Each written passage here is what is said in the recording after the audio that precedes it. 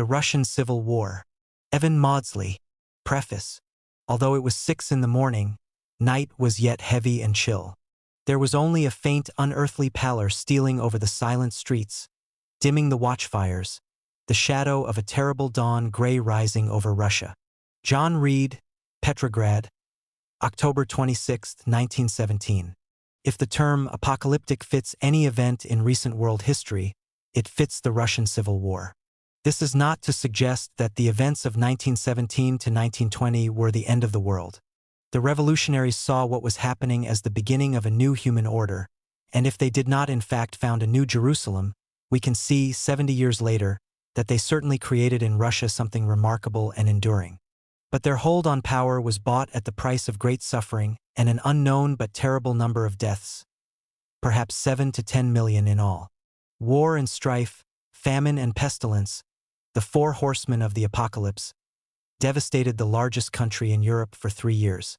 The history of Russia in 1917 to 1920 is a vast topic, and no one book could give it comprehensive treatment. Throughout the present work, the emphasis is on the Civil War itself. The difficult birth of the world's first socialist state and economy, which coincided with the Civil War, is a separate topic and one about which much has already been written.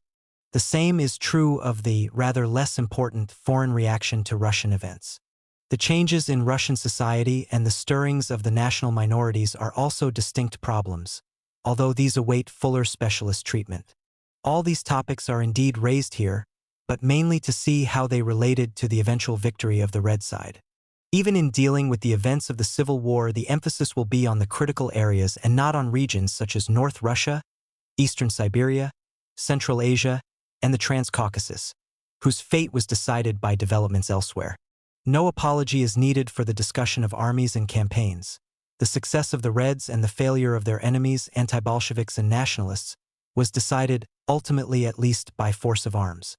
Had the present book been published in the USSR, it would probably be called a Naukno-Populiarny Ocherk, an accessible yet scientific account. No particular knowledge of Russian history is assumed. The emphasis is on bringing together and making understandable material from a wide range of sources. I have relied on some high-level documents, a number of them published recently, and on relatively well-known memoirs, but especially on the work of other historians. The jigsaw puzzle being put together by specialist historians, especially the Western version, is far from complete, but without it the present survey could not even have been thought about. Notes have been kept to a minimum, although the basic sources for each chapter are outlined in the bibliographical essay. A few points of form. I have referred to Lenin's party as the Bolsheviks throughout, even though they changed their name to the All-Russian Communist Party in early 1918. This seemed better for flavor. The term white has been reserved, as it should be, only for the conservative, officer-dominated part of the counter-revolution. Ranks were abolished in the Red Army in December 1917, but pre-Soviet ranks are given here to show military experience. On the white side, officers are given their Civil War ranks, although many of the generals had been only majors and colonels in the Tsarist army. It is worth remembering, too, that both sides use terms such as army group, army, division, and regiment with poetic license. The right bank is on the right when you are in the middle of the river looking downstream, your right flank is on the right when you confront an enemy force, and it normally faces the enemy's left flank. Dates follow the practice of the Central Russian government. This means that before February 14, 1918, the dates given in the old-style Julian calendar are 13 days early. From February 14, 1918, they are New Style, the same system as that used in the West. The Library of Congress system is used to transliterate the Cyrillic alphabet, with the usual simplifications for proper names. A fuller version is used in the notes and bibliography. Many foreigners writing about Russia become unconscious Great Russian centralizers, and like them I will use the more familiar Russian version of certain non-Russian proper names rather than a more correct version. Kiev rather than Kiev, Brest rather than Brzesk, Vetsitis rather than Vasiitis, Grigoriev rather than Hryhoriev, etc. Thanks are due to many people. Staff at the excellent library of the Institute for Soviet and East European Studies, University of Glasgow, gave invaluable service over a long period. The same was true for the Interlibrary Loan Department. Michael Shand of Glasgow's Geography Department drew the final maps, which are the best I have seen anywhere on the Civil War era. A symptom of how long this book has been in preparation is that when it began I had never heard of the silicon chip. Now I must say that without Laird and Kelvin Tyler's continuing encouragement and technical advice on word processing, the manuscript would have taken even longer to produce than it actually did. 15 years' worth of final year and postgraduate students in my Russian Revolution seminar provided lively and common-sense discussion of many of the points raised here. I find, in retrospect at least, the links between teaching, research, and writing to be really vital. And finally, I am especially grateful to friends and colleagues David Collins, David Gillard, Robert McKean, Brian Pierce, Keith Robbins, and Robert Service, who read all or part of a draft. Each had his own perspective, and each made constructive and valuable comments. Any remaining shortcomings, of course, are my own responsibility. Preface to the 2008 edition. Historians differ about the precise start of the Civil War, but probably the majority would say it began in 1918, some 90 years ago. The third edition of this book coincides with that anniversary. The study of the conflict has altered in two major ways since the Russian Civil War was originally written in the mid-1980s. First of all, there has been a great change of perspective. My 1987 preface described Soviet power as enduring PV, but it would not in fact endure beyond 1991. Of course, the authority established by the Bolsheviks in 1917 endured for more than 70 years, but Russian communism did come to an unexpected end. Was the Civil War related to the eventual collapse of communism? So much else happened in the 70 years between 1921 and 1991 that it is hard to see direct links. And it was the Bolshevik seizure of power before the Civil War that was the really important development, see page 402. However, certain features of the Soviet system which would contribute to its collapse in 1991 became evident between October 1917 and November 1920. One was a rigid monopoly of power by the Leninist ruling party. Another was a dogmatic commitment to a non-market economy. Grandiose foreign policy objectives greatly strained relations with the outside world. Important too, between 1985 and 1991 was the centrifugal force of those ethnic minority areas which had been pulled back into Russian control between 1918 and 1920. The second change since the 1980s has been in the sources available. Party, state, and, to a lesser extent, army archives were opened in the early 1990s, and publication of formerly secret documents brought out important new evidence. One example was the secret 1919 debate among the Bolsheviks on the nature of army organization. Another was the evidence of enthusiasm in high quarters for the 1920 attack on Poland. More generally, much new information became available about popular discontent and government repression.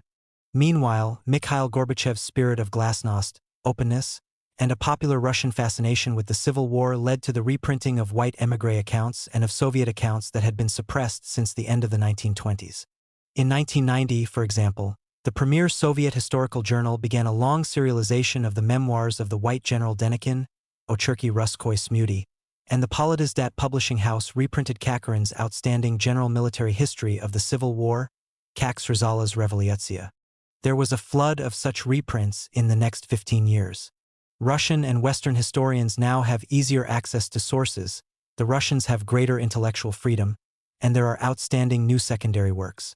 There has since the 1980s been some historical debate in the West, mainly in the United States, about aspects of the Russian Revolution and Civil War. This is a result more of the change of perspective than of the availability of new sources.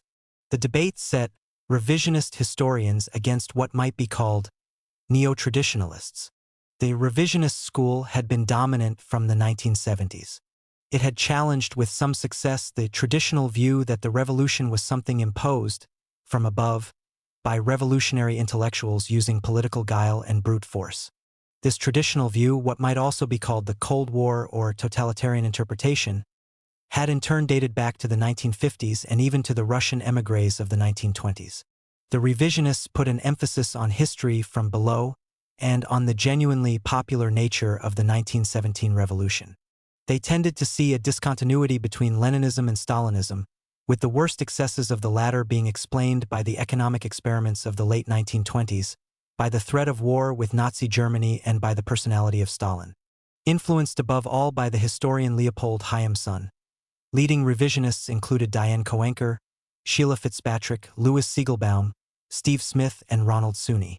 The other side of the argument might be called the neo-traditional view, which was exemplified by the magisterial books of Richard Pipes, The Russian Revolution, 1990, and Russia Under the Bolshevik Regime, 1994. Pipes re-emphasized the top-down nature of Soviet rule, and in particular the role of Lenin. For Pipes, Stalinism was the logical continuation of Leninism, and the Russia of 1917 to 1924 was no less totalitarian than the Russia of the 1930s. Vladimir Brovkin, a younger adherent of this neo-traditionalist approach, was more explicitly critical of the revisionists. An historian of the Mensheviks, like Chaim Sun, Brovkin emphasized popular resistance to early Bolshevik rule. Taking a detached view of this debate from across the Atlantic, I would argue that elements of both sides are needed. The interpretation in my own book, The Russian Civil War, was strongly influenced both by Hamesun's seminal articles on the problem of social stability, 1964, and by Pipes's book, Russia Under the Old Regime, 1977. Pipes's view of an ideologically driven Bolshevik leadership, whose grasp on power benefited from a vacuum of authority, has much to recommend it. On the other hand, a view that too rigidly contrasts the Bolsheviks with the people misses the point that the Bolshevik rank and file and even the majority of the Bolshevik leaders were themselves products of Russian society. In terms of basic reinterpretations of the Civil War, the one that merits most attention concerns internal opposition to Bolshevik rule. Vladimir Brovkin, starting from a study of the Menshevik opposition to Bolshevism in the cities, argued at length in Behind the Front's lines of the Civil War and elsewhere that this internal front was as important as, or more important than, the conventional front of the Red Army versus the White Army. Although popular discontent and Bolshevik repression is dealt with in my own book, e.g. pages 103, 264, 339, 380. If it was being rewritten from first principles, there would be more detail about internal opposition. The use, in my conclusion, of the expression peasant passivity, page 387, would also be qualified. What was meant was that the peasant majority were politically passive. They were not passive or inert in a general sense. They had their own aspirations, they could riot, they could offer violent resistance to Cheka or Red Army or White detachments. What they could not do was offer an alternative political structure in a way that even the politically inept white generals could. The peasants could not even take towns or permanently block red lines of communication. Furthermore, even though more attention does need to be paid to urban discontent, it is still the case that the Bolsheviks did not after the middle of 1918 lose control of major towns due to worker uprisings. As an actual force opposed to Bolshevism, even the marginal Cossacks were probably more important than the workers and peasant rebels in the Soviet zone. Neither Red Army documentation nor the primary material available on Lenin and Trotsky suggest that from late 1918 to late 1920 the front against the Whites was seen as other than the most important. There is, in addition, no evidence that the scale of fighting against internal opponents was more intense than that against external ones. There are two other currents of historical reinterpretation of the Civil War that seem to me to be worth noting in 2008. One is an increasing interest in local history, something made possible by greater access to local archives. A useful introduction is Donald Raleigh, Provincial Landscapes, 2001, and some of the newest examples of the genre are Raleigh on Saratov, Experiencing, 2002, Eric Landis on Tambov, Bandits and Partisans, 2007, Sarah Badcock on the Middle Volga, Politics and People, 2007, Brian Murphy on Rostov, 2005, and Aaron Reidish on Vyatka, Russia's Peasants, 2008. The other current, I would suggest, involves the rediscovery of the Russian part in the First World War and the relationship of this experience to the Revolution, Civil War, and the early 1920s. I do discuss continuity in this book, pages 43f, 389f, and the point about a continuity of militarism was raised in the work of Mark von Hagen, Soldiers of the Proletarian Dictatorship, 1995. The events of 1914 to 18 are covered in Peter Gatrell, Russia's First World War, 2005, and a Russian collection of essays, Prvaya Mirovaya Voyna, Prologue XX Veka, The First World War, Prologue to the 20th Century, 1998. The continuum of crisis is explicitly discussed in Peter Hallquist's study of the Don region in 1914 to 21, Making War, Forging Revolution, 2002. And in Joshua Sanborn's work covering the years 1905 to 1925, Drafting the Russian Nation, 2003. It is my belief, 20 years or so after the Russian Civil War was originally written, that the interpretation has stood up reasonably well. The book was intended to be an accessible general survey of what happened, and I hope a new generation of readers will find it useful as such. Evan Mawdsley, Glasgow, May 2008. Glossary and Abbreviations. FSR. Armed Forces of South Russia. The United White Forces of the Volunteer Army and the Southern Cossacks. Army Group. Front, several armies. Army. All Russian Provisional Government. The Omsk Directory of late 1918. Ataman. Chieftain, head of Cossack host. Central Excom. All Russian Central Executive Committee, VTSIK. Nominally the permanent embodiment of a Congress of Soviets. CC. Central Committee of the Bolshevik Party, etc. Chaika. Soviet Political Police. FE. Far Eastern Republic. Soviet puppet government in Eastern Siberia, 1920 to 1922. Cadet. Constitutional Democrat. Liberal Party. Komdi. Committees of the Village Poor. Comic. Committee of Members of the Constituent Assembly. SR Anti-Bolshevik Government on the Volga in 1918. Menshevik. Moderate subgroup of Russian Marxism. Military District. Region. Made up of several provinces, responsible for raising, supplying, and training troops. Voenny Okrug. Narkom. See People's Commissar. People's Commissar. Cabinet Minister. Narkom. Member of Sovnarkom. Provexcom. Provincial Soviet Executive Committee, Gubaspolkom. The chief state institution at province level. Provcom. Provincial, Bolshevik, Party Committee, Gubcom. PSG. Provisional Siberian Government, Omsk. Mid-1918. Revcom. Revolutionary Committee, Revcom. Extraordinary Military Civil Administrative Organ, Revmil Council. Revolutionary Military Council, Revoensovet. A commander and several commissars in charge of an army group or army. RSFSR. Russian Socialist Federative Soviet Republic, the official name of Soviet Russia. Sovnarkom. Council of People's Commissars, the supreme executive of the Congress of Soviets, the Soviet Cabinet. SEA. Socialist Revolutionary, Peasant Party. Stavka. Army General Headquarters, UKSSR. Ukrainian Socialist Soviet Republic. Part 1. 1918 Year of Decision. It is obvious that Soviet power is organized civil war against the landlords, the bourgeoisie, and the kulaks. LD. Trotsky, June 1918. The Triumphal March of Soviet Power, the Bolshevik takeover in Central Russia, October 1917 to January 1918. Citizens. The counter-revolution has raised its criminal head. The Kornilovites are mobilizing their forces in order to crush the All-Russian Congress of Soviets and to wreck the Constituent Assembly. At the same time, the pogrom makers may attempt to cause trouble and slaughter in the streets of Petrograd. The Petrograd Soviet of Workers' and Soldiers' Deputies takes upon itself the defense of revolutionary order against attempts at counter-revolution and pogroms. Petrograd MRC announcement, October 24, 1917. October. Historians of modern Russia have not come to a clear verdict on when the Civil War started. Many are vague. Others, probably a majority, date the Civil War from the summer of 1918, usually linking it to an uprising by Czechoslovak troops in May. Dating the Civil War from the summer of 1918 has important implications. It suggests a peaceful start to Soviet power, increases the weight of foreign intervention, the Czechoslovaks, and links radical Bolshevik policies to the outbreak of fighting. My own view, shared with a respectable minority of writers, both Western and Soviet, is that the Civil War began with the October Revolution. The events described in the following 2 chapters will show that the victory of Soviet power in the winter of 1917 to 1918 went hand in hand with internal fighting of an intensity that can only be called civil war.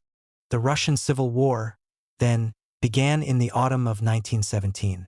To be precise, it began on October 25 during the evening. The specter of Russian fighting Russian had lurked in the background since the Tsar was toppled in February, but what set off the final apocalyptic struggle, one that would last 3 years and cost over 7 million lives, was the seizure of power in Petrograd by the Bolshevik Party. Detachments of armed workers, sailors, and soldiers took control of the capital and arrested Kerensky's provisional government. They were organized by the Bolsheviks but acted in the name of the Soviets, the Workers' and Soldiers' Councils. The Second All-Russian Congress of Soviets met on the night of October 25. Resistance was weak. The storming of the Winter Palace is something of a myth. But real bloodshed came a few days later with an attempted counter-revolt.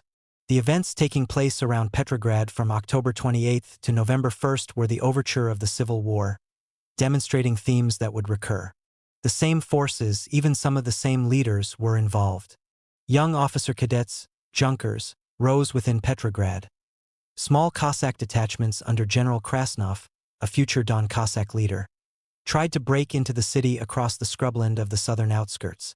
On the Soviet side were armed workers and revolutionary soldiers and sailors, loosely coordinated by two future heroes of 1918, Antonov Ovchenko and Lieutenant Colonel Muraviv.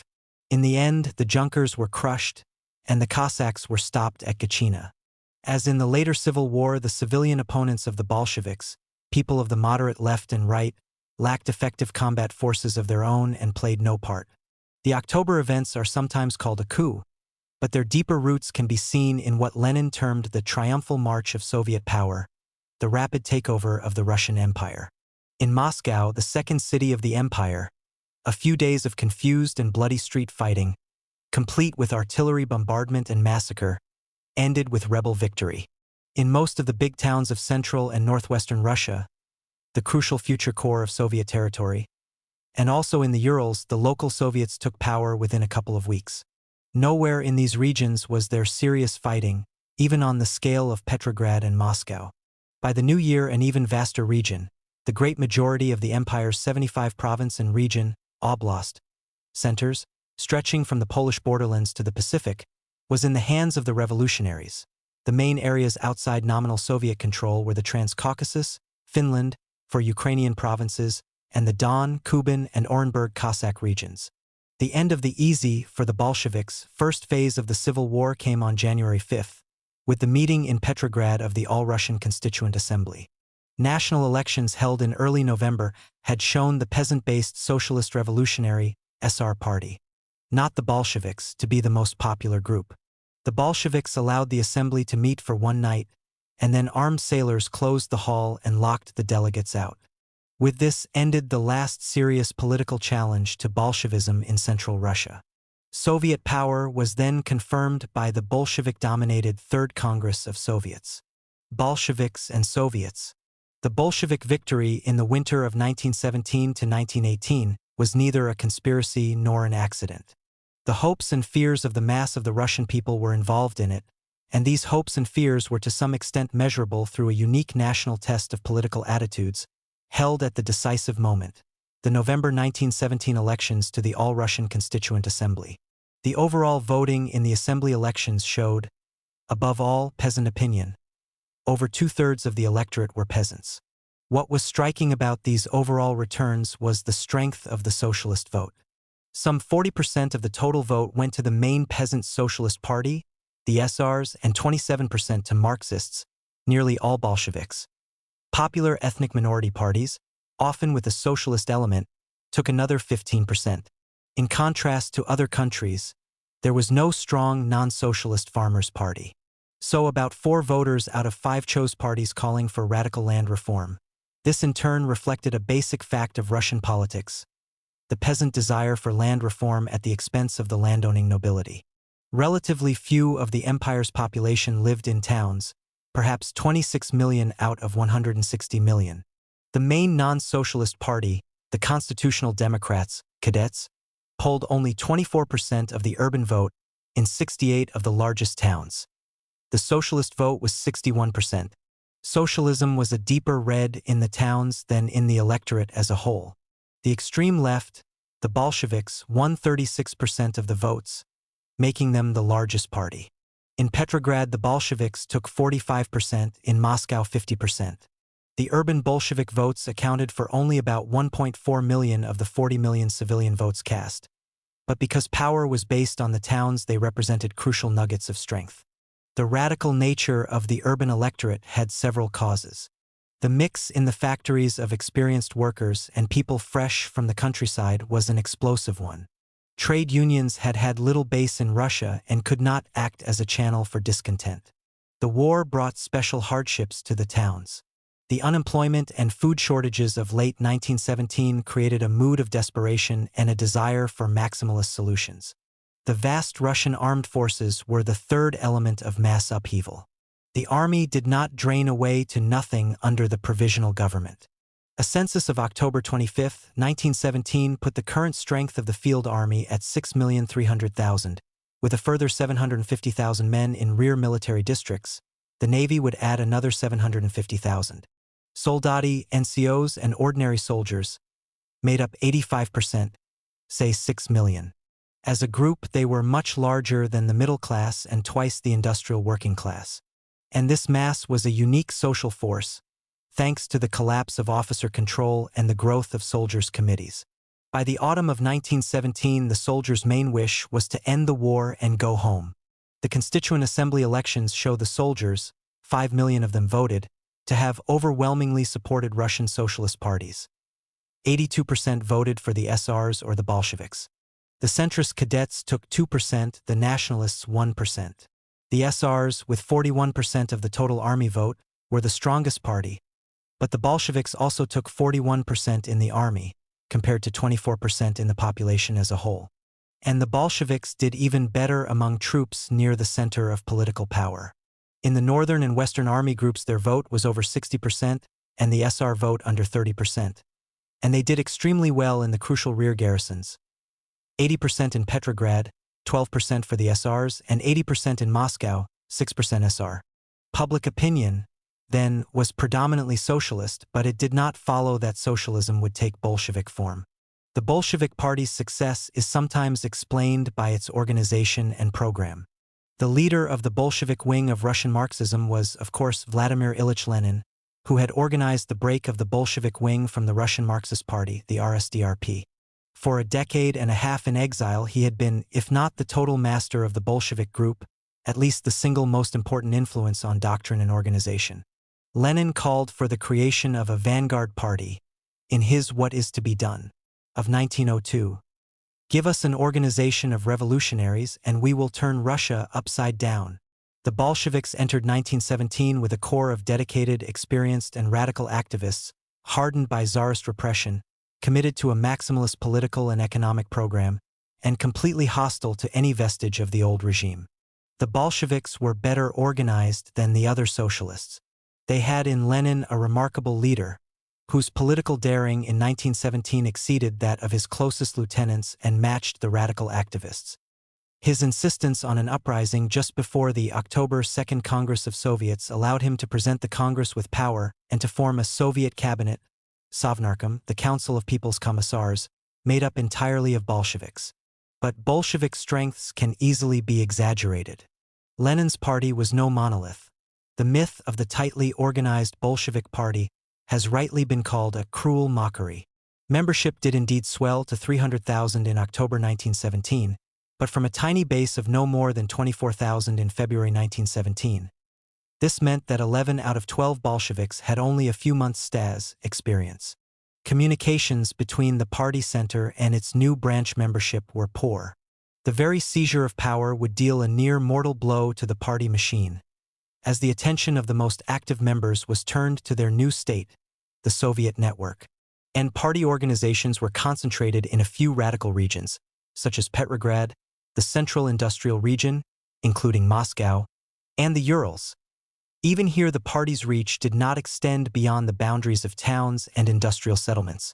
Bolshevik voters in the assembly elections were 35 times party membership, some 10,661,000, but a total of 44,433,000 people voted. And the 8 provinces where the party got more than 50% of the votes were restricted to a red heartland in central and western Russia. Here too were the military formations that gave more than half their votes to the party, 2 of the 5 army groups, and the Baltic Fleet.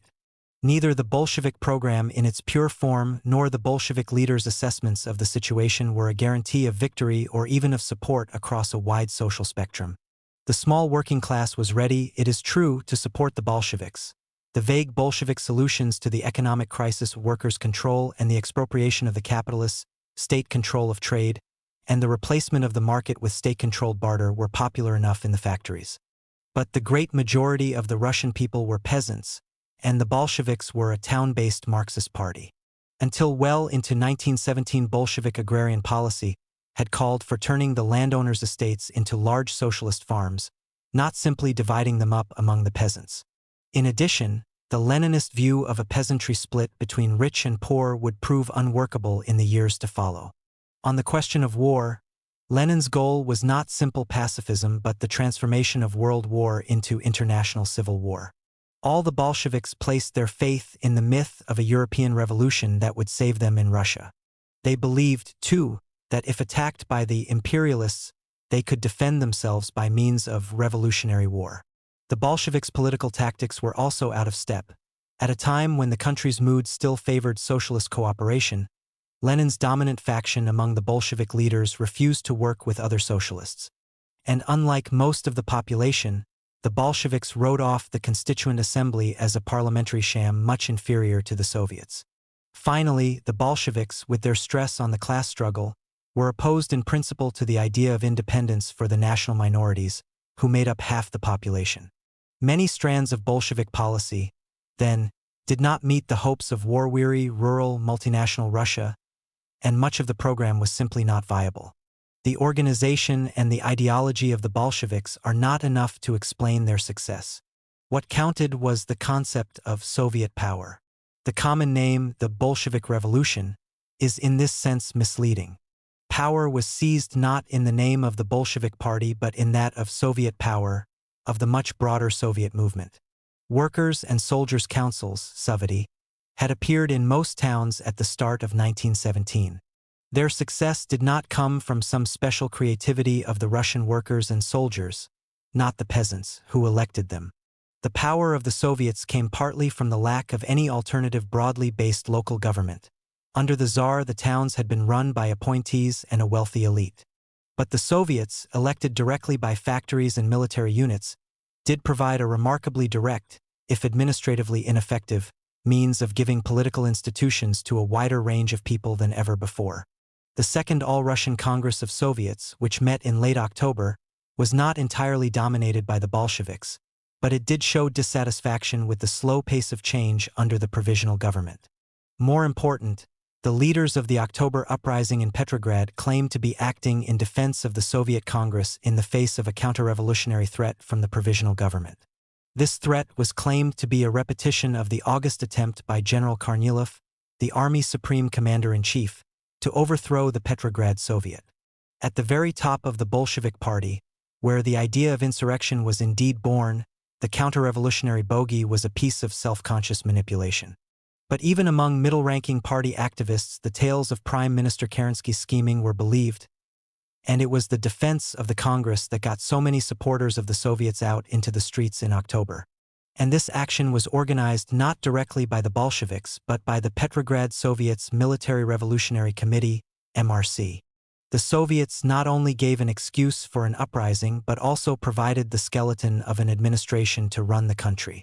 Indeed, the Soviets had been increasing their power for months and, as has been suggested, the October Revolution was here more a shifting of gears, an acceleration of tempo, than a decisive break. After October, the Bolsheviks had control of the Central Executive Committee, Central Excom, VTSIK, the standing body of the Soviet Congress, and of Sovnarkom. The political cooperation of the left faction of the Agrarian Socialist SR Party gave the Central Excom and Sovnarkom some claim to speak for the peasant majority. The nationwide network of 900 Soviets made possible the quick spread of the revolution from town to town, and on to the most distant parts of the empire. Once Soviet power had been proclaimed in the capital, local Soviets across Russia formed their own MRCs, ejected representatives of the provisional government, and took sole power in their own hands with the support of much of the population. What might be called the Soviet program, as opposed to the Bolshevik program, was also of great importance. A series of sweeping social reforms announced by the new Soviet government seemed to justify popular confidence. Of the various planks of the Bolshevik program, it was those related to industry and trade that were put into effect in the most full-blooded form. Workers' control of the factories was announced, a Supreme Economic Council, VSNKH, set up to run the economy, the banks were nationalized. There was as yet no official nationalization of industry, although many factories were taken over from below, by the workers. In other areas of policy, however, the hard ideological cutting edge of radical Marxism was softened into a program more suited to 1917 Russia. The decree on land divided the landowners' big estates among millions of individual peasant families, rather than keeping them as model farms. The Bolsheviks had simply adapted a draft SR land program. The decree on peace offered negotiations with the fighting powers. Talks with the Central Powers began, and on December 2nd an armistice was signed. As the armies were sent home, nothing more was heard of a revolutionary war against imperialism. Three issues were of greatest importance to all social groups in the winter of 1917 to 1918: peace, salvation from economic catastrophe, and social change. The Soviet program promised to deal with these issues, and it won wide support in the first 2 or 3 months after October, especially after the failure of the provisional government even to make gestures. The program won popular support, too, for the Bolshevik domination of the Soviet regime. Alternatives. The outcome of October and the success of the triumphal march were also due to the weakness of alternative forces. The Tsarist political elite seemed within 8 months of February 1917 to have almost completely disappeared. The Romanovs had done little to rouse political support of a modern sort. Romanov statesmen and their rightist supporters looked on any politics as the negation of autocracy. Organized popular backing for the right was small despite such bogeymen for the left as the Black Hundreds. The regime had relied on the inertia of the masses, the passive support of the educated elite, and, in the last resort, the brute power of the police and the army. The political right could not function once Russia had wide suffrage, and it played no effective part in 1917's politics. There were no right-wing delegates to the Constituent Assembly. The Russian Orthodox Church, a second conservative force, also had little influence. Close links to the Tsar both compromised the Church and left it no tradition of independent action. The First Sobor, General Assembly, for 2 centuries recreated the Patriarchate, and after October Patriarch Tikhon anathematized the Bolsheviks and condemned their peace policy. Few concrete steps, however, were taken. There was no political base of church-organized parties or trade unions, as existed elsewhere in Europe, and the Church had to put its hopes in a vague upsurge of the faithful. The Bolsheviks, for their part, had neither the strength nor the need to assault the Church head-on. The Metropolitan of Kiev was murdered in January 1918, but this was an exceptional case. Early attacks were concentrated on the hierarchy and were mainly verbal.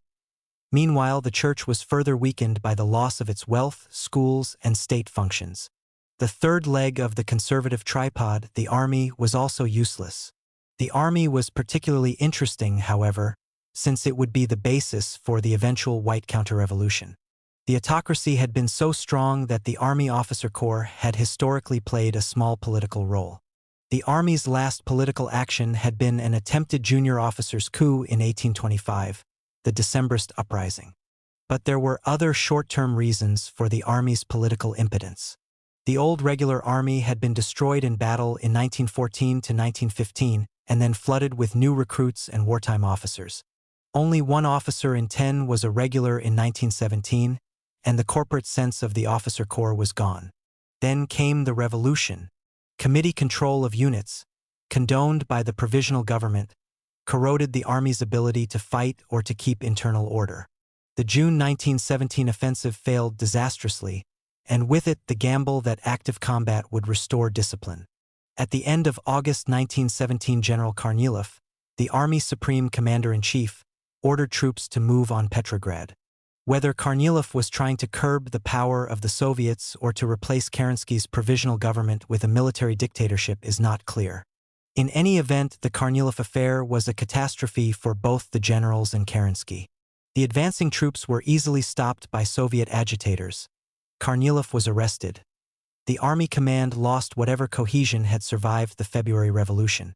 Prime Minister Kerensky, a lawyer by profession, became supreme commander-in-chief, but with no support from senior officers, who felt he had betrayed Kornilov. Simultaneously, the Bolsheviks accused Kerensky of having plotted with Kornilov, and 8 weeks later they raised, with decisive success, the specter of another military coup, this time against the Second Congress of Soviets. So at the critical moment of the October uprising, the Bolshevik-dominated Military Revolutionary Committee controlled the Petrograd garrison, whose units either maintained neutrality or actively backed the rebels. The army's disintegration sped up after October. With the decapitation of the provisional government, a young general named Dukhanin became the acting supreme commander-in-chief. He existed in limbo, physically isolated at the Mogilev Stavka, general headquarters, 400 miles from Petrograd.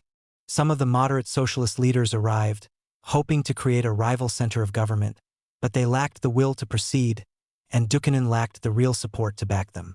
On November 20th, 26 days after the uprising, trainloads of Red Guards and Baltic sailors finally reached the Stavka with the new Soviet-appointed Supreme Commander-in-Chief, a Bolshevik subaltern named Krylenko. Dukhanin presented himself at Krylenko's coach, where he was attacked by a mob and bayoneted to death. Krylenko had even less authority than Dukhanin or Kerensky. By mid-November, no one controlled the army. Southwestern and Romanian army groups now ignored the Stavka. Northern and Western army groups, while more loyal to the Soviet cause, broke up all the more rapidly. In mid-December, the Soviet government passed a law on elected commanders and on the end of ranks. It also put forward a phased demobilization. 10 miles south of Mogilev were the monastery prison of Bykov and the generals who had acted in August 1917. Kornilov, Lukomsky, Denikin, Markov, and others. They saw that Central Russia held no hope for them. The day before Krylenko reached Mogilev, they slipped away and set out on a 600-mile journey to the Don Cossack region in southeast Russia. Counter-revolution was not dead. The right would eventually mount the main challenge to Bolshevism. Nationalist army officers, and particularly the Bykov prisoners, created the White Armies. The Church blessed them, and rightist politicians gave them their main political personnel. But that would only be from the end of 1918 until 1920. In 1917, in the supercharged democratic atmosphere of the times, all these forces were helpless. The liberals should have had a better chance against Bolshevism than the conservatives. They believed in parliamentarism, and the February Revolution catapulted them into power.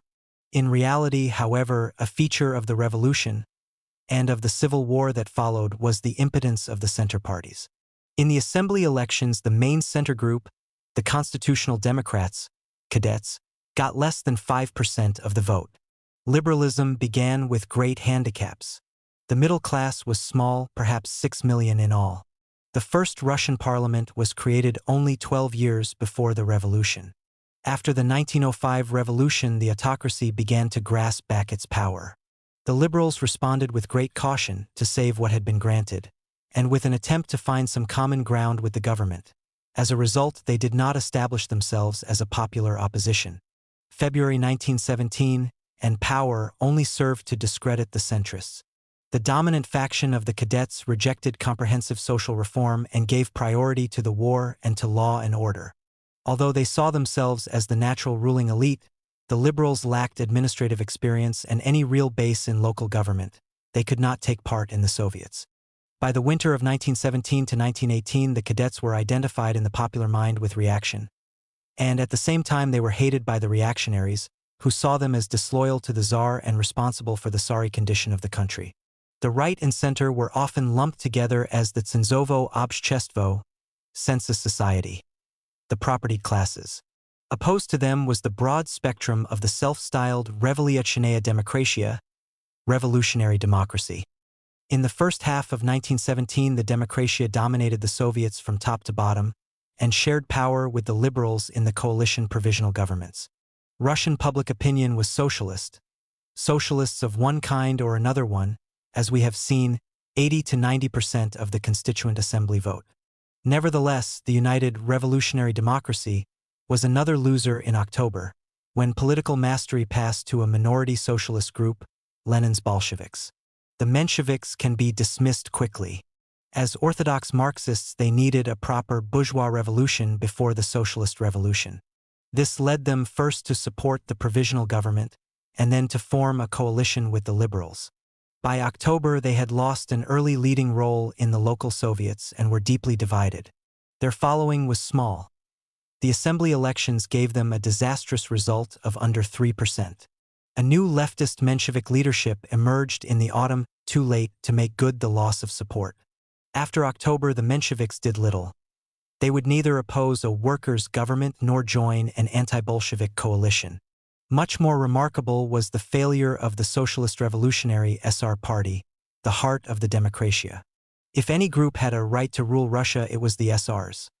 Logically, because they were the peasant party in a peasant country, a party with a tradition dating back to the populists of the 1860s, and legally because they won the elections to the Constituent Assembly.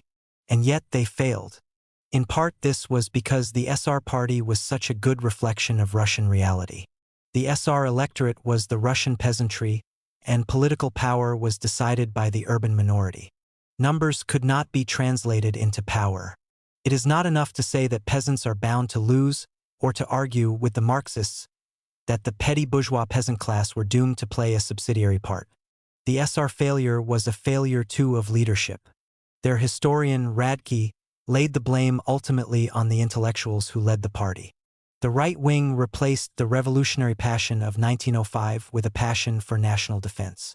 The center wanted to avoid a split with the party right, and at the same time came under the powerful influence of cadet professors and Menshevik theorists. The more radical wing was unable to push through its policy of rapid social reform. The SRs joined the Provisional Government Coalition in May 1917 and became identified with it. Kerensky, prime minister from July, was closer to them than any other party. Constantly outbid by the Bolsheviks, the SR party lost its influence among workers and soldiers. When the October Revolution came, the SRs mounted no effective challenge. They relied on the powerless Constituent Assembly to give them power, and they lacked armed support. The SR's growing loss of confidence in their provisional government coalition partners led them to form a Committee for the Salvation of the Revolution on their own. But it would take 5 months of disastrous Bolshevik economic and foreign policy failures, plus outside support from the Czechoslovak Corps, before the SRs created their counter-government. From the late autumn of 1917, the SR's problems were made worse by splits in their ranks. The leadership was politically cut off from many of its members in the crucial towns and garrisons of central Russia, who had become as radical as the Bolsheviks. The November All-Russian Congress of Peasant Soviets was no alternative to the Bolshevik-dominated October Second Congress of Workers and Soldiers Soviets. It was marked mainly by factional fighting among the SRs. The party split, when it came in November, helped Bolshevik hegemony. The splitters, the left SRs, had the combination of a mass following and a radical policy but lacked the experience to use it. Far from being a challenge, the left SRs supported the Bolsheviks and in December became the junior partners in a left socialist coalition. The real end of the Democratia was the meeting of the Constituent Assembly. The Assembly was a key event, the climax of SR efforts in 1917 and the symbol they would rally around in 1918. As we know, the Bolsheviks closed it after one night's sitting, 5 to 6 January. But the closure was a symptom of SR weakness, not a cause. The SR party lacked the local following to physically defend the assembly building, Petrograd's Tauride Palace, and there was no support from the rest of Russia. Radke argues convincingly that the Rump SR party lacked a working majority. They had lost the left SR delegates, and the Ukrainian SRs did not attend. Even without Lenin, the assembly would have fallen of its own weight.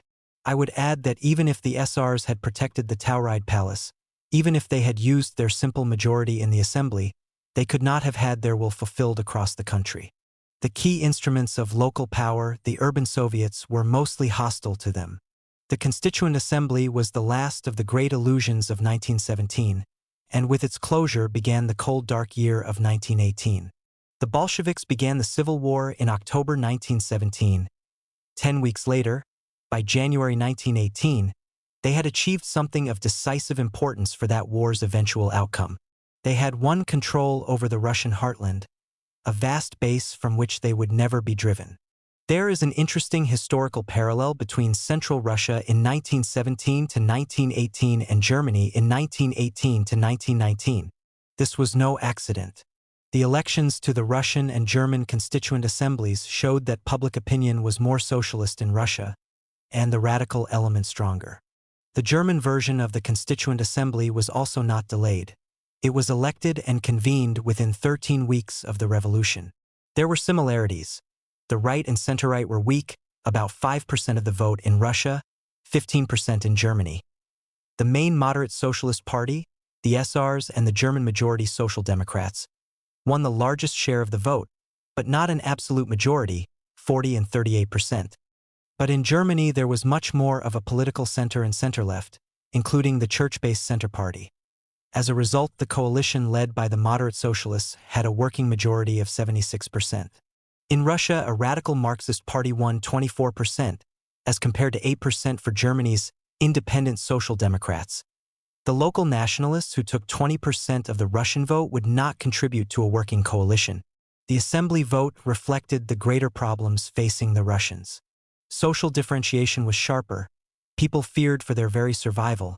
The peasantry could not serve as a stabilizing force, and the issue of war and peace had not been resolved.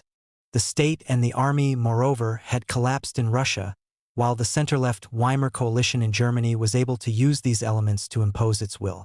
The Russian Bolsheviks, with a popular program and a skeleton structure provided by the Soviets, were able to take power without great difficulty. But it remained to be seen how they would solve the problems that the provisional government could not solve. Meanwhile, the civil war was extended to the periphery of the empire.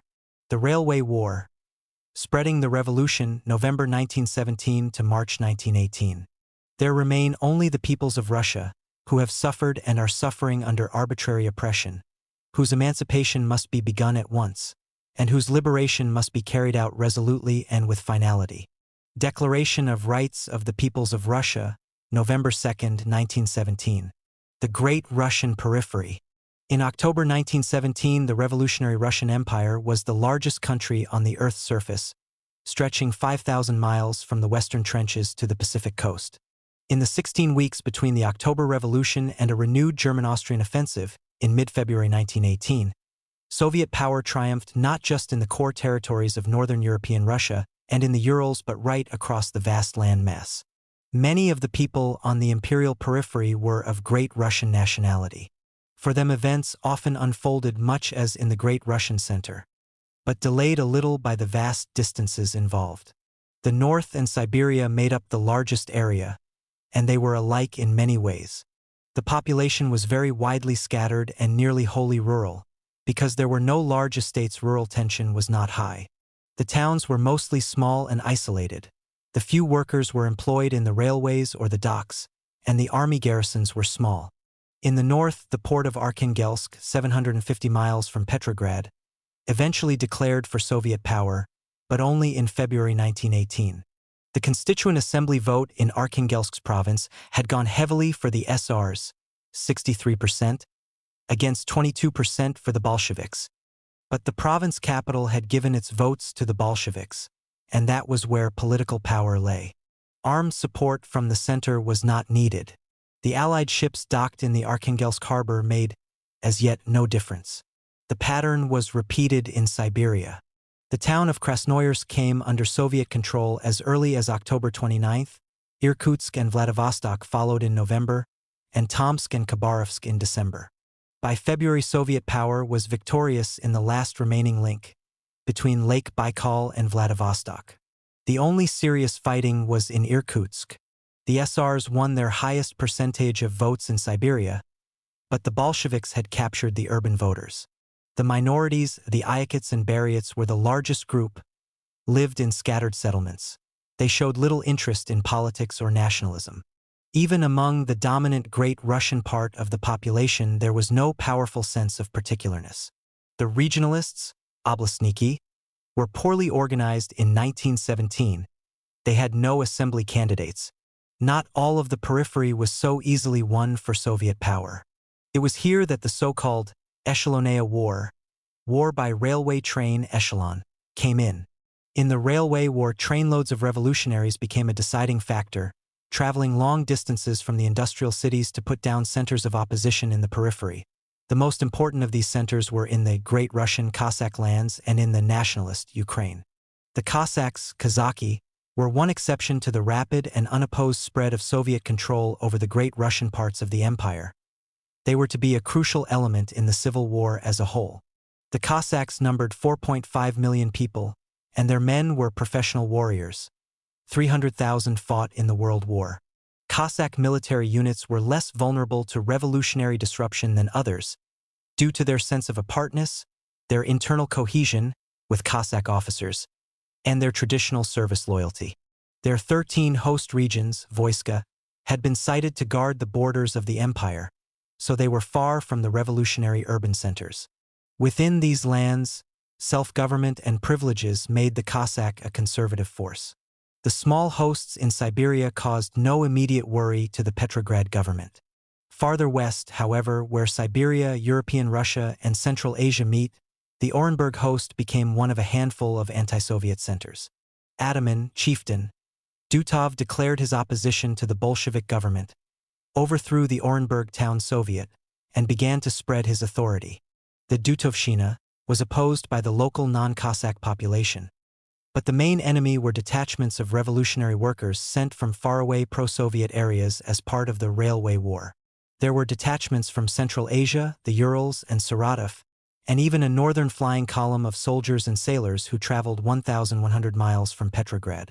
Coordinating operations was an extraordinary commissar of the Soviet government. Dutov could not match all this. Only the older Cossacks, the Stariki, were prepared to fight for him. The younger men, coming home from the frontoviki, wanted peace and quiet and adopted a policy of neutrality. A few had even been radicalized. Orenburg was taken on January 31, 1918. Dutov's few active supporters were pushed back to the remote southern Urals and then, in April, into the emptiness of the Kyrgyz steppe. The Cossacks of southeastern European Russia, the Don, Kuban, and Terek hosts, were even more prominent in the first winter.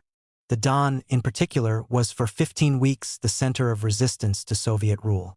The Don Cossacks' figurehead was Ataman Kaledin, a much more experienced man than Dutov. A fighting general, Kaledin had commanded a Tsarist army. On the day of the October Revolution, he assumed power in the Don region, pending the provisional government's re-establishment of order. The Don Cossack host had great potential strengths.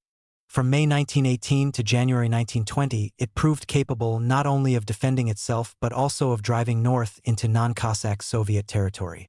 In the last months of 1917, however, Kaledin found it impossible to rally effective forces. One underlying problem was that the Cossacks were not a majority in the Don region. Many non-Cossack peasants, Inogorodny, outsiders, had arrived in the last half-century. They were poorer and less privileged than the Cossacks, and had to rent land from them. In the assembly elections, 45% of the Don region votes were for the Cossack list, but 34% were for the SRs and 15% were for the Bolsheviks. There were some industrial towns, and 38% of the Rostov town vote was Bolshevik. Ataman Kaledin attempted only as a last resort, in early January, to broaden his political base by forming a united host government, including the Inogorodny. But more important as a source of weakness was the inactivity of the Cossacks themselves. In part, this came from the newness of Soviet power.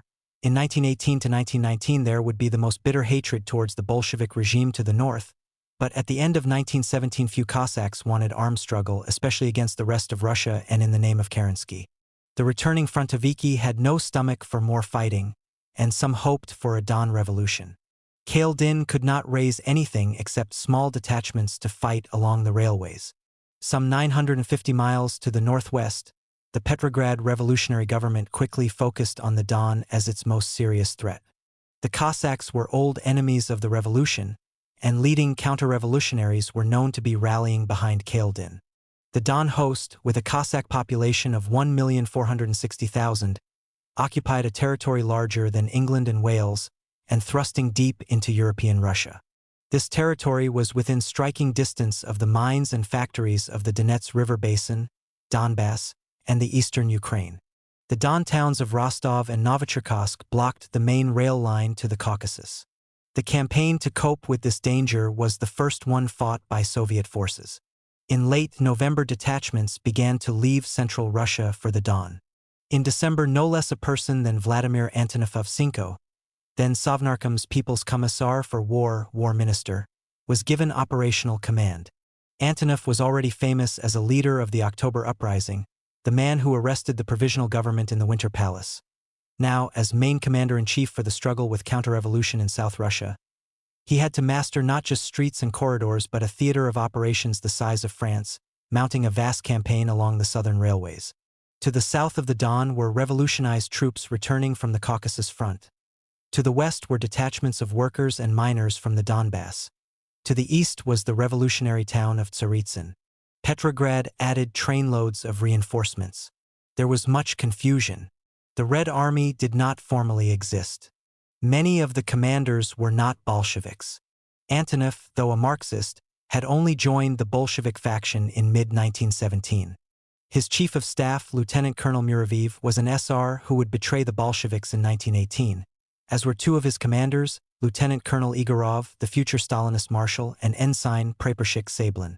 Progress was slow, and as the fighting went back and forth between key junctions, there were frequent pauses for negotiation. Key decisions were made at mass meetings, continuing the 1917 tradition of miting.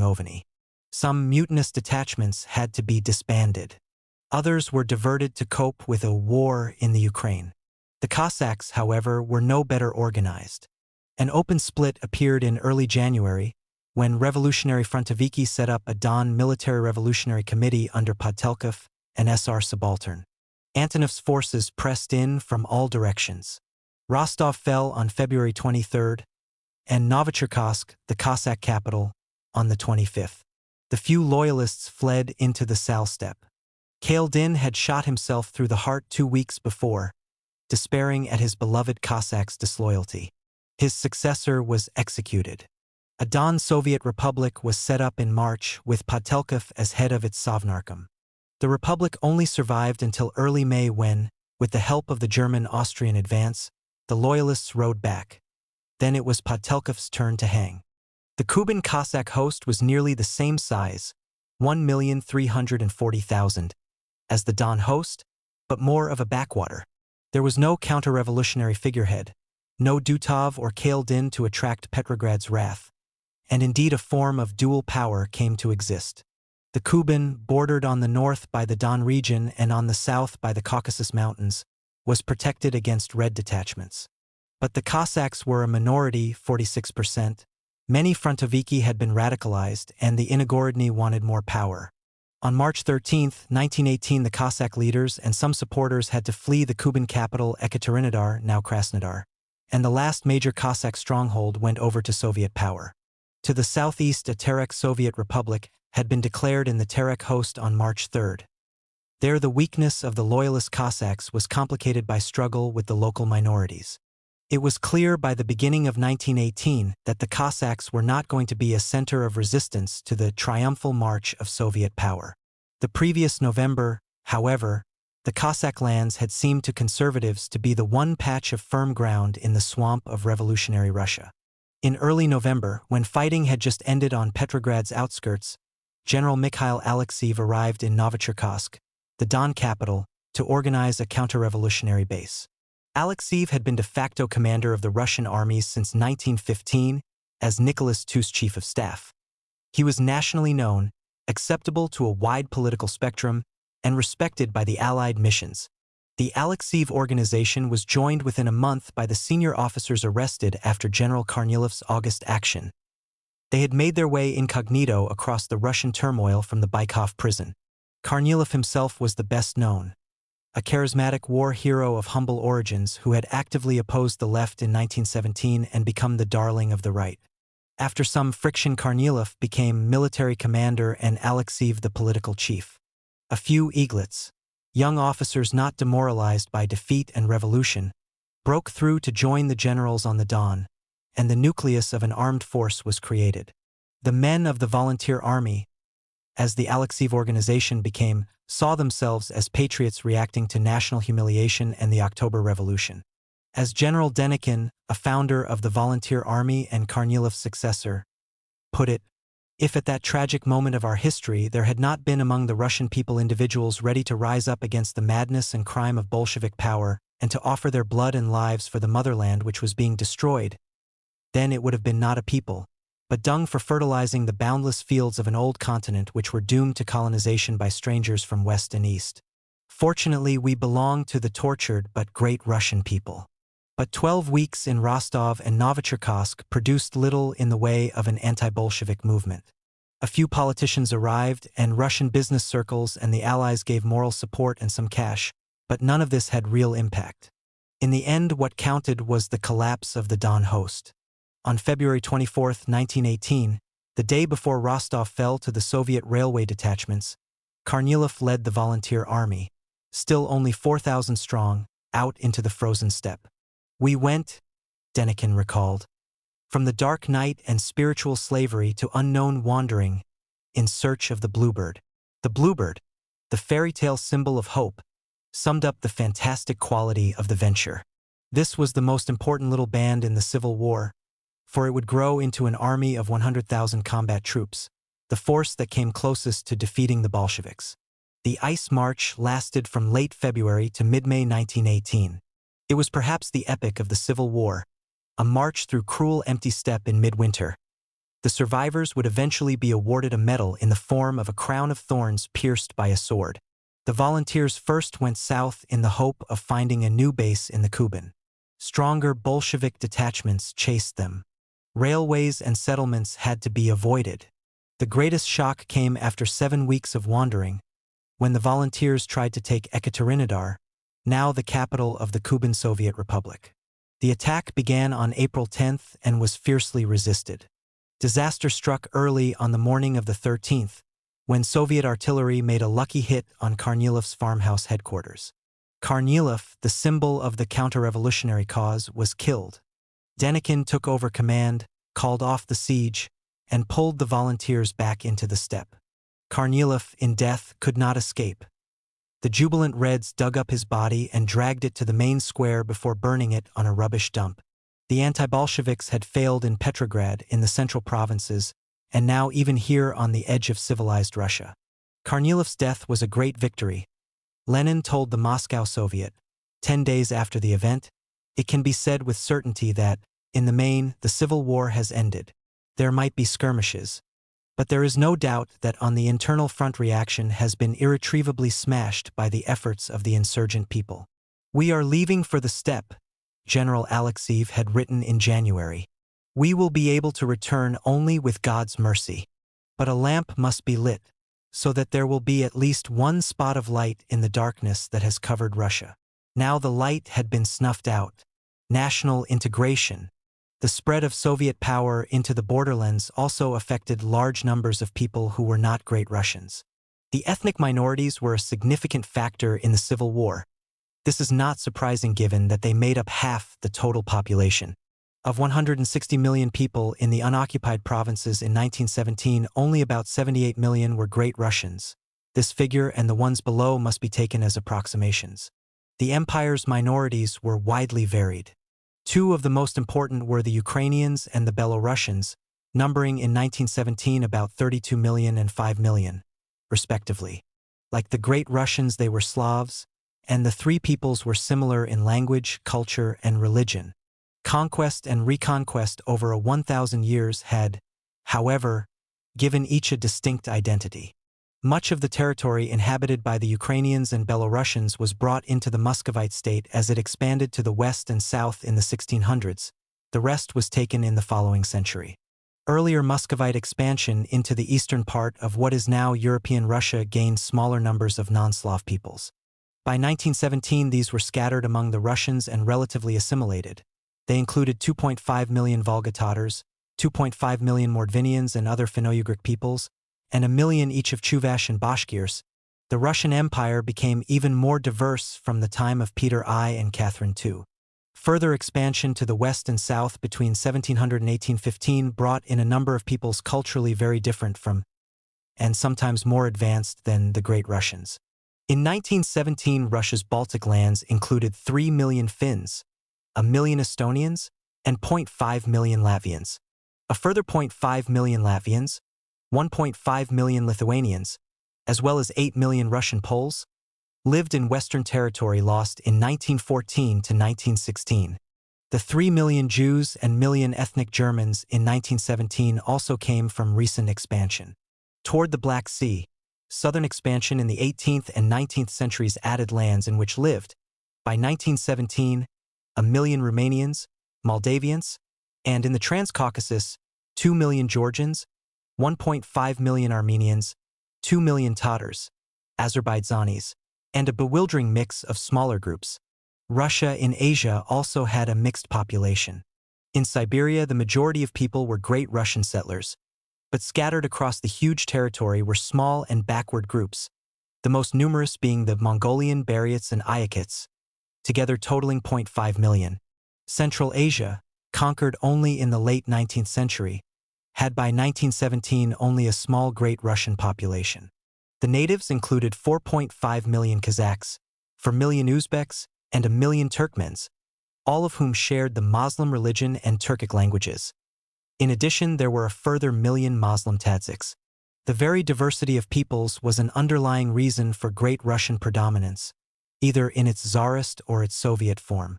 The number of groups meant that nearly all were much smaller than the 78 million Great Russians. The third largest nationality, the Belarusians, numbered only 5 million. Then there were 5 groups with between 4 and 2 million, and 8 with between 2 and 1 million. 80 other groups were smaller still.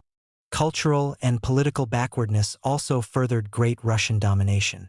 The educational level of many minorities was low, and even the more developed were peasant nations. Few had any history of national independence, and the autocratic, centralized, and Great Russian-dominated Tsarist Empire had given no opportunity for them to form a political identity. Even some of the larger groups were widely scattered, and most were mixed in with other minorities. It was usually hard to define national territory, and the minorities often resented one another more than the Great Russians. Great Russians or Russified members of the minorities dominated the towns, the garrisons, and communications, and with this the administration and the economy. Finally, the special situation of 1917 also helped the Petrograd/Moscow Soviet central government keep control of the national regions. The Soviet program won some support in the minority regions because it acknowledged the right of self-determination. But other aspects of early government policy were more important still. Peace and social reform were as popular to the minorities as they were to the Great Russians. And on the other hand, the Bolshevik government had no inhibitions about crushing bourgeois nationalism. For them, it was not a serious force. The workers and peasants of the minorities would naturally want to join hands with the Great Russian proletariat.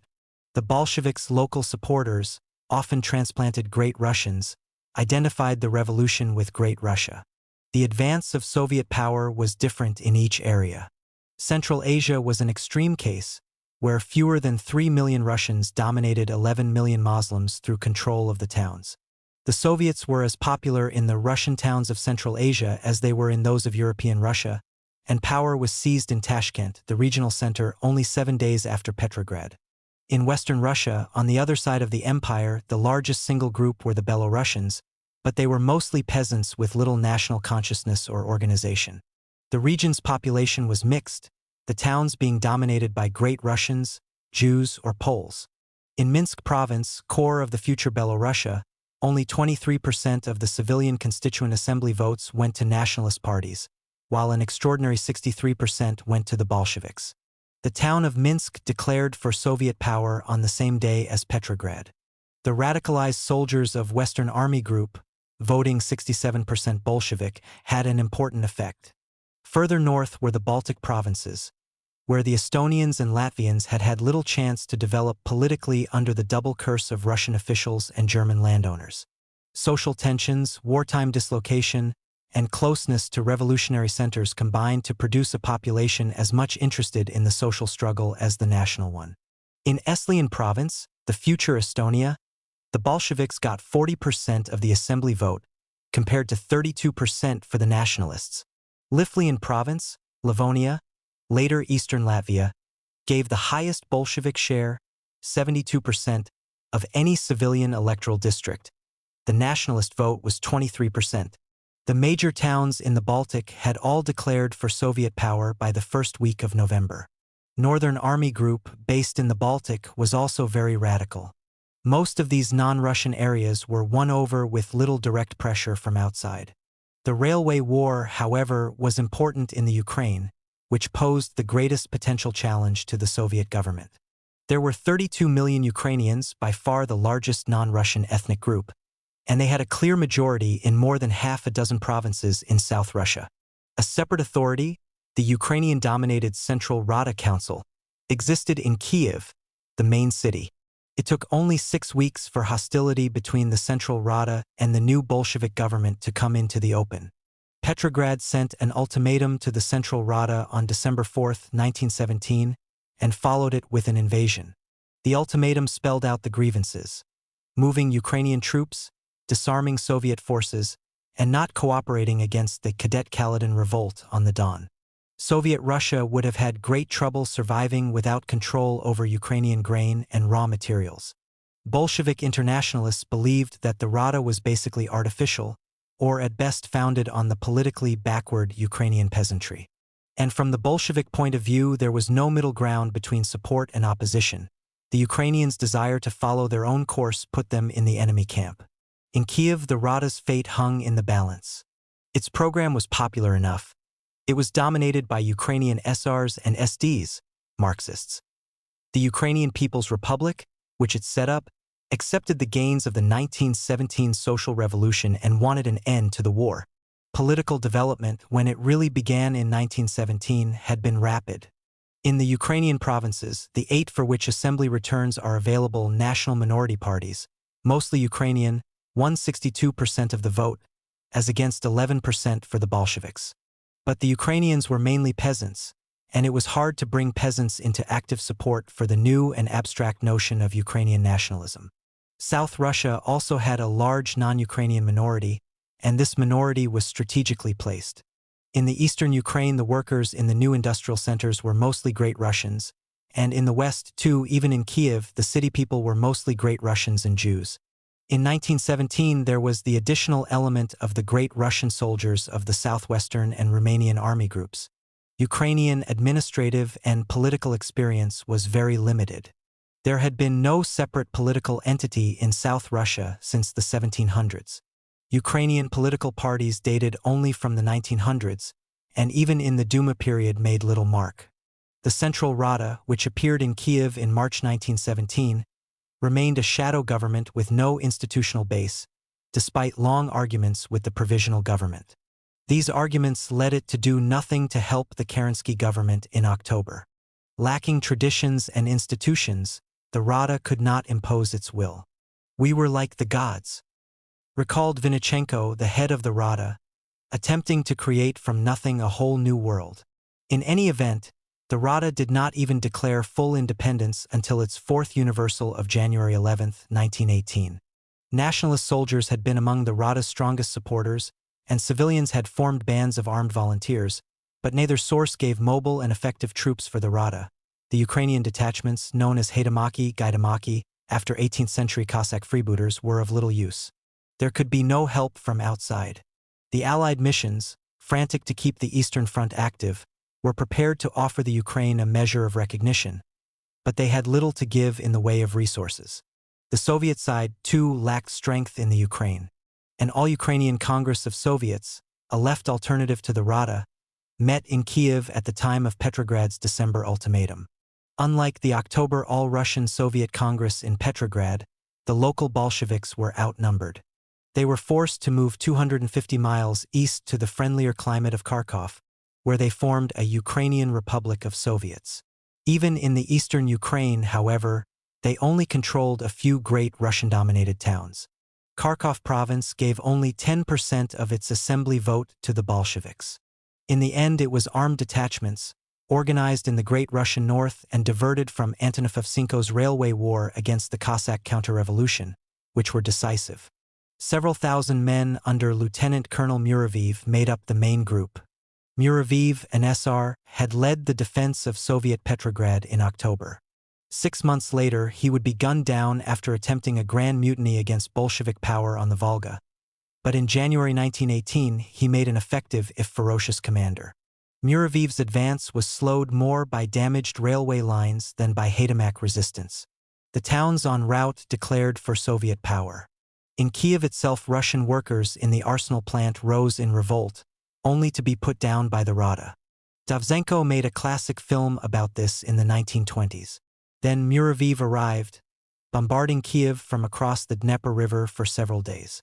On the night of January 26, the last Rada forces slipped away, and on the following day the Reds took control. The battle for the city and Muraviv's subsequent reign of terror against officers and nationalists was the bloodiest episode of the Civil War so far. Muraviv's Order No. 14 put the situation at its starkest. Here is the power which we have brought from the far north at the point of our bayonets. A few thousand armed Russians had decided, at least for the moment, the fate of the Ukraine. National liberation. About 5% of the 1917 population did take decisive steps toward independence before the February 1918 German-Austrian invasion. They were exceptions to the rule of nationalist failure. Tsarist expansion had usually been so successful that minorities were swallowed whole. The 1.5 million Romanians, Moldavians, in the southwest were different. They could look across the border to an independent motherland. In January 1918, a Moldavian People's Republic was established in Bessarabia province, where ethnic Romanians made up the majority. Romania, despite its wartime defeats, was able to send soldiers into Bessarabia in support. Petrograd held Romania's ambassador hostage and seized her gold reserve. The Odessa Soviet Republic sent troops, but in April 1918 Bessarabia merged with Romania and stayed Romanian until 1940. In the case of the Transcaucasian minorities, the crucial factors allowing secession were the distance from the Russian heartland, the small number of Great Russians, about 5%, and a relatively strong national identity. Effective local organizations existed in the form of the Georgian Mensheviks, the Armenian Dashnaks, and the Tatar Azerbaijani Musavat Party. The assembly elections produced only a 5% Bolshevik vote, compared to a nationalist 58% and a remarkable Menshevik 30%. Local power passed to a Transcaucasian commissariat in Tiflis, Tbilisi, in November 1917. This government was reluctant to quit Russia, partly from Christian, Armenian, and Georgian fears of what the Turks might do. But on April 22, 1918, an independent Transcaucasus Democratic Federative Republic was set up. Unlike Bessarabia, Finland had no neighboring motherland, and unlike the Transcaucasus, it was not remote from the Great Russian core. In Finland, what counted was a more modern political and social tradition. Indeed, the struggle in the north is worth looking at in some detail because in a way Finland was the exception that proved the rule. Factors operated in Finland that did not operate in the more backward parts of the empire, and it was those factors that allowed the victory of conservative nationalists over the radical left. Modern politics did not, however, rule out the most bitter struggle. In January 1918, the left seized power in the main towns. Lenin, late that month, was confident. In Finland, the victory of the Finnish workers' government is rapidly being consolidated, and the forces of the counter-revolutionary White Guard have been pushed back to the north.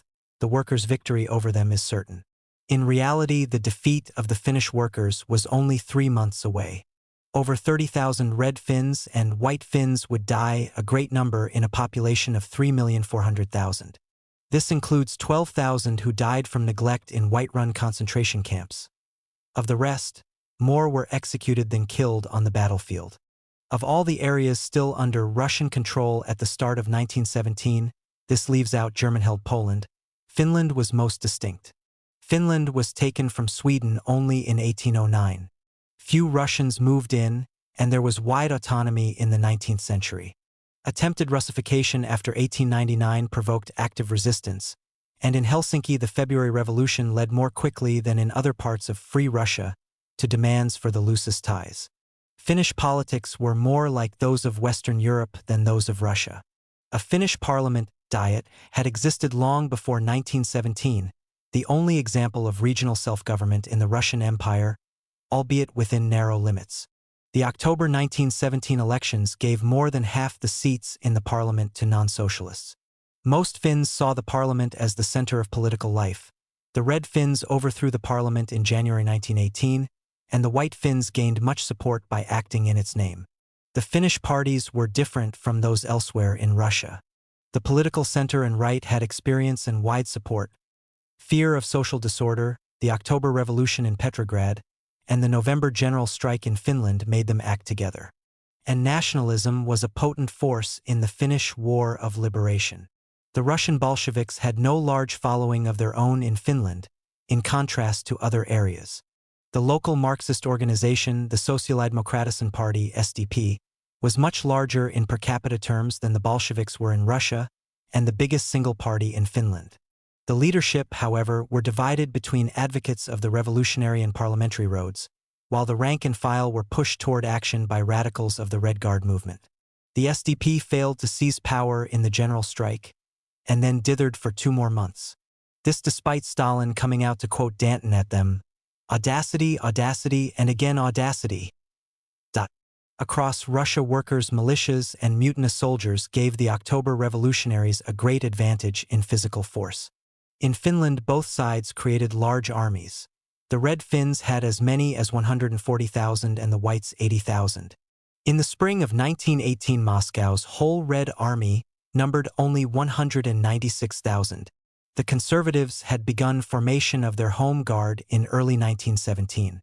In the following winter, they were greatly helped by the secret return of 1,200 young Finnish nationalists who had trained in Germany. The Jaegers formed the shock force and training cadres of the White Army. The Whites were also fortunate in their commander. Carl Gustav Mannerheim, a Tsarist general, was a first-class military expert. He ignited the war in central Finland, mobilized and trained the bulk of the army, and led it to victory. The Reds had a larger army, but it was static, undisciplined, and poorly trained. Since the Finns had been exempt from conscription, there were no revolutionized frontoviks coming home to support the Red cause. The action or inaction of the Russians was crucial. The Red Finns at first got arms and some military advice from the Russian garrisons, but these quickly withdrew and took no part in the fighting. And no trainloads of Red Guards, soldiers, and sailors arrived to help their Finnish comrades, although the distance from Petrograd to Helsinki was only a third of that even from Petrograd to Moscow. The 11-week delay in the Red Finns' seizure of power was important. By mid-January, the Bolshevik government was preoccupied with the Brest peace negotiations and the Southern Railway War. By the time of the critical battles of March-April 1918, the Bolsheviks had made peace with Germany, March 3rd, and had bound themselves to keep out of Finnish affairs. The White Finns, meanwhile, did get help from outside. German units landed on the south coast in early April, and it was they who actually took Helsinki on April 13th. But the back of the Reds' army had already been broken when the White Finns took Tampere in central Finland on April 6th. Bessarabia, the Transcaucasus, and Finland were exceptions. By mid-February 1918, nearly all the enormous empire was under Soviet control.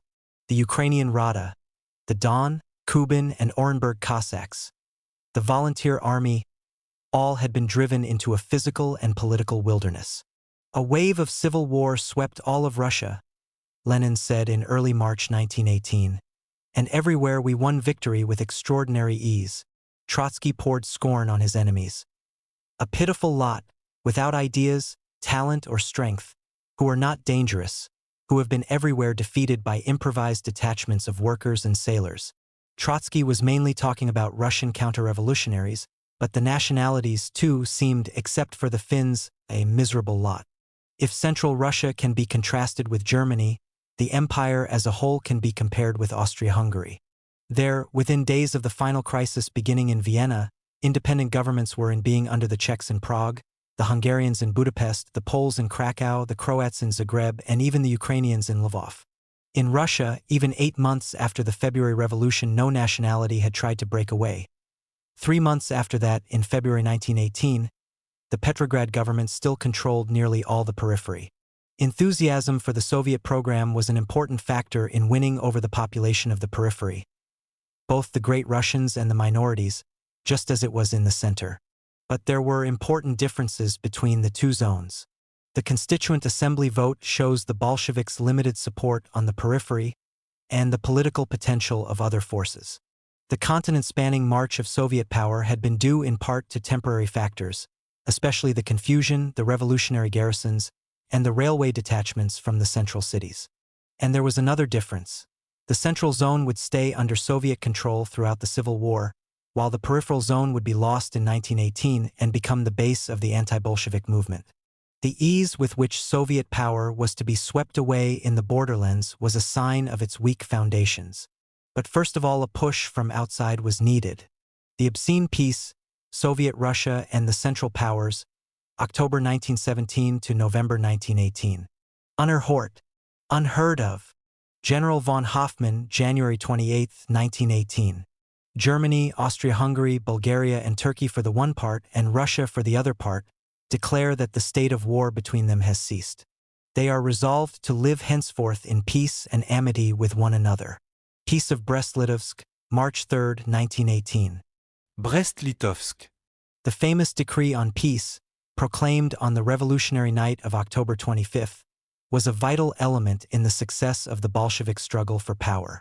It was one thing, however, to promise peace, another to secure it. The Bolshevik government got no response from Russia's allies, and it found itself treating only with her enemies. From the start, the Central Powers used their position of military strength. They chose the place for negotiations, the ruined fortress town of Brest-Litovsk, deep behind German lines in occupied Poland.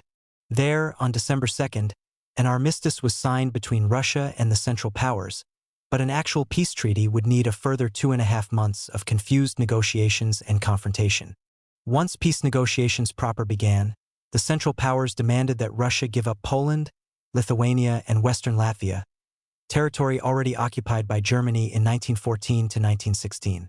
These were harsh terms, but predictable given the Central Powers' military superiority, and better than those Soviet Russia would eventually have to sign.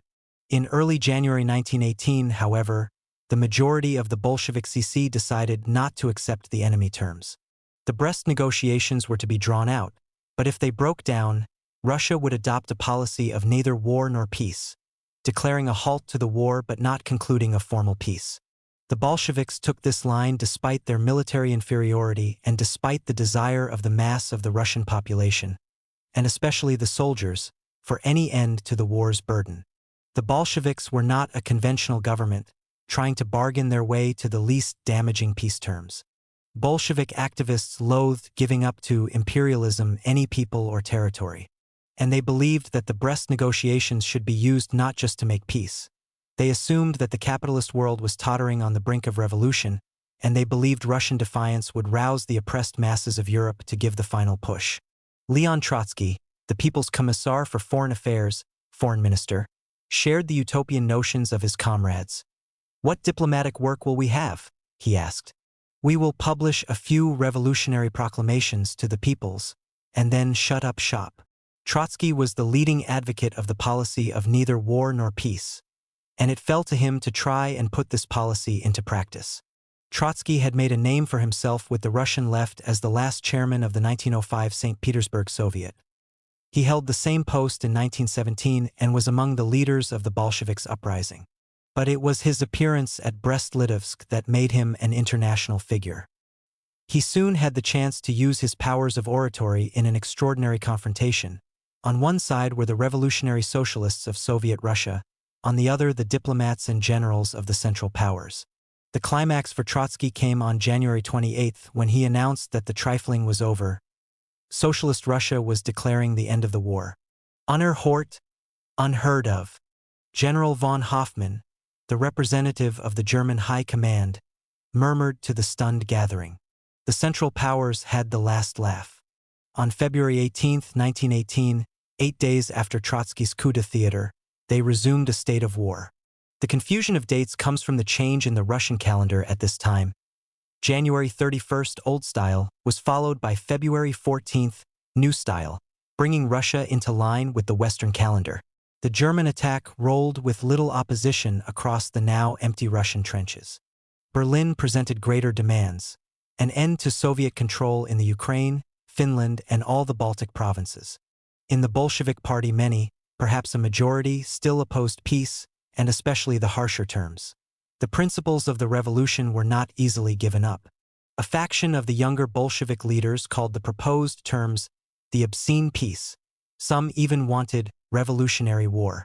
It was at this point, however, that Lenin intervened, and Brest-Litovsk was one of 3 or 4 central episodes that showed his political strength. He had always stressed the international dimension. When he demanded a political overturn in October 1917, he claimed Germany was close to revolution. But even in early January 1918, Lenin had urged that the initial German terms be accepted. He was already then less confident of revolution in the West. Germany is only just pregnant with revolution, and we have already given birth to a completely healthy child. It was also crucial that within Russia the fate of the revolution was unresolved and Bolshevik strength was still limited. We must make sure of throttling the bourgeoisie, and for that we need both hands free. About the same time he wrote that the peasant army, exhausted to the limit by war, will after the very first defeats in a revolutionary war overthrow the socialist workers' government. When the Soviet delaying tactics failed, when the Germans increased their demands and resumed their advance, Lenin threw his entire reputation into the debate. On February 23, 5 days after the German offensive, he threatened to quit the CC and Sovnarkom if the final terms were not accepted. Given his prestige, given the support of senior leaders such as Zinoviev, Kamenev, and Stalin, and given the enemy's successes, Lenin had his way. A new Bolshevik delegation agreed to the February terms and signed the Peace of Brest-Litovsk on March 3, 1918. In a last futile gesture of revolutionary principle, they refused to formally read the document. The final terms of the Treaty of Brest-Litovsk were, from the Russian point of view, a combination of dismemberment and emasculation. The Bolsheviks accepted a vast amputation of territory, one unprecedented in great power relations. Russia completely gave up Poland, Lithuania, and Western Latvia. She agreed to make peace with the Ukrainian nationalists, in effect recognizing the Ukraine as an independent state. Russian forces were to be pulled out of Estonia, Western Latvia, Finland, and the southern Transcaucasus, and the implication was that these territories could and would decide to break away from the Russian state. In fact, they were to be occupied by the Central Powers troops. Russia also had fully to demobilize her army and refrain from any agitation or propaganda. The first point had little practical effect, but the second seemed to rule out the revolutionary propaganda that the Bolsheviks considered so important. In the eyes of the leadership, including Lenin, the acceptance of the Brest terms was only a temporary setback, dictated by weakness. But the future would show that the decision made by the Bolshevik leadership on February 23, 1918 had been a sea change. Revolutionary dreams had been abandoned for diplomatic reality. Although European revolution was a major Bolshevik objective in 1919 and 1920, the program had lost its original purity. Symbolic of the immediate defeat was the transfer of the capital to Moscow. Petrograd was now too exposed to attack. Before October, the Bolsheviks had pilloried Kerensky for wanting to give up the Baltic capital. Lenin's famous arrival at Petrograd's Finland station in April 1917 was now followed by its ignominious consequence. His departure during the night of March 12 from the Tsvetoknya Plashchadka, a freight depot in the southern outskirts of Petrograd, well out of the public eye. Protected by Latvian riflemen, the only reliable troops the Bolsheviks had, Lenin and the government train left for the interior. Revolutionary war. Strange as it may seem, while the Bolsheviks were negotiating with the Central Powers, they had also been overseeing the destruction of the Russian army. They did this partly because they reflected the soldiers' desire to go home and partly because they held militarism in contempt.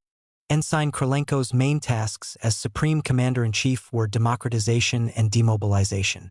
The final blow was Krylenko's demobilization of the whole army, announced on January 29. It was the logical consequence of neither war nor peace. General Bonchbrevich, Krylenko's professional chief of staff, was appalled at the flow of decrees that brought in elected commanders, ended all ranks, and sent home class after class. The army melted like snow before his eyes. But for the Bolsheviks, given the way they saw the world, the loss of the Imperial Russian army did not much matter. Any invasion would be defeated by revolutionary outbreaks in the enemy's homelands and the internal decay of his armies. If any fighting was required, it would be done by the Russian masses with minimal organization. The test was the Germans' Operation Faustschlag, Thunderbolt, launched at noon on February 18th, after Trotsky walked out of the peace talks. The Germans quickly showed that they too were masters, on a grand scale, of der Eisenbahnfeldzug, railway war. "It is the most comical war I have ever known," wrote General von Hoffmann. "We put a handful of infantrymen with machine guns and one gun onto a train and rush them off to the next station. They take it, make prisoners of the Bolsheviks, pick up a few more troops, and so on. This proceeding has, at any rate, the charm of novelty. The Germans pushed to a depth of 125 miles or more, along a front stretching from the Baltic to the Carpathians, during what Lenin called the 11 Days' War. The main fighting actually lasted 14 days, but the Soviet delegation arrived at Brest to sue for peace on the 11th day. The key Dvinsk junction was taken on the very first day of Faustschlag. Within 6 days, the Germans were as far east as Pskov.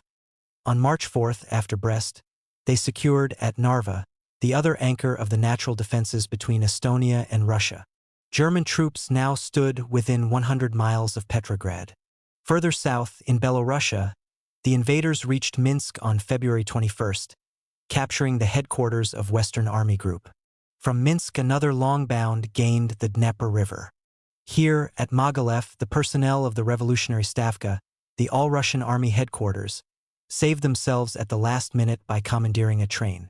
The broad advance to the Dnieper also cut through the remains of Southwestern Army Group. Ukrainian railwaymen helped the Germans take Zhytomyr on February 24th. Kiev, further east, was taken on March 2nd. Detachments loyal to the Nationalist Rada had reached the city the day before. The Bolshevik capitulation, the signing of the Brest Treaty of March 3rd, only ended the enemy advance on a line running down from Narva on the Baltic to the northern edge of the Ukraine. At Brest, the Soviet Central Government gave up any right to intervene in South Russia, and the Central Powers marched on for 500 miles and several months to occupy and garrison the whole Ukraine, and some territory beyond. The depth of the German-Austrian push was partly explained by the weakness of local resistance.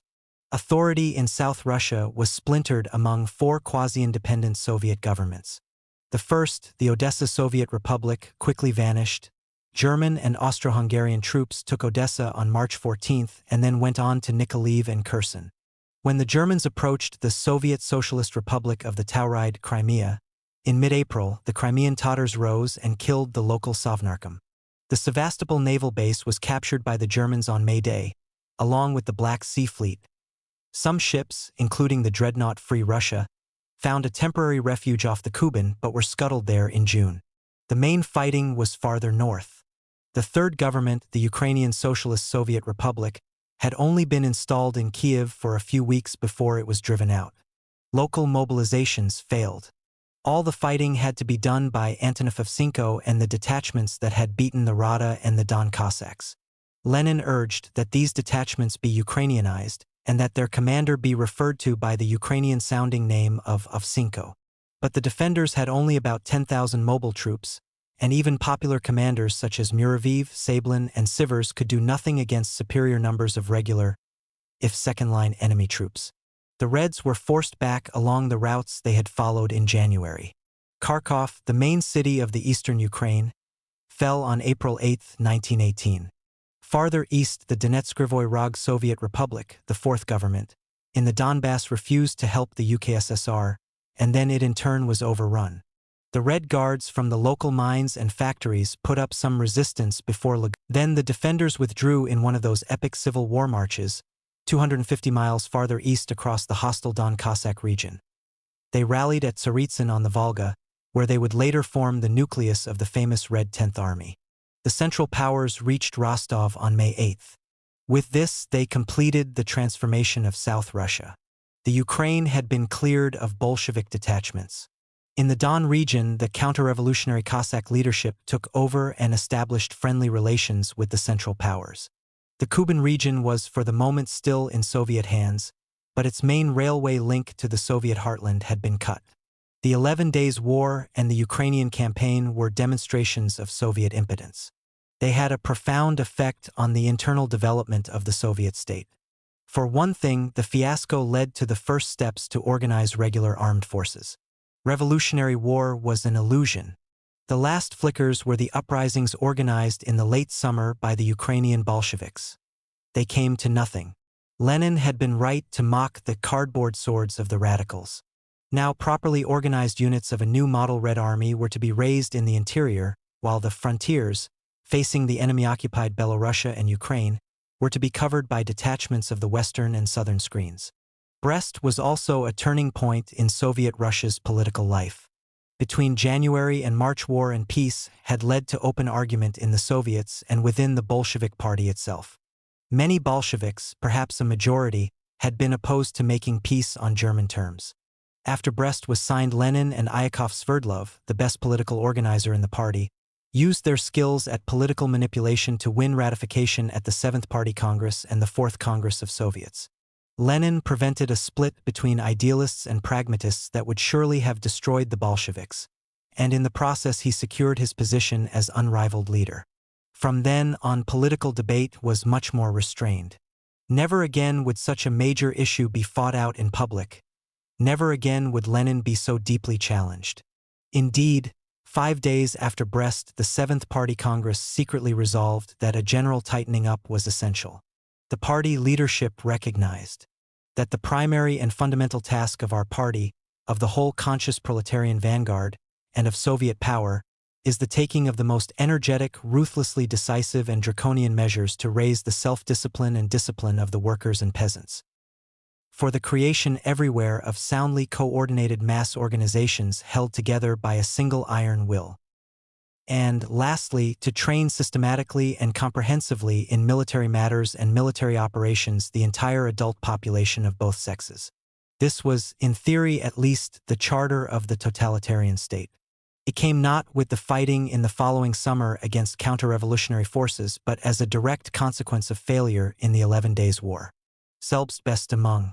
Brest-Litovsk is normally seen as a ferocious diktat that robbed Russia of much territory and population and a large percentage of its farms and factories. On paper, however, the terms were a triumph for what the Germans called Selbstbestimmung, self-determination, the principle with which they had supposedly begun the negotiations. No territory peopled mainly by Great Russians was lost by the Russian Bolshevik government. Finland, Estonia, Latvia, Lithuania, Poland, Belorussia, and the Ukraine were freed from its control. It is true that had Germany won the war, most of these territories would probably have become political and economic satellites of Berlin's Middle Europa system, but the actual outcome would be something else again. Brest gave the border territories a certain chance to develop, clear for the first time of Great Russian, if not of foreign, influence. In Finland, self-determination was real. The conservatives did eventually invite a Hessian prince to rule the country, an ill-timed gesture in the autumn of 1918, but their government was independent. The situation on the south shore of the Gulf of Finland was different. Events in Estland, Livland, and Kurland provinces, Estonia and Latvia, were heavily influenced by the local Germans, 10% of the population and the largest landowners. Berlin's intervention in February 1918 had come partly from a desire to protect Baltic barons arrested by the local Soviet governments. The most enthusiastic expansionists wanted to include the Balticum in a Greater Reich. But even here, 9 months of relative stability gave a chance for national consolidation. The Germans also encouraged the formation of White Russian units, notably the Pskov-based Northern Army, which would be a significant force in the following year under General Yudenich. Of all the areas affected, none was more important than the Ukraine. The Germans had had no long-range plans to absorb the region. Only the unexpected total collapse of Russian power made this conceivable. The negotiations and treaties between the Germans and the Ukrainian Nationalist Rada were improvisations.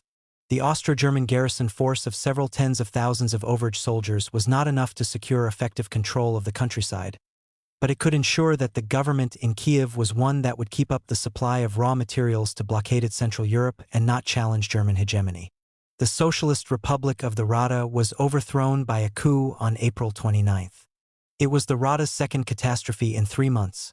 First, it had been overthrown by Bolshevik detachments from the north and the workers of the eastern Ukraine. Now it was overthrown by the local conservatives with German approval. Although essentially it grew from a popular movement, the Rada did not have deep enough roots. Power passed to General Pavel Skoropadsky, who took the archaic title of hetman, chieftain. He had a famous name. A Skoropadsky had been one of the last active hetmans in the 18th century. And the general himself had in 1917 commanded one of the first Ukrainianized corps. Skoropadsky was a wealthy member of the imperial establishment. Most senior commanders looked down on the nationalists of Little Russia, as the Ukraine was known, as separatists, samostийнiki. Skoropadsky himself said that he would rather be a samosteynik than a Bolshevik. But whatever Skoropadsky's motivation, the hetmanate ultimately failed. The Rada's Ukrainian People's Republic had become the Ukrainian state Derzava. But Skoropadsky's regime was not able to found strong state institutions or even an effective army, and it lacked the popular appeal of the Socialist Rada. Once German and Austrian protection ended in November 1918, the hetmanate would be swept away. The regime that followed, effectively the reborn Rada, would inherit little of use in holding off a second Bolshevik invasion in the winter of 1918 to 1919. On the other hand, Austro-German occupation was important because it also gave the Bolsheviks no chance to consolidate their hold over the region. As a result, chaos would reign in the Ukraine for 13 months after the German defeat. Moscow and Berlin. Brest-Litovsk, the central fact in Russia's foreign relations in 1918, was followed by some strange political events. Between January and March, the issue of war or peace nearly tore the Bolshevik Party apart. But in August, a harsh Soviet-German supplementary treaty was signed without a murmur of discontent. Brest did lead to the formation of a left communist faction, but by the summer this had disappeared. There were various reasons why foreign policy ceased to be a major issue for the Bolsheviks. Political habits changed after the party crisis of February-March 1918 and after Lenin's reassertion of control. The left lacked powerful leaders, especially after Nikolai Bukharin withdrew, and many of its economic demands, including greater nationalization, were put into practice during the summer. There was the fait accompli of enemy occupation, with the failure of Revolutionary War and the European Revolution. And the Bolsheviks, high and low, were preoccupied with civil war and economic crisis. The other parties could not be as flexible as the Bolsheviks. A key political term of the time was orientation, orientatia. Russian and Ukrainian conservatives in the German-occupied Ukraine took a German orientation, as did General Krasnov's Don Cossacks. In the Soviet zone, a few individuals on the extreme right were in contact with Berlin, but hardly enough to form an alternative administration. Most of the right and center-right political groups operating underground in the Soviet zone took an Allied orientation, as did the Kuban-based volunteer army. The center-left was also oriented toward the Allies. The mainstream socialist revolutionaries had supported revolutionary defensism in 1917, and after October they were still against the Central Powers. The Mensheviks, too, were anti-German, although also anti-Allied, which widened the gap between the two moderate socialist parties. The only all-Russian party that really took the German orientation, if not openly, were the Bolsheviks. This had two important effects. First, it strengthened the Soviet government's position with the Germans. There was no alternative government to install in Moscow. "We do not have any friends worth mentioning in Russia," pointed out the German foreign minister in August 1918. And second, the German orientation blocked Bolshevik agreement with the other socialists. The mainstream SRs in particular moved more and more into direct opposition. They looked for Allied support and even intervention. In turn, their exclusion from Soviet political life was completed. The separate peace made cooperation impossible even on the extreme left of Russian politics. This was shown in a spectacular way by the left SRs. Generally sympathetic to the October Revolution, they had finally, in December 1917, agreed to work within the Bolshevik-dominated Sovnarkom. But Brest-Litovsk was for them a betrayal. At the Fourth Congress of Soviets, March 1918, they voted against ratification of the treaty, and their ministers quit the Sovnarkom. They remained active in the Central Excom, the local Soviets, the Red Army, and even the Chaika political police, but from that time on their relations with the Bolsheviks worsened. They disagreed over agrarian policy and use of the death penalty, But most of all, they were dismayed by the government's inaction as German and Austrian troops rolled across the Ukraine and consolidated their hold along the southern border. The arrival in Moscow in late April 1918 of a German ambassador, Count Mirbach, presented a physical symbol of imperialist oppression. On the afternoon of July 6, two young left SRs went to the German embassy in Moscow, used Chaika credentials to gain access to Mirbach, and murdered him. Great confusion followed. The left SR leadership admitted that they had killed Mirbach, but only to force a change in the government's policy. They certainly hoped to influence the Fifth Congress of Soviets, which was in session in the Bolshoi Theater. The Fifth Congress formed a backdrop for the July uprising, just as the Second Congress did for the October Revolution. Left SR detachments began to seize government buildings in what looked like a coup d'état. They claimed that they were forced to take wider action to protect themselves from Bolshevik reprisals after the assassination.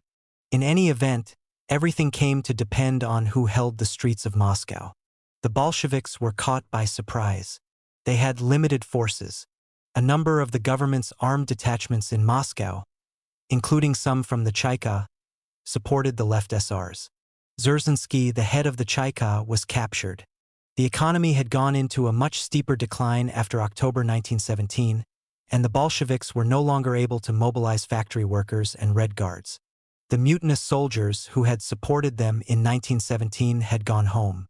Much of the surviving Moscow garrison was intended to reinforce the anti-German screens. Unwilling to take part in internal fighting, these troops declared their neutrality. The saviors of Soviet power in Moscow, and perhaps in the country as a whole, were the Latvian riflemen. Regiments of riflemen, strelki, had formed during the World War, rare examples in the Tsarist army of national units. In 1917, the Latvian riflemen showed extreme commitment to the Bolsheviks' revolution. They also kept military discipline and efficiency. The sources of this unique combination included the radical local tradition, German occupation of Latvian populated districts, and insulation, by language, from the rest of the army. By the late spring of 1918, the Latvian Rifle Division consisted of 18,000 fighting men, a small enough number, but the 10 regiments represented the largest concentration of armed strength in Soviet Russia. One Latvian regiment formed the Kremlin garrison, and elements of 3 others were stationed in Moscow. The division commander, Colonel Vatsidis, was summoned to a dark and empty Kremlin on the night of 6 to 7 July. "Comrade," asked Lenin, "can we hold out until morning?" Fortunately, the left SRs failed to take the offensive when the Kremlin was lightly defended. By the morning of the 7th, their chance was gone. Vatsidis had gathered his men. The end came at noon after heavy fighting in the Kitaigorod district. The Latvians moved up a 152 mm howitzer and fired it point-blank at the left SR headquarters. The rebels scattered, and the building was taken. The left SRs were broken as a party. They were now banned from the Soviets, and with this began the one-party Soviet state. There was a parallel here with General Bonaparte and the Paris riots of 1795. The whiff of grapeshot that broke up the left SR uprising also made Colonel Vatsidis's career. Lenin had found his General Vendemiaire. 3 days later, Vatsidis was appointed commander of the new army group fighting on the Volga River. Soon he would become the first main commander-in-chief of the whole Red Army. Of all the foreign governments that intervened in Russian affairs in 1917 to 1920, Germany, Austria-Hungary, and Turkey were junior partners, had the best chance of destroying the Soviet regime. Of course, Russia is not easily conquered. The German army had only 100 miles to go from Narva to Petrograd, but 300 from Mogilev to Moscow. The occupation of the Bolshevik-controlled zone would have been a huge task. It was vast even after the loss in the summer of 1918 of the east and north to the Czechoslovaks and the Allies. And from the late summer, the Germans were preoccupied with the great Allied successes on other fronts. The Battle of Amiens on the Western Front, Ludendorff's Black Day of the German Army, August 8, 1918, was a decisive defeat. The collapse of the Balkan Front in September marked the beginning of the final desperate months, when the Central Powers had no troops to spare. The Allies, then, would be the ultimate saviors of Soviet Russia. It was not Soviet powers of resistance that kept the Germans away. The Bolsheviks initially planned to survive a Central Powers attack by developing the Red Army, the screens, and preparing a withdrawal into the depths of Eurasia. All this came to nothing in the summer, when the Czechoslovak rebellion overran western Siberia and the Urals, and the new Eastern Army Group swallowed up the few available Red Army units. In North Russia and the Far East, moreover, Soviet Russia was virtually at war with the Allies.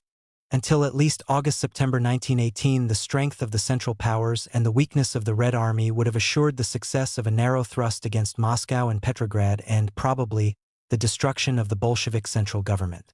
Moscow's best defense, then, was making concessions to Berlin. In late August, 3 weeks after the German Army's Black Day, Soviet Russia and Germany only signed a supplementary treaty. Moscow recognized the loss of Estland, Livland, and Georgia and agreed to make large payments. The exchange of notes that accompanied the treaty gave details of cooperation against the Allies. This was the Bolsheviks' first recourse to that secret diplomacy they had so violently attacked the year before. The treaty reflected the new foreign policy adopted in February 1918. From general Europe-wide revolution, the Bolshevik government's immediate aim became one of saving the one country that had a radical socialist regime. Symbolic of the change was Trotsky's replacement as foreign commissar by G.V. Shishirin. The revolutionary firebrand was replaced by a former Menshevik and an aristocrat with experience of the Tsarist foreign ministry. But the skillfulness of the Soviet Foreign Commissariat, Narkomindel, should not be exaggerated.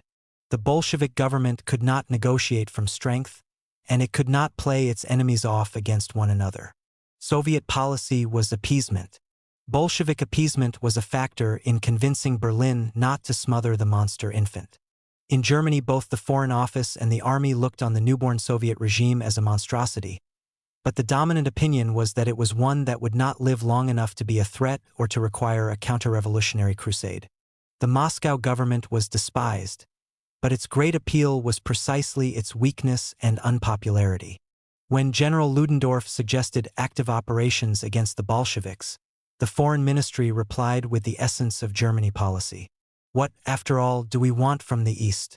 The military paralysis of Russia. The Bolsheviks are doing a better and more thorough job of this than any other Russian party, and without our devoting a single man or one mark to the task.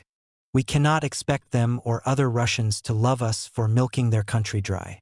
Let us rather be content with Russia's impotence. Neither the assassination of Mirbach nor reactionary-minded German generals were able to shake this logic.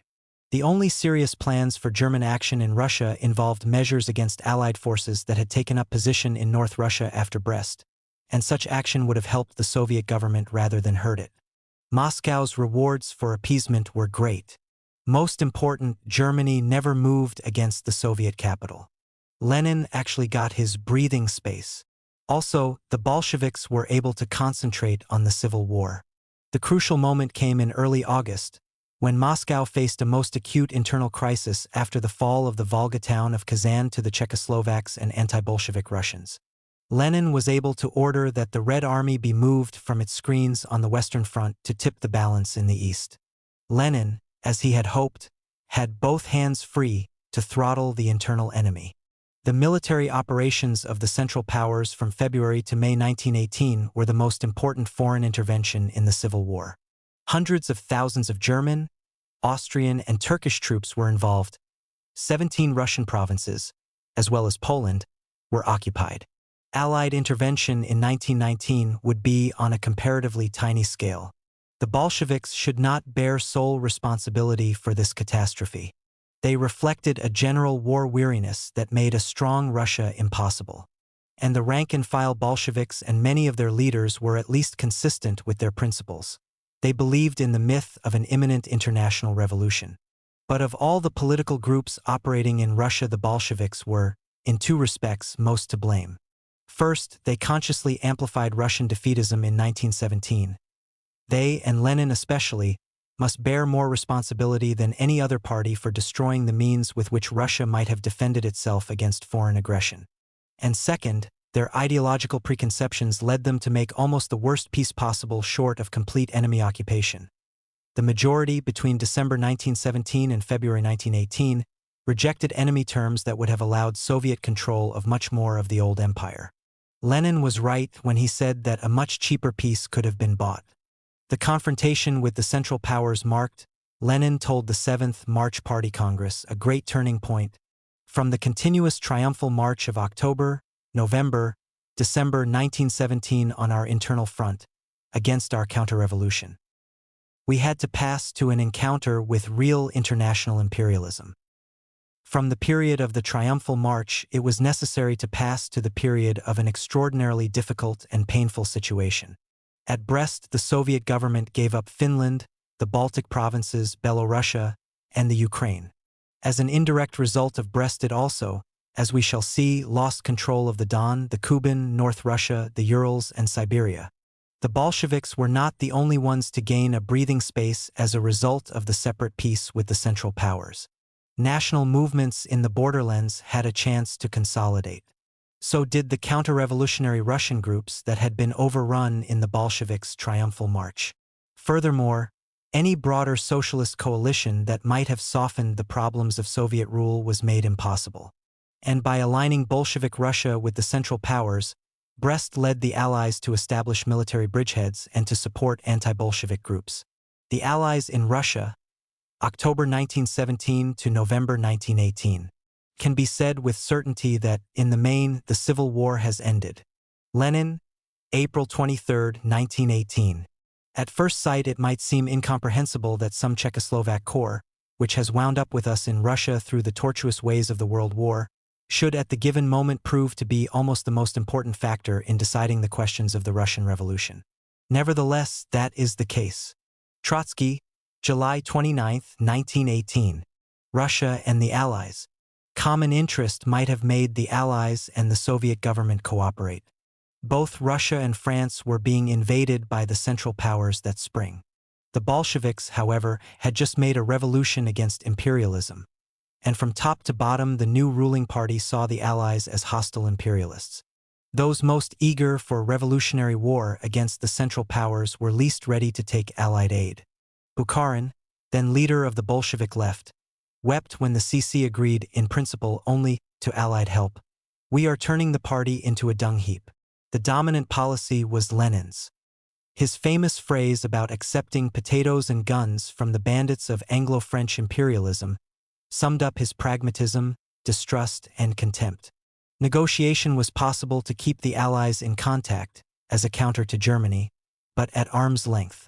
The main line of policy had to be the appeasement of the Central Powers, who were clearly the greater threat, and a threat against which Soviet Russia and the Allies had no real power. The bandits of Anglo-French imperialism, for their part, saw no reason to support a weak, repulsive, and transient regime.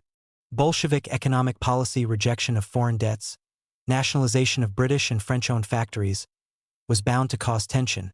But far more important in the winter of 1917 to 1918 was the new Russian government's effort to get out of the World War. The first Allied reaction to the Bolshevik Revolution and the decree on peace had been to cast about for any group that might offer resistance to the Germans. In the early winter their agents gave support to Kaledin's Don Cossacks, Alexiev's Volunteer Army, the Ukrainian Rada, and to the Romanian and Czechoslovak forces. In early December, Britain and France even divided Russia into areas of operations. Britain took the Caucasus, France took the Ukraine, the Crimea, and Bessarabia. Later, during the winter, the Allied ambassadors withdrew to Volga, 300 miles north of Moscow, leaving shadow representatives to talk to the unrecognized Soviet government. Some of these representatives tried to build links with the Bolsheviks, others conspired against them. When negotiations with the Soviets produced nothing for the war effort, Allied opinion hardened. The Czechoslovaks. The Allies' policy might well have meant nothing in 1918 beyond the taking of a few remote ports. Bizarre circumstances gave them a weapon near the heart of Russia. The 25th of May 1918 was not, as is often argued, the starting point of the Civil War, but it was a key date. On that day, fighting began in western Siberia between the Czechoslovak Corps and Soviet forces. Revolt flared along the powder trail of the Corps' scattered elements, stretching over 4,900 miles of the Trans-Siberian Railway, from the Pacific to west of the Volga. Within 2 weeks, the Czechoslovaks had taken several major towns and blocked the vital railway.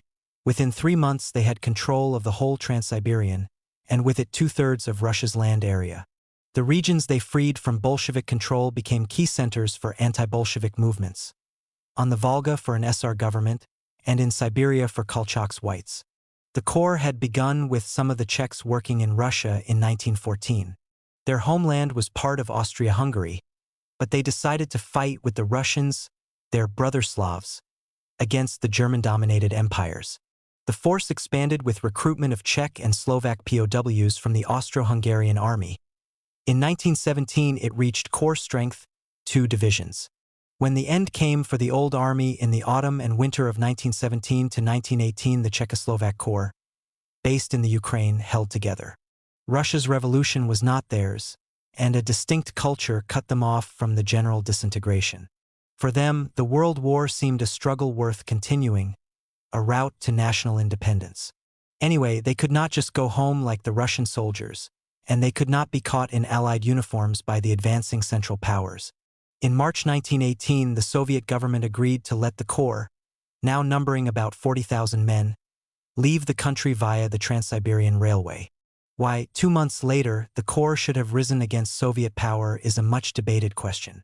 Lenin announced to the Central Excom at the end of July 1918 that the direct and immediate participation of Anglo-French imperialism in the Czechoslovak mutiny has long been established. It is completely clear to us.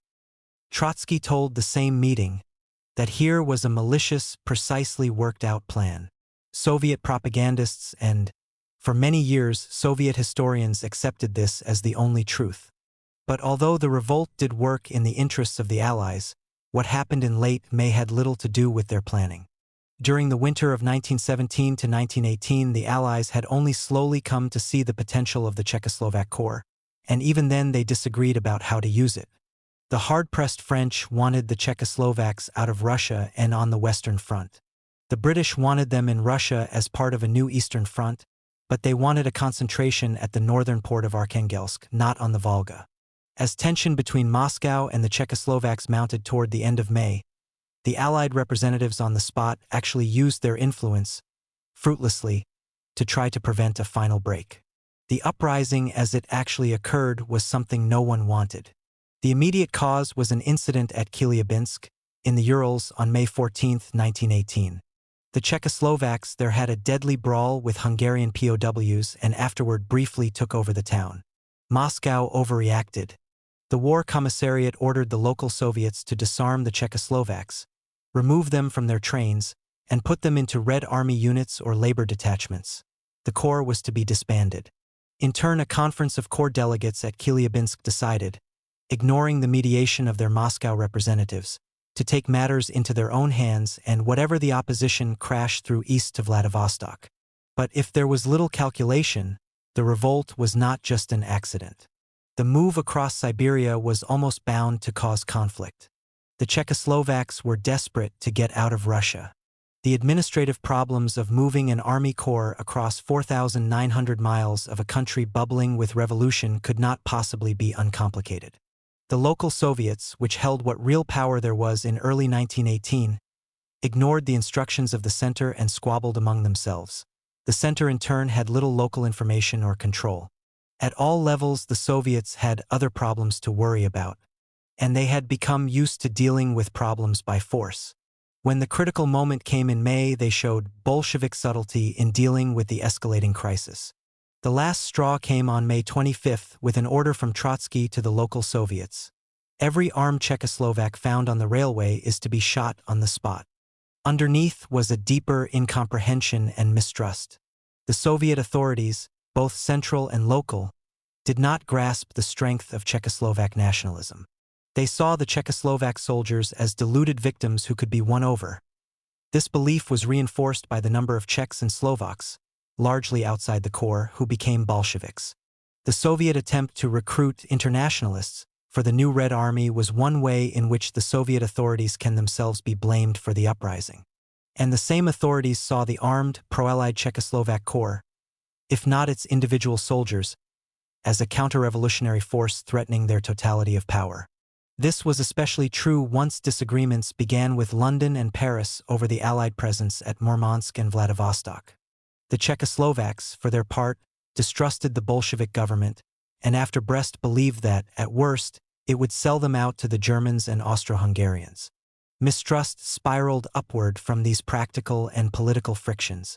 Week after week, argument raged about such critical issues as the Corps' permitted level of armament and its rate of progress. Czechoslovak suspicions were especially aroused in April when Moscow ordered the Corps split, with the units furthest west turning around and making for Arkhangelsk rather than Vladivostok. The irony was that Moscow was here acting, unknown to the Czechoslovak troops, according to the wishes of the Allies. When, in mid-May, relations reached an impasse, there seemed no alternative to the use of force by either side, by the Soviet authorities to get rid of their unwanted guests and by the Czechoslovaks to fight their way east. Why the Czechoslovaks mutinied to get out of Russia is an important question. Even more important is a second question. Why did they stay and fight? By early July, they had officially decided to remain in Russia with the aim of the establishment of an anti-German front in Russia in conjunction with the whole Russian nation and our allies. There were the spiraling conflict with the Bolsheviks, the physical problems of extricating the Corps. It took 3 months to fight a way clear along the whole Trans-Siberian, and the realization that the Bolshevik opposition was so weak. Also important was sympathy for the local anti-Bolsheviks. 2 weeks after the revolt began, the westernmost Czechoslovaks completed their withdrawal to Samara, the first province capital east of the Volga. They made the crucial decision to make a stand there when the local SRs, the Russian movement they had most sympathy for, set up an anti-Bolshevik government, comic. By this time the Allies, especially the French military mission, had began to appreciate the potential of the Corps' operations and were encouraging them in the war with the Bolsheviks. This was a vitally important change of Allied policy. The mutiny also provided a reason for further Allied involvement, to protect the Czechoslovaks. In particular, it encouraged the Americans to send units, and it made a more concerted Allied policy possible. The third question is why 40,000 Czechoslovaks were able to have such extraordinary successes, but that will be answered later. North Russia. The Czechoslovak uprising was a windfall. Events in North Russia showed a more deliberate policy, involving the Allies directly. The Allied interest in the area came partly from a fear of enemy influence, especially the danger of pro-German White Finns advancing to Murmansk. Meanwhile, there was thought to be a large amount of military stores at Arkhangelsk which might fall into unfriendly hands. And, most important, Murmansk and Arkhangelsk were the only ports, other than Vladivostok, that the Allies could reach during the World War. If they were going to act anywhere in European Russia, it would have to be here. The Bolsheviks could do little to stop them. The Soviet regime had neither political support nor administrative grasp in the north. Arkhangelsk province was no revolutionary hotbed. It was hundreds of miles from the Bolshevik industrial centers. The Allies could move in small but effective forces by sea, and they offered a link with the outside world, including food supplies. The Soviets, on the other hand, could neither protect nor feed the north. The town of Murmansk in 1918 in Arkhangelsk province lies on a fjord 150 miles north of the Arctic Circle. In 1918, it was only a new, small settlement mostly of railway workers and their families. During the February-March 1918 German invasion, Trotsky, then foreign commissar, ordered the local Soviet to accept Allied aid. Stalinist historians would give this as an example of Trotsky's treachery. A landing party of 170 British Marines came ashore on the day after Brest-Litovsk. It was a momentous little incident, the start of Allied military involvement in Russia. In late June, 600 British reinforcements arrived. By this time, Soviet-Allied relations were passing from distrust to open hostility. Moscow tried to assert its control over the northern port by ordering armed detachments up the Petrograd-Murmansk railway. Allied detachments moved south to intercept them. What followed was the first real fighting between troops of the main Allies, i.e., excluding the Czechoslovaks, and the Reds. The Allies got the better of these skirmishes and quickly secured a defensive line 300 miles down the railway. Arkhangelsk, much bigger and older than Murmansk, was harder for the Allies to reach. It is on the White Sea, a deep bay that is frozen much of the year. Although Murmansk and Arkhangelsk are the major ports of the Russian north, they are far apart, 600 miles by sea and more overland. The Bolsheviks had been aware for some time of the threat to the port, and had sent a fierce commissar to sort things out. He had little to work with, however, and when an Allied flotilla appeared off Arkhangelsk on August 1st, the big port quickly capitulated. The tiny operation at Arkhangelsk was the closest thing to an opposed landing, an actual invasion in the history of the intervention. At Murmansk and Vladivostok in 1918, and in South Russia and the Baltic in 1919, Allied troops were sent to friendly ports. Fortunately for the Allies, the coastal batteries put up no effective resistance, and the Reds' local specialists, a colonel and a rear admiral, changed sides. Soviet power in the city was overthrown. When the 600 French and British troops came ashore in the evening, the town was already in anti-Bolshevik hands. Linked with the landing was one of the last serious internal uprisings within Soviet Russia. The inland town of Yaroslavl, capital of a province and headquarters of a big military district, was set strategically 525 miles south of Arkhangelsk on the only railway to Moscow. On July 6, the town was seized by the SR Union for the defense of the fatherland and freedom. The rebels killed many of the local Bolsheviks, including the chairman of the province Excom. They were led by Boris Savinkov, one of the most extraordinary characters of the revolution. Savinkov was acting with French support, but he had mistaken the timing and strength of the Allied landings. Fortunately for Moscow, no Allied relief force arrived. The landing at Arkhangelsk came 10 days after the Yaroslavl Rising was crushed. The rebels were besieged by detachments from the industrial towns farther south and by Red Army units using artillery and, apparently, poison gas. After 2 weeks, Yaroslavl was recaptured. The Reds organized a hurried defense against the new threat from the Arctic ports. The principle of screen detachments was extended, with the creation of a northwestern sector based on Petrozavodsk, Volga, and Kotlas. In early September, this became the 6th Army, part of Northern Army Group. Although the local strength had been doubled, it was still a tiny force of 9,000 men and 34 guns spread over a vast front. Given the Republic's meager military resources and the crucial battles on the Volga, the North got only a trickle of help from the center. Fortunately, the challenge to Soviet power from the north was never large. From Arkhangelsk, the nearest sizable town on the railway was Vologda, 400 miles to the south. From Vologda, it was 300 miles to Moscow, via Yaroslavl, and 350 to Petrograd. Murmansk was over 750 miles from Petrograd, and the main link was a jerry-built wartime railway. Arkhangelsk province was covered by great coniferous forests and impassable swamps. The severe weather made movement across country extremely difficult for much of the year. Olonets and Vologda provinces, to the south, were little better. Invaders coming from the north would have to cover enormous distances to get within range of the Soviet heartland, and even then they would have only a couple of single-track rail lines behind them. The Allies made good progress, extending their lines about 150 miles inland from Arkhangelsk. But the initial landings were not reinforced to allow a real offensive. The troops on the spot were spread very thinly and by the winter had to keep to a defensive strategy. Their military position would not change much throughout the Civil War. Trotsky described what was happening at Arkhangelsk by recalling a folk tale. A soldier tricked an old woman into making him soup by boiling an axe head and then borrowing the real ingredients for flavoring. The Anglo-French soup, Trotsky told the Central Excom with satisfaction at the end of September 1918, is cooking much more slowly than the Allies expected. It was certainly true that there were few recruits available. Poor soil, difficult terrain, and severe weather dictated human geography. Fewer than 600,000 people inhabited the vast area of Arkhangelsk province. The population density was about 1/100th of Moscow province. There were no significant national minorities and no Cossack organization, nothing to focus anti-Bolshevik organization. The North Russian anti-Bolshevik government, which appeared after the Allied landing, did not get popular support. The first government was led by Socialist Constituent Assembly delegates. The chairman was Tchaikovsky, an active socialist since the 1870s. There was tension and distrust between this government on the one hand and Russian and British officers on the other.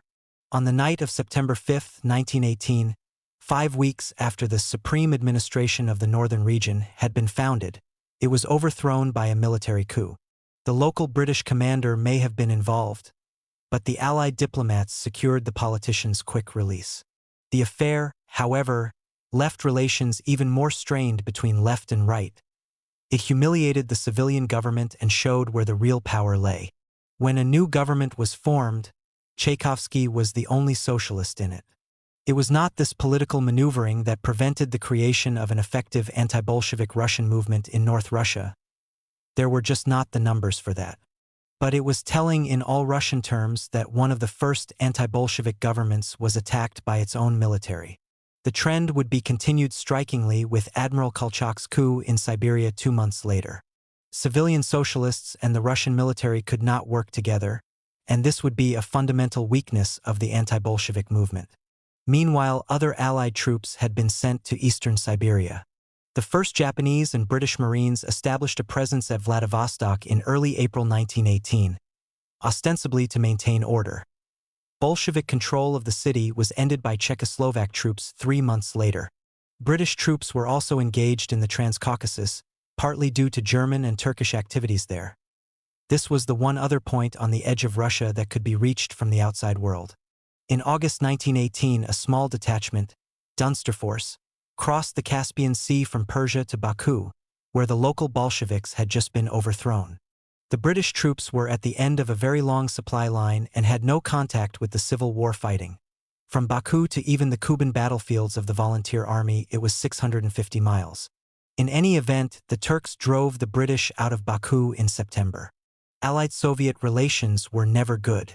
The Bolsheviks hated the Allies.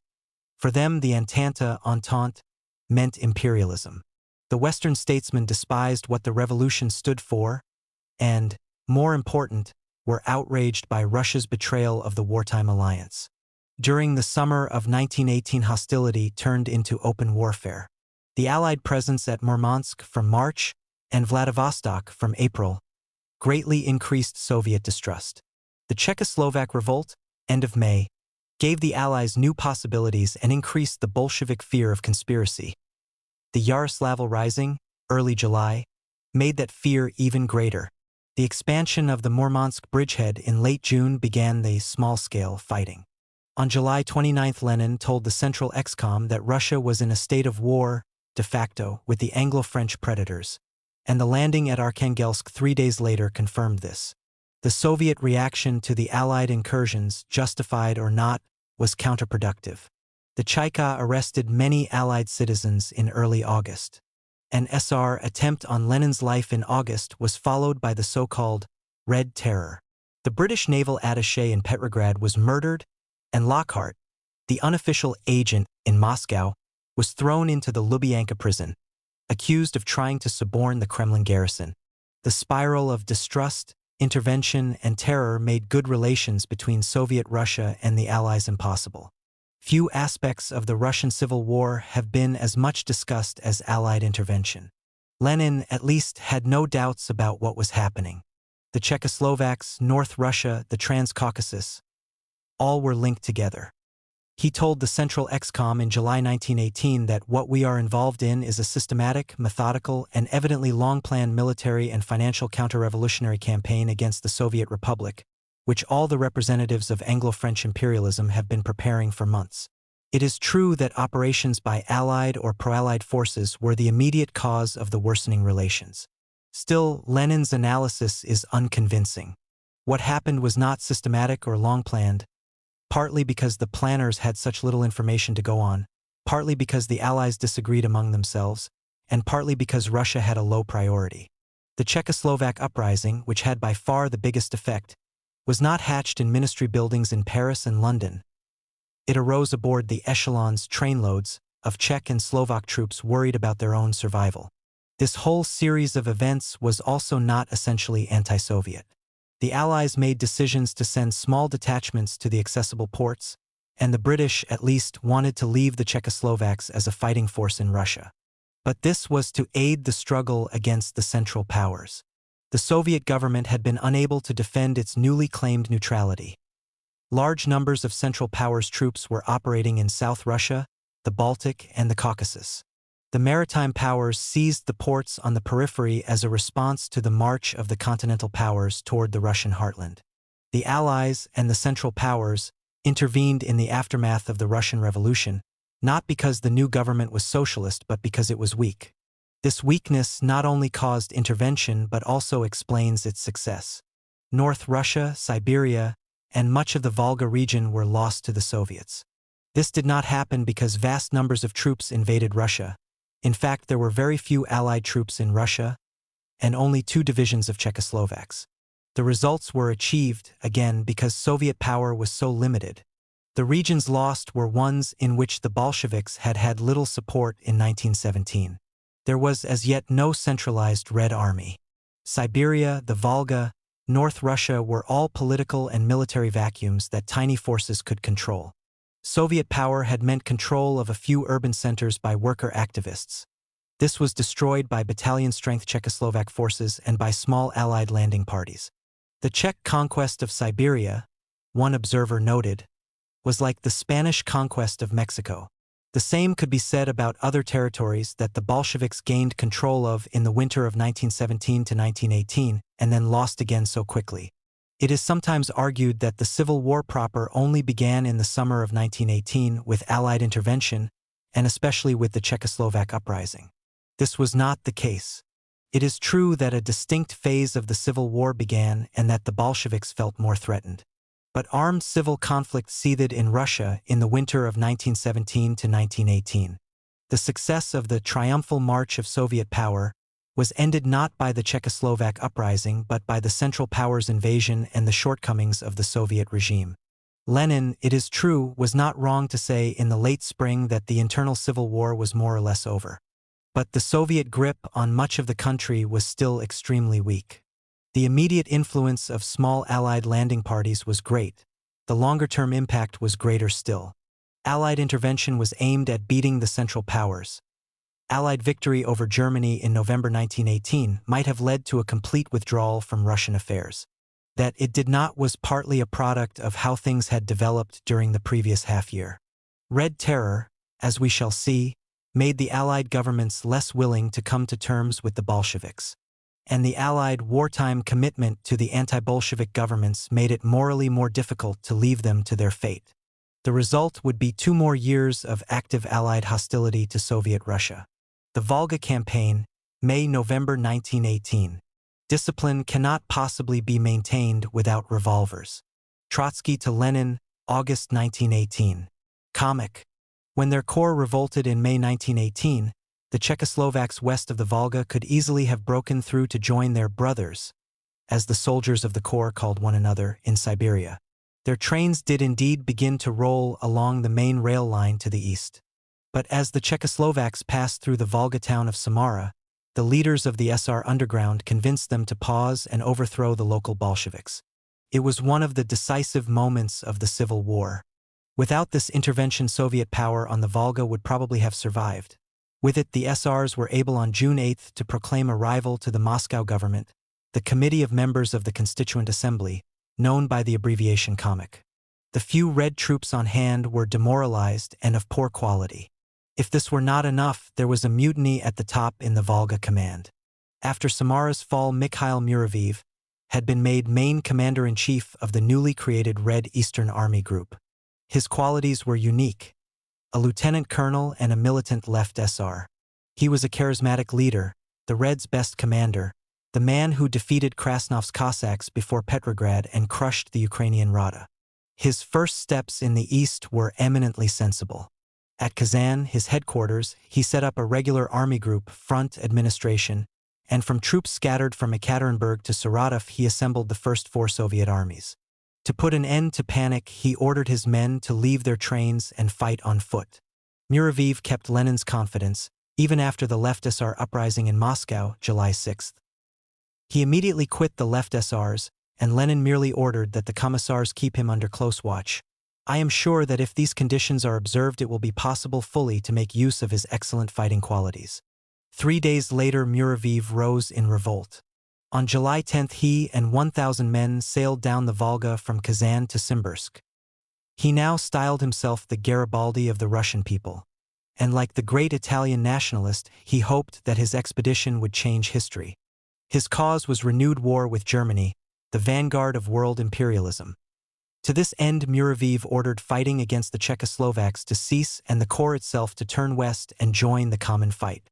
On the night of July 10th, communist rule on the Volga, and perhaps ultimately in all of Russia, hung by a thread. Had Muraviv kept control, he would have taken with him the largest military force that the Bolsheviks had been able to assemble. The vital grain region of the Volga would have been lost to Moscow as well. The Germans might have been encouraged to act on the Soviet Western Front. The situation was saved by the Bolshevik chairman of the Simbirsk province Excom, a young Lithuanian worker named Vareikis, sent to the province in May. Vareikis set an ambush. He claimed later that Muraviv resisted arrest, Mauser in hand, but in any event he was killed.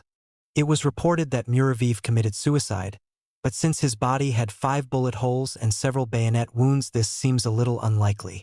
Muraviv had been the heart of the uprising, and with his death it ended.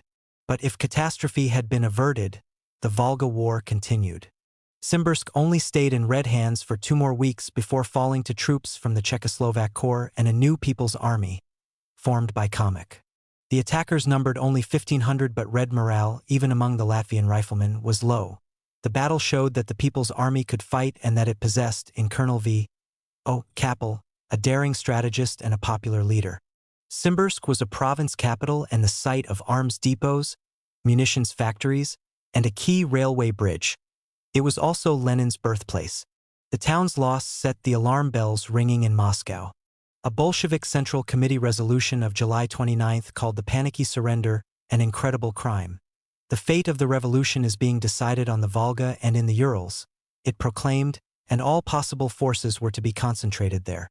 The war commissar, Trotsky himself, was sent to the Volga to sort things out. Meanwhile, the new commander-in-chief of Eastern Army Group was another revolutionary colonel, Joachim Vetsydis. The stout, bullet-headed Vetsydis was no officer aristocrat.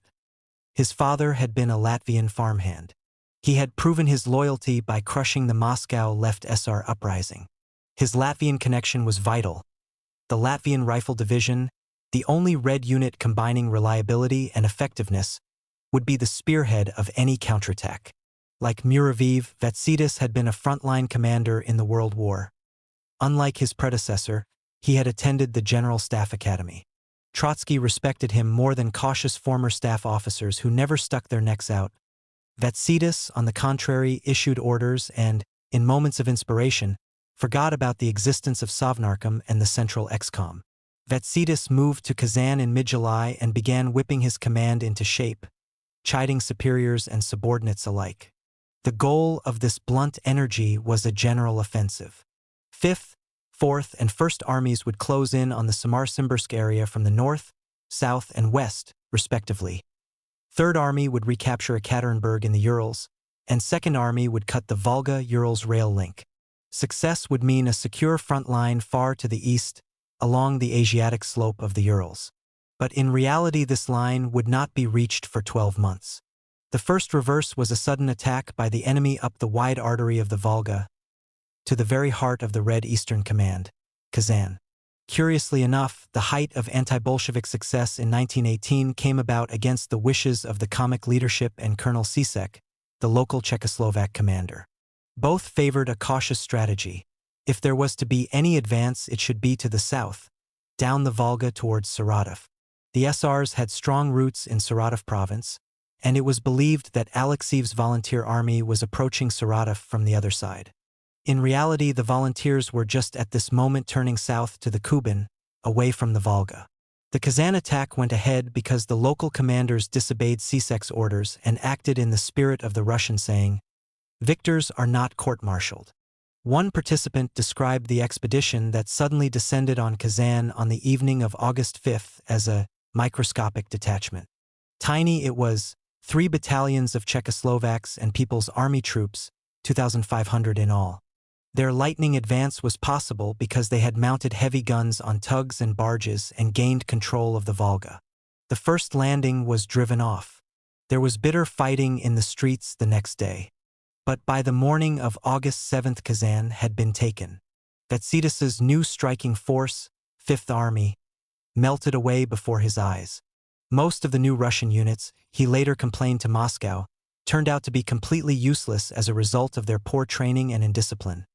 The local workers could not shoot or attack, they could not even build barricades. Only the Latvians put up a fight. Vatsidis suffered the humiliation of being trapped in his headquarters after part of his staff went over to the enemy and began taking potshots at him. It was with the greatest difficulty, and under cover of fog and darkness, that the main commander-in-chief of Eastern Army Group and a few dozen Latvian riflemen made their escape from Kazan. The Red Army. The Volga thunderbolt caught the Reds still without an effective army, although the first steps had been taken. Their detachments had fought and won the Railway War. The Workers' and Peasants' Red Army had officially been set up in mid-January 1918, and there was an attempt to raise larger forces during the February 11 Days War with the Central Powers. More important in the long run was Trotsky's reluctant agreement in March to turn his attention from diplomacy to the army. He was to stay on as People's Commissar for the Army and Navy until 1925, and here he would make his greatest practical contribution to the Soviet state. Before 1917, most Russian Marxists had loathed everything about warfare, but Trotsky at least had gained some military knowledge as a journalist covering the Balkan Wars and the Western Front. More important were his energy and political power. Before Trotsky, the Red forces had been vaguely under a committee of lesser Bolsheviks. Trotsky introduced the principle of central control and tried to enforce it, and he had the power to make the party swallow unpalatable policies. Greater use was now made of the Tsarist army's rich legacy. A central fact about the Red Army, one often forgotten, is that it was originally intended for use not against counter-revolutionaries but against the Germans and Austrians. As Trotsky told the Central Excom in April 1918, a proper army was needed not to fight our internal class enemies, who are pitiful, but against the all-powerful external enemies, who utilize a huge centralized machine for their mass murder and extermination. An army defending what was left of Russia against traditional enemies, Germany and Austria-Hungary, would get vital help from the specialists of the old Tsarist army. The most important was an Imperial Guard officer who had held senior Tsarist army staff posts, General M. D. Bonch. As head of the new Soviet Supreme Military Council, Bonch was even more important than Trotsky in laying the foundations of the Red Army. Bonch was trusted by the Bolsheviks because of a chance personal connection characteristic of late Imperial Russia. The general's brother was a veteran Bolshevik party member who after the October Revolution became Lenin's private secretary. Given its concern with the German threat, the Red High Command in March and April 1918 kept its eyes fixed firmly on the West. Bonch developed the concept of the screens. The northern screen covered Petrograd, the western screen Moscow. When Russia was divided into 6 new military districts, the border districts faced the Germans and Austrians. Ironically, it was the internal Volga and Urals military districts where the front lines actually formed. The new army was pointed backward, but at least the first steps had been taken. Sovnarkom had in late April, based on Bonch's plans, begun to plan for an army of 1 million men in 91 proper divisions. This westward-facing mass army had the advantages of professional organization. Kakarin, the 1920s historian of the Civil War, admitted that the central administration of the old army survived the revolution more or less intact and provided the Bolsheviks with an invaluable tool. The administrative heart of the Red Army came to look more and more like that of its predecessor. In early May 1918, an all-Russian main staff was set up. It was named after a Tsarist institution and manned by officers. Rear institutions appeared in the provinces of Central Russia. The military activities of local Soviets were replaced by provincial military commissariats under Moscow's control. This infrastructure of army organization would be indispensable wherever the fighting actually began. At a lower level, the use of Tsarist officers was extremely important, and this too was linked with the original orientation of the army against the Central Powers. In both the central administration and the new units of the Workers' and Peasants' Red Army, one of the most striking features was the large number of Tsarist officers. Some 8,000 were serving in the early months. By the end of 1918, 22,000 had been called up, and the Civil War total was more than 48,000. A special effort was made to get general staff officers, men who under the Tsar had had staff college training, fast promotion, and a near monopoly of wartime high command. Bonch, with his contacts, was invaluable here. The railway coach where he interviewed old comrades was known as the General Trap. Officers asked in early 1918 to explain why they had agreed to serve a regime that rejected faith, Tsar, and fatherland might well have agreed with General Parsky, newly appointed commander of the Northern Screen. You know, he told Bonch, I am far from this socialism that your Bolsheviks preach, but I am ready to work honorably not only with them, but with anyone, even the devil and his disciples, if only to save Russia from German slavery. Many volunteered on the understanding that they would fight only the external enemy. This acted, however, as a bridge, a one-way bridge, to the service of the Soviet regime and to battles on the internal front. Compulsory, rather than volunteer officer service, introduced in July 1918, and the appearance of serious anti-Bolshevik forces, supported by the Allies, brought a new situation with numerous betrayals of Soviet power. Besides Muraviv, the most important defector was Colonel N. Stagov. As chief of the main staff, he was in charge of all the Red Army's administrative services. Several army commanders and many junior officers changed sides in the early fighting. The most extraordinary case was the mass desertion at Kazan of the instructors and students of the General Staff Academy.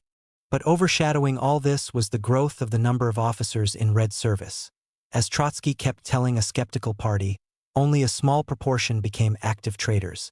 The Soviet state found other ways of controlling the officers. Evasion was made as difficult as possible. The conditions are now being created, wrote Trotsky in August 1918, whereby we can carry out a radical weeding out of the officer corps, on the one hand concentration camps, and on the other combat in Eastern Army Group. Hostages were another primitive but effective lever. Trotsky ordered the arrest of defectors' families.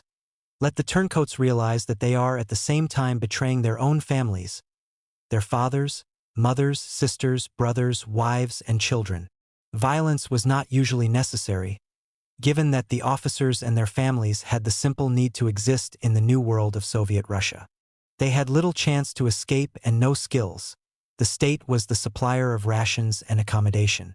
And while a career in the Red Army must have seemed a bad dream in 1918, things would change when that army defeated all comers in 1919 and emerged in the spring of 1920 as the master of most of the old empire. Bonch, rather than Trotsky, initiated the recruitment of officers, but all of Trotsky's revolutionary prestige was needed to maintain the policy.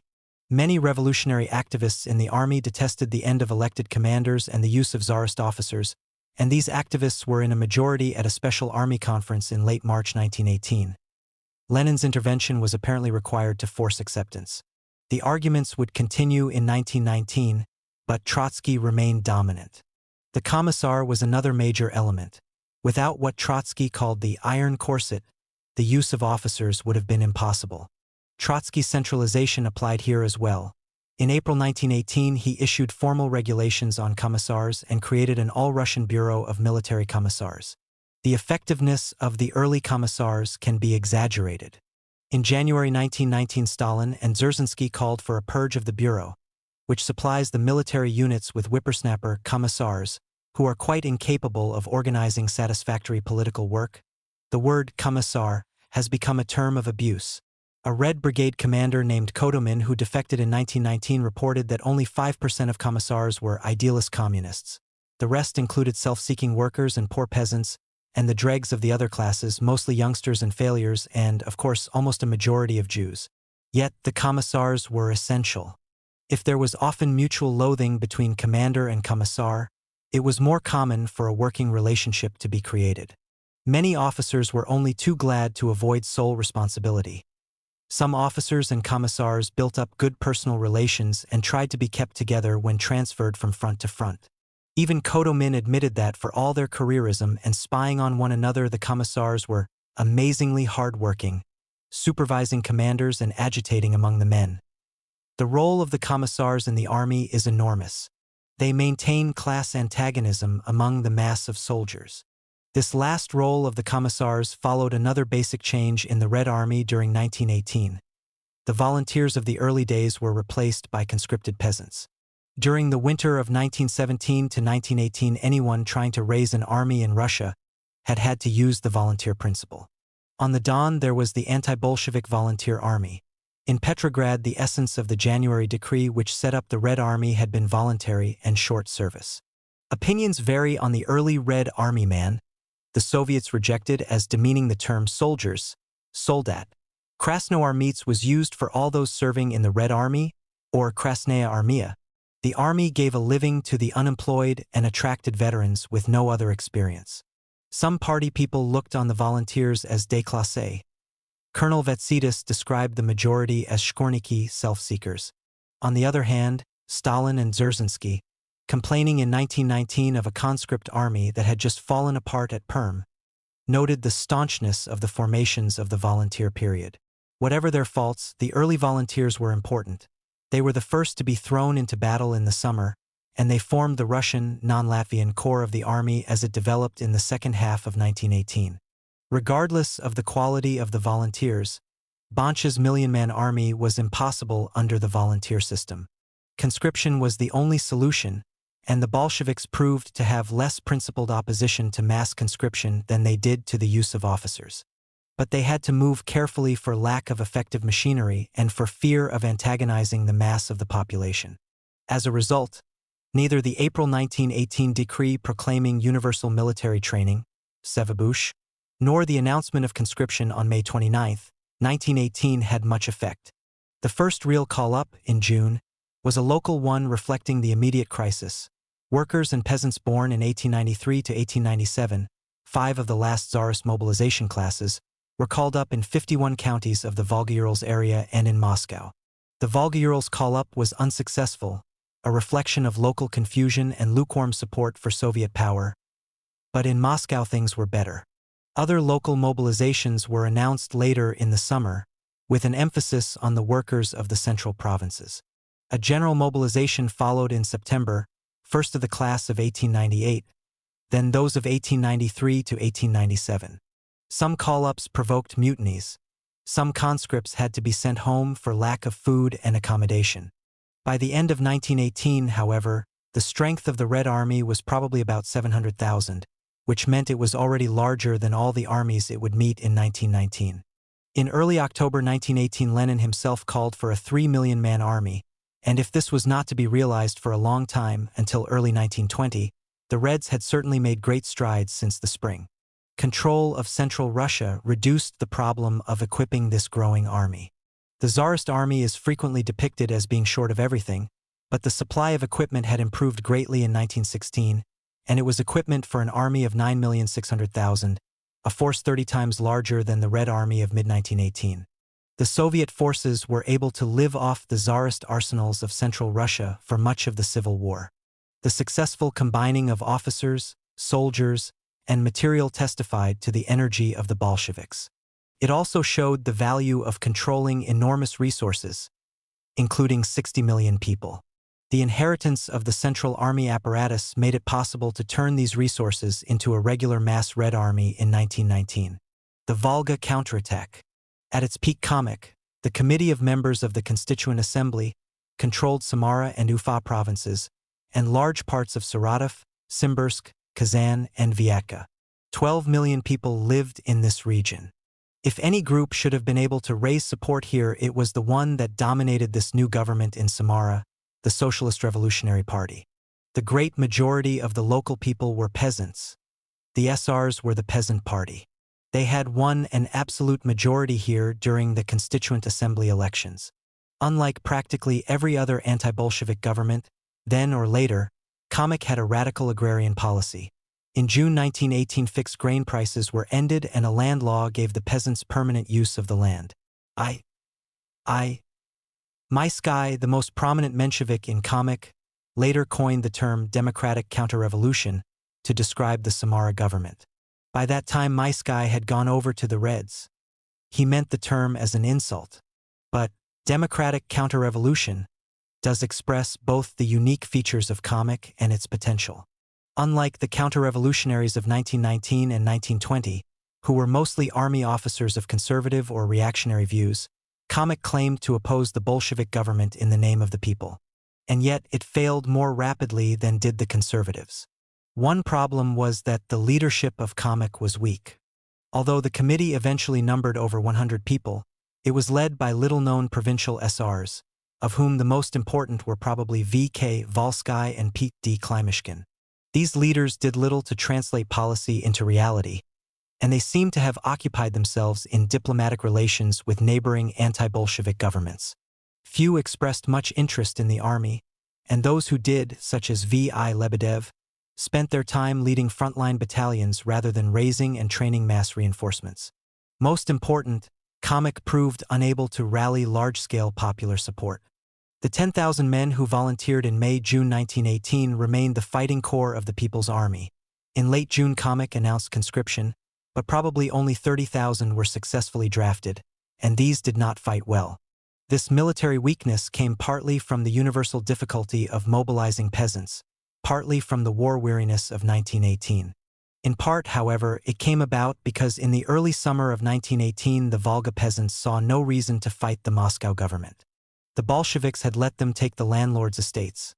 Forced requisitioning of food, active attempts to incite class war in the villages, and Red Army conscription were all in the future. The fact is that neither side found the Volga peasants eager to fight. The Reds had as little success on their side of the river. The problem for Cossack was that it had to rely so exclusively on the reluctant Volga peasantry. The Reds controlled the big industrial cities of central Russia. Cossack had nothing comparable on the Volga, and it had little success even in the towns it did control.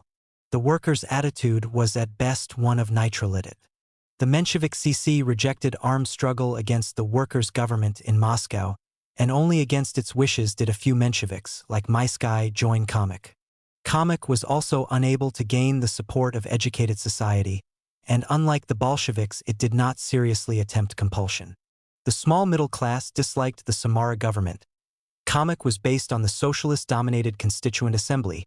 It used the hated red flag, the red rag. Its unsuccessful attempts to broaden its base with worker conferences or peasant congresses were seen as a return to mob politics. For the propertied classes, there was little to choose between Sovnarkom and Cossack. When two dogs are fighting, remarked one local businessman, a third shouldn't join in. Counter-revolutionary army officers, meanwhile, were drawn not to Cossack but to the more conventional forces being raised by the regional government in Siberia. There was little point in raising a large Cossack military force if leaders and equipment were lacking. Some of the People's Army conscripts had to be sent home for lack of equipment, and many of those who actually fought were armed with sticks. The Cossack territory contained the Simbirsk and Izhevsk rifle factories, and much artillery was captured at Kazan. But there was not enough time to mobilize these scattered resources. And time was a key factor. By August 1918, the Bolsheviks had been in power for 10 months. Cossack, for its part, was under deadly counterattack before it was 12 weeks old. It had to build an army in the front line, and it failed. This military weakness meant that the few effective detachments had to be shuttled up and down the Volga, repelling one Red attack after another. The day after his capture of Kazan, Colonel Kappel was steaming away to plug gaps on the southern Cossack front. So the dreams of an advance upstream to Nizhny Novgorod and Moscow were shattered a few miles west of Kazan, where the Reds dug in with superior artillery. The people of Kazan did not rally to the Cossack cause, and their city became not a spearhead but another beleaguered outpost. And yet, if Cossack seemed doomed to fail, consider what happened at Izhevsk. A few nights after Kappel took Kazan, Soviet power was overthrown in the arms factory town of Izhevsk, which is 150 miles to the northeast. It was the largest workers' rebellion against Bolshevik rule, and the rebels soon expanded their control over the surrounding countryside. The Samara Cossack never paid much attention to distant Izhevsk, and the Reds were able to surround the rebels and, on November 7th, retake the town. Tens of thousands of refugees fled to the east, where many fought in Kolchak's armies. Was the rising the result of freak local conditions? Or had the economic failures and political heavy-handedness of the Bolsheviks shaken their support among the Russian working class? Did the rising foreshadow what would have happened had the People's Army succeeded in striking west? The answer to this tantalizing riddle was lost in the failure of Cossack and the triumphant counterattack of the Red Army. The Reds had gradually accumulated forces for their Volga campaign. Later, each Red Army group would draw on local manpower, but this was less the case in 1918. The June call-up was at first quite unsuccessful in the east. More important for this first campaign were forces from the Central Zone. Worker detachments were raised in Moscow and other big towns. Bolsheviks were drafted to Eastern Army Group and to the civilian administration of the Volga and the Urals, essential stiffening in regions at best ambivalent to Bolshevik power. Lenin made an important but little-known gamble at this point. On August 10, 1918, 3 days after the loss of Kazan, he instructed General Bonch-Bruvich to shift troops to the Volga from the skeleton divisions forming in the anti-German screens. All battle-worthy units should go. Trotsky and Bonch apparently expressed doubts, but Lenin took the risk of believing the Germans' promise that they would not attack. He could not have known that August 8 had been Ludendorff's Black Day of the German army in France, when it passed the limit of its resistance. But he knew that the Central Powers were hard-pressed, and he knew too of their hostility to the Czechoslovaks. The results of the gamble were immediate. The Supreme Military Council estimated that between July 25 and August 18 more than 30,000 men were transferred to Eastern Army Group, mostly from the screens. The flow was not smooth. The railways were in a poor state. There was intense rivalry between Bonch's Supreme Military Council, which still stressed the threat of the Central Powers in the West, and the Operations Department of the War Commissariat Oprod, which supervised the Volga. Still, Eastern Army Group grew and grew, from 53,000 on June 21 to 70,000 on September 15, and to 103,000 on October 7. Between September 15 and October 7, artillery rose from 225 guns to 298, and machine guns from 1059 to 1627. Among the units arriving in the east were the Latvian riflemen, still the elite of the Red Army. And the Reds controlled the central resources of the Navy as well as those of the Army. For Baltic fleet destroyers arrived to end Czechoslovak control of the Volga River. By August, Eastern Army Group was starting to hold its own. On the left flank, Third Army was successfully defending the North Urals. On the right, Fourth Army, based on Saratov, was gradually advancing and drawing the attention of Cossack down the river. In the center, threatening Simbirsk, was Tukhachevsky's First Army. The most important battle was fought around Kazan by Fifth Army. Colonel Slavin, the army commander, had previously led a Latvian regiment, and he was now using his Latvian units to put more and more pressure on the city's defenses. At the end of August, Colonel Kappel made a desperate attempt to regain the initiative for the People's Army. He penetrated the Red Lines and tried to take the giant Romanov Bridge, which carried the Moscow-Kazan Railway across the Volga near the county town of Sviazhsk, 20 miles west of Kazan. With one blow, he could cut off the main Red forces, deployed between Sviazhsk and Kazan on both sides of the Volga. He could also threaten their high command, for Trotsky's headquarters train had been shunted into a siding near the bridge. On the morning of August 28, the War Commissar's staff awoke to find that the rail line to Moscow had been cut, and that they themselves were the main defense of the bridge approaches. It was a day of heavy fighting, but in the end the Romanov Bridge was saved, and with it the rear of Fifth Army. Kappel had commanded the entire Cossack Mobile Reserve, but this numbered only 2,000, many of them raw conscripts, and the 15-mile approach march had exhausted and disoriented his columns.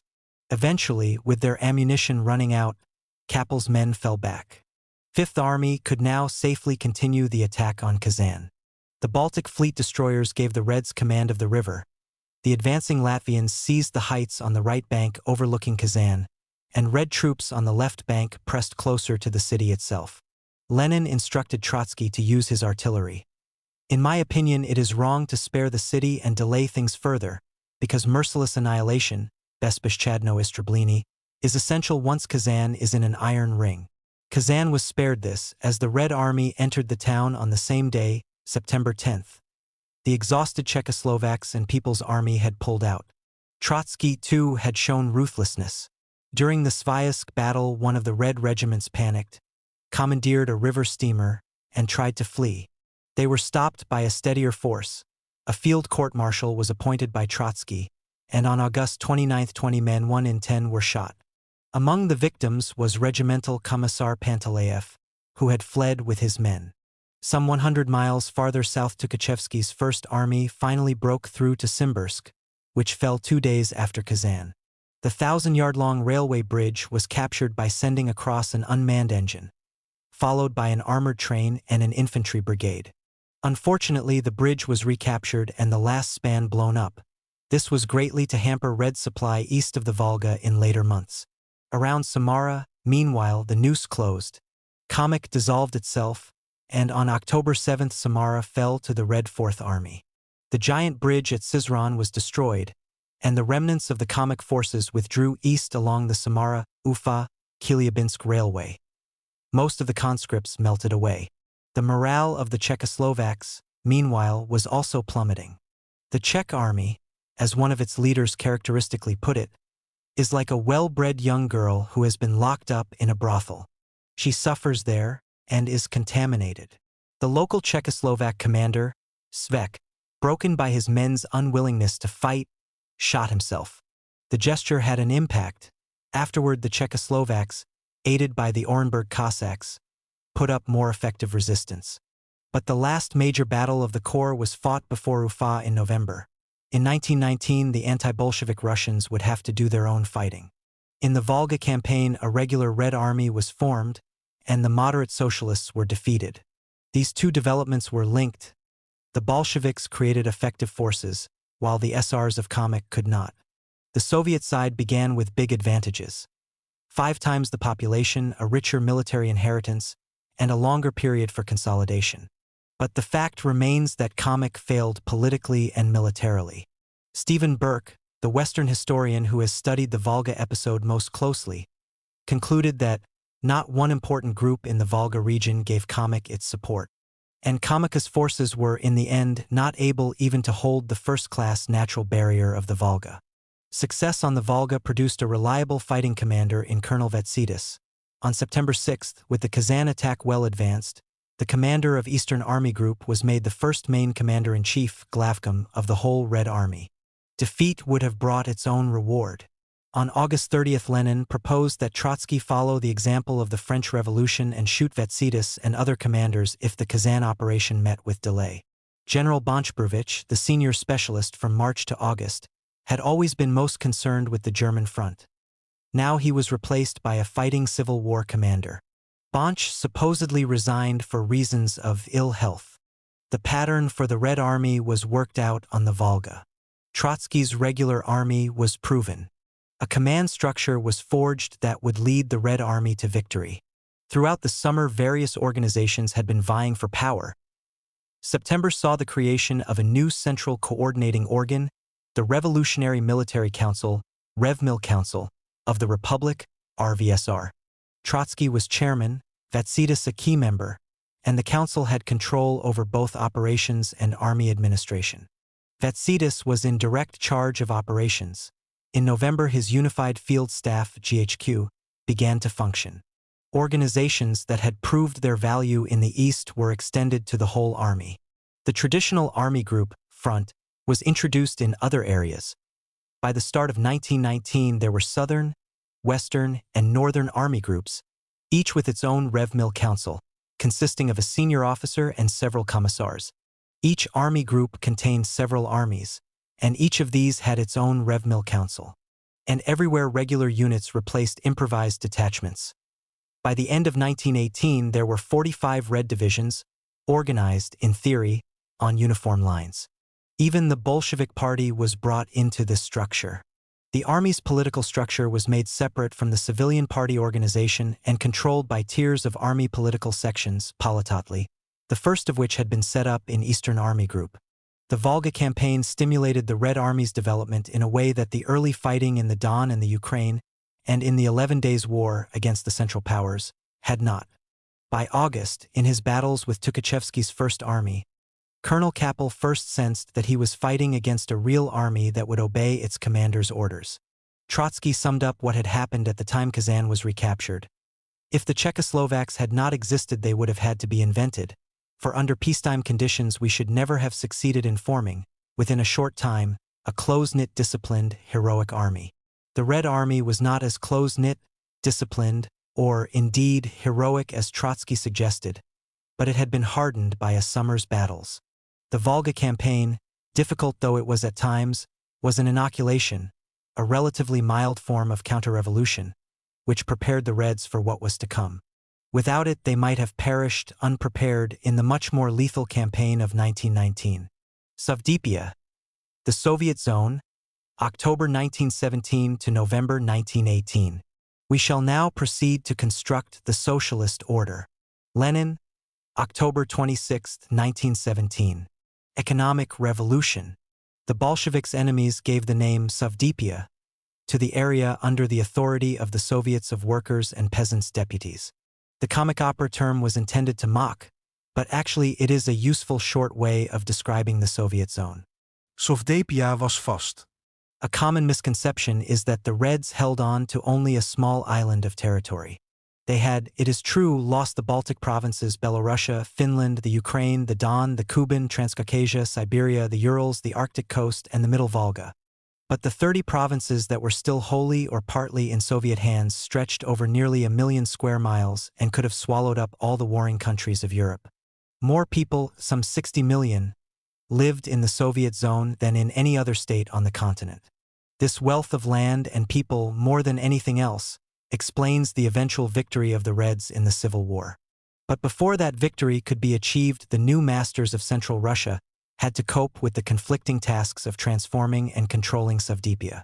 Land reform and workers' control were crucial for the Bolshevik seizure of power and for their political survival in the following winter. The social revolution was partly inspired by the Bolsheviks and partly created by spontaneous mass activity, but, combined with the economic ruin of the World War, it created the gravest of problems for the new government. Food supply was the worst. Food shortages had brought down the Tsar after the World War had disrupted production, transport, and trade. Revolution added to the chaos. Large estates that had produced a surplus for the market were replaced by small family farms. These farms were relatively inefficient and tended to produce food for their own consumption.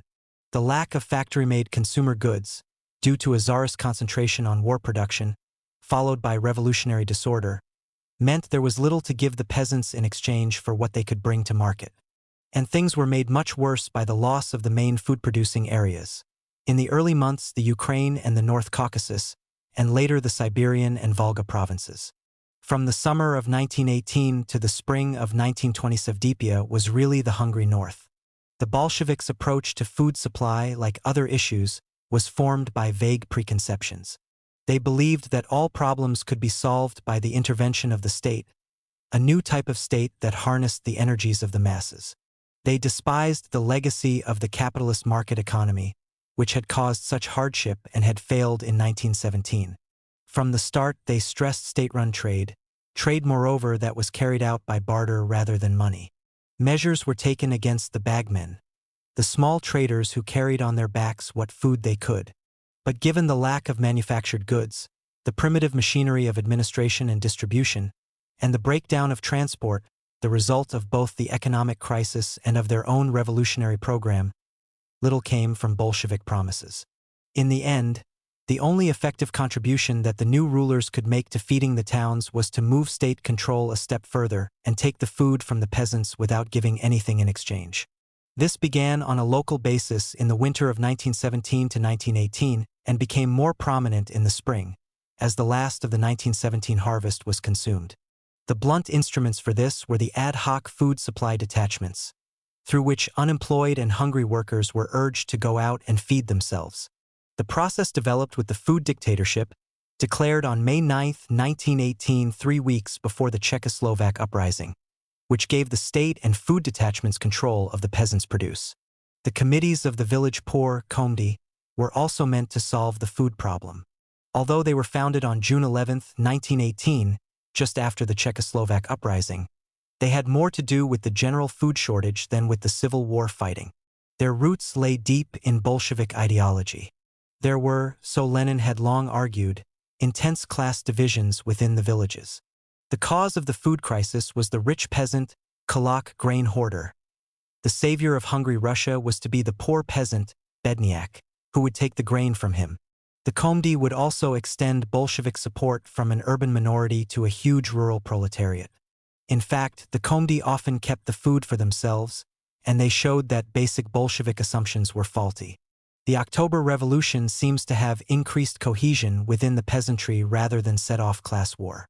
The village united against the outside world, and Bolshevik policy led to confrontation with the peasantry as a whole. After months of turmoil, the government would come to see the dangers of the experiment. In November and December 1918, the committees in Central Savdipia were disbanded and attention turned to yet another layer, the middle peasant, Serednyak. The Bolshevik Revolution was supposed to be a workers' revolution, but it coincided with a disastrous decline of industry. Russian industry had from 1914 been dislocated by the conversion to war production and starved of imported fuel and raw materials. After that came the post-October demobilization of war industry, the panicky evacuation during the 11 Days War, and finally the breakaway of the empire's outlying regions. Other industrial problems were brought about by revolutionary labor unrest and Bolshevik policies. The new government had had great difficulty finding a way to run the factories. An elaborate structure of workers' control, the supervision of production by elected factory committees, was thought up in the winter of 1917 to 1918, only to come crashing down. Lenin's posthumous verdict on workers' control was that it had been and was bound to remain chaotic, splintered, primitive, and incomplete. A year before the Bolsheviks had the highest hopes for the workers' self-management, and this led them to ignore many of the practical obstacles to nationalization. Once workers' control was abandoned, attention was hastily shifted to the more manageable trade unions as a means of controlling industry, but they too could have little effect. The official nationalization of large factories in the form of a Sovnarkom decree took place only on June 28, 1918. Even in the spring, however, the central government had nationalized some plants, and since October 1917 many others had been taken over by local Soviets and groups of workers. Lenin later called this the Red Guard assault on capital. Many factory seizures were seen as defensive, preventing closure or sabotage by the employers. But in the winter of 1917 to 1918, the emotional slogan, "Loot the looters," had its greatest impact. Lenin, in April 1918, did try to slow the pace and even to attempt cooperation with some of the factory owners. But this came only after 6 months' delay and was itself a sign of how radical the earliest policies had been. We have nationalized, confiscated, beaten down the bourgeoisie, and put down economic sabotage more than we have been able to count. Lenin's basic view, even in April 1918, was clear. His unpublished, basic propositions on economic policy included the complete nationalization of industry, trade, and banking. In any event, Lenin's belated experiment of cooperation with the capitalists was notable for its failure and for the resistance it met in the party and among the workers. Nationalization of banks and annulment of loans in the first months of the revolution did nothing to restore financial stability and created powerful enemies among foreign lenders. Printing of banknotes furthered high inflation. Local Soviets imposed punitive taxes and contributions on the bourgeoisie, but failed to raise the real funds required. The central government imposed in October 1918 its own disastrous extraordinary tax, which produced little revenue and alienated many.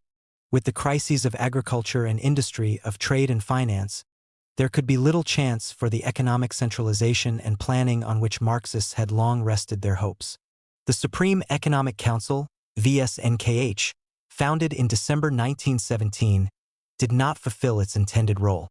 Its early leaders lacked administrative skills and devoted their attention to visionary schemes.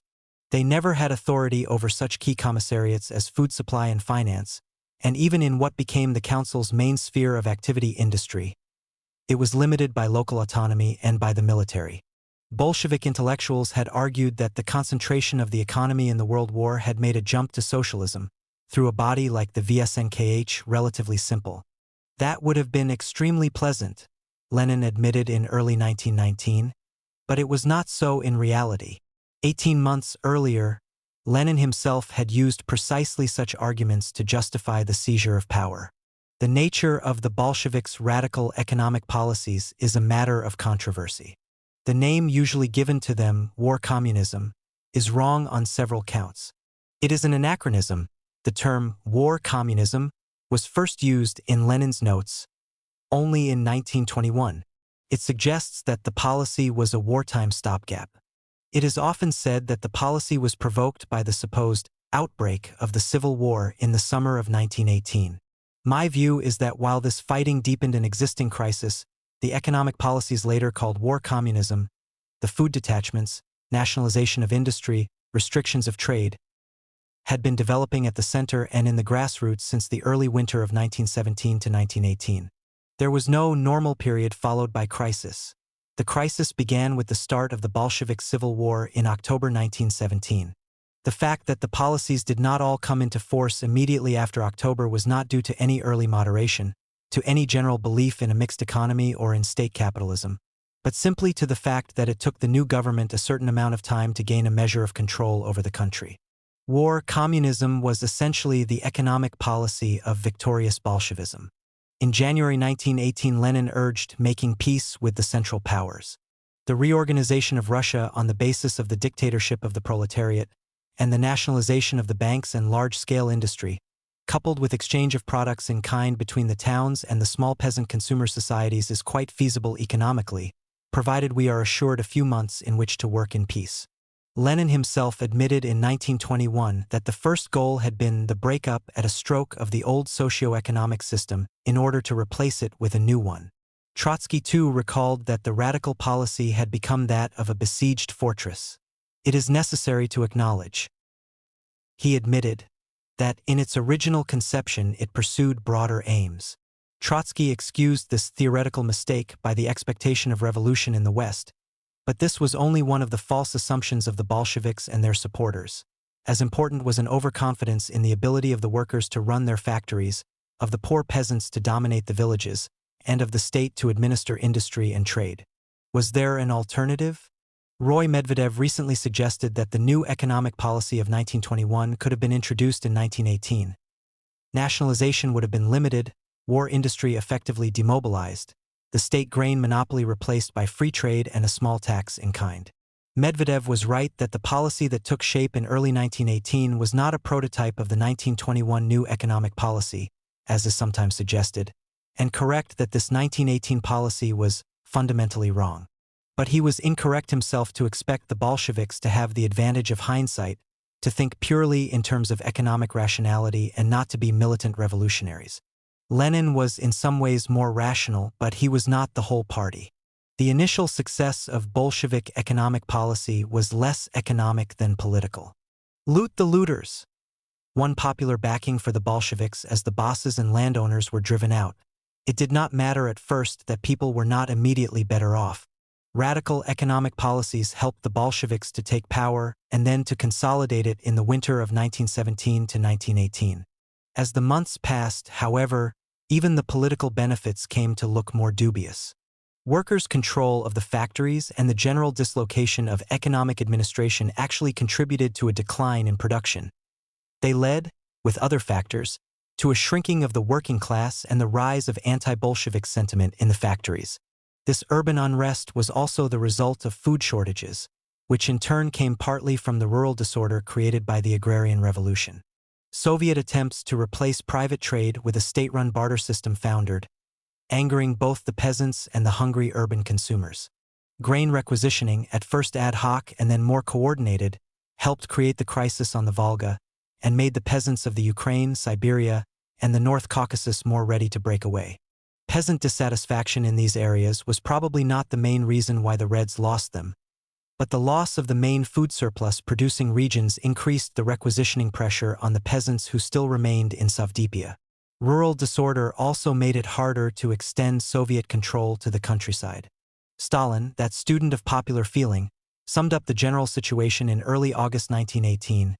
The frontline soldier, frontovik, the competent muzhik, who in October fought for Soviet power has now turned against Soviet power. He hates with all his soul the grain monopoly, the fixed prices, the requisitions, and the measures against the bagmen black marketeers. Medvedev believed that the economic mistakes of early 1918 led to the Civil War. It is more accurate to say that the Civil War began in October 1917, but if Civil War is taken to mean the new fighting in the summer of 1918, then what Medvedev says is certainly more true than saying that this fighting led to the economic mistakes. The dictatorship of the proletariat. The Bolsheviks' plans for the state showed the same utopian streak as their economic program. Lenin is famous for his 1917 prediction in State and Revolution that after the revolution the state would immediately begin to wither away. In an article of early October 1917 entitled, "Can the Bolsheviks Retain State Power?" He argued that the number of people who voted for the Bolsheviks showed that we already have a state apparatus of 1 million people. Moreover, we have a magic way to enlarge our state apparatus tenfold at once at one stroke, and this was to draw the working people, to draw the poor, into the daily work of state administration. The reality was different. Lenin had discovered by the Eighth Party Congress in March 1919 that there was an acute lack of reliable and trained personnel. If someday a future historian collects information on which groups administered Russia during these 17 months, he said, nobody will believe that it was possible to do this with such a minute's strength. How, then, did the Bolsheviks retain state power? Consolidating their grip on the 30 provinces they still held, in whole or in part, was one of their greatest challenges. Only 6 of these provinces had given the party an absolute majority in the Constituent Assembly elections, and in 13 the SRs had taken over 60% of the vote. The economic catastrophe of 1918, the hunger of the towns, the crop seizures, and the Komdi cannot have increased Bolshevik support. And Savdipia was a vast and overwhelmingly rural country with poor communications. Of the 60 million inhabitants, perhaps 50 million lived in the countryside, mostly in villages remote even from the small county towns. Even for an experienced and unambitious government, it would have been hard to govern properly. This regime wanted to do much more, to mobilize the people and transform society. On the positive side, certain benefits came from the huge losses at Brest-Litovsk. Although only a fifth of the provinces left in red hands after Brest were strongly Bolshevik, based on the Constituent Assembly election returns, this was a higher proportion than when Soviet power nominally extended all over Russia. The provinces where the party had done very badly were on the frayed edges of Savdipia or, more often, under anti-Bolshevik or foreign control. The nationalities problem was also for the moment much reduced. Only in 2 of the surviving Savdipia provinces, Kazan and Chernigov, had the nationalist parties won more than half the vote, and only part of each of those provinces was in Soviet hands. Savdipia was now a land overwhelmingly dominated by Great Russians. One key to Bolshevik success was the gradual development of more effective state institutions. Trotsky recalled the change of tone at the center after March 1918, when the government moved to the Moscow Kremlin from the chaos of its first headquarters, Petrograd's Smolny Institute. "Where are you, old chap, in the Smolny?" Lenin would ask a comrade who was still spouting mere propaganda formulas. "Absolute Smolny," he added. "Pull yourself together, we are no longer at the Smolny, we have gone ahead since then." The central organ of Savdipia remained the Council of People's Commissars, Sovnarkom, which Lenin covened in the Kremlin's Senate building. T.H. Rigby has described both the efficiency of Sovnarkom as an institution and the remarkable way Lenin changed from professional revolutionary to effective chief executive. The other major central body was the All-Russian Central Executive Committee, VTSIK. Unlike Sovnarkom, there was a considerable minority of SRs and Mensheviks here. It was largely due to the political cunning of Yakov Sverdlov, the Bolshevik chairman, that power was concentrated in the Central Excom's Presidium, hostile debate controlled, and the influence of rival factions minimized. After the expulsion of the Mensheviks and SRs in June-July 1918, the Central Excom seldom met. Sverdlov ignored the parliamentary niceties and used the organization to rubber-stamp Sovnarkom's decisions. The importance of the local Soviets cannot be exaggerated. The Central Excom was important partly because it provided a link with them. Fundamental policy decisions might be made in Moscow, but implementation, as well as such day-to-day administrative control as existed, was in the hands of hundreds of local Soviets. One major development of 1918 was the ending of the ultra-democratic internal structure of individual Soviets. Power shifted from the General Meeting of Deputies to smaller executive organs. It is often argued that something of great value died with direct democracy, but in fact the growth of the executive organs meant the Soviets were making the necessary transition from revolutionary forums to administrative organizations. A second and related development was the meshing of the Soviets into an administrative network, with a reduction of local autonomy. One effect of the July 1918 Constitution was to standardize the structure and relations of the Soviets, and shortly afterward this trend was reinforced by a conference of the chairmen of provincial excoms in Moscow. Power was concentrated more and more at the provincial tier, and especially in the province-level excoms. These became the government's islands in the peasant sea. The tiers below the province, at the county, used, and rural district, volist, level, were relatively undeveloped. The tier above, the region, oblast, containing several provinces, was useful in areas distant from the center but disappeared in early 1919. One-party rule in these Soviets was another feature of 1918. In mid-June, the SRs and the Mensheviks were expelled from the Central Excom and many local Soviets. The left SRs suffered the same fate in July. The SRs had been moving toward armed opposition, the Mensheviks were rallying support among disgruntled workers, but it was neither of these developments, nor even the Czechoslovak uprising that killed off a broadly based socialist coalition. This was really only the finale of a process that had begun with the October Rising. From the beginning, Lenin and many of his closest comrades had not wanted to share authority, and from the beginning the mainstream SRs and Mensheviks had rejected the Bolshevik seizure of power. Then the closing of the Constituent Assembly and the Brest capitulation made collaboration impossible.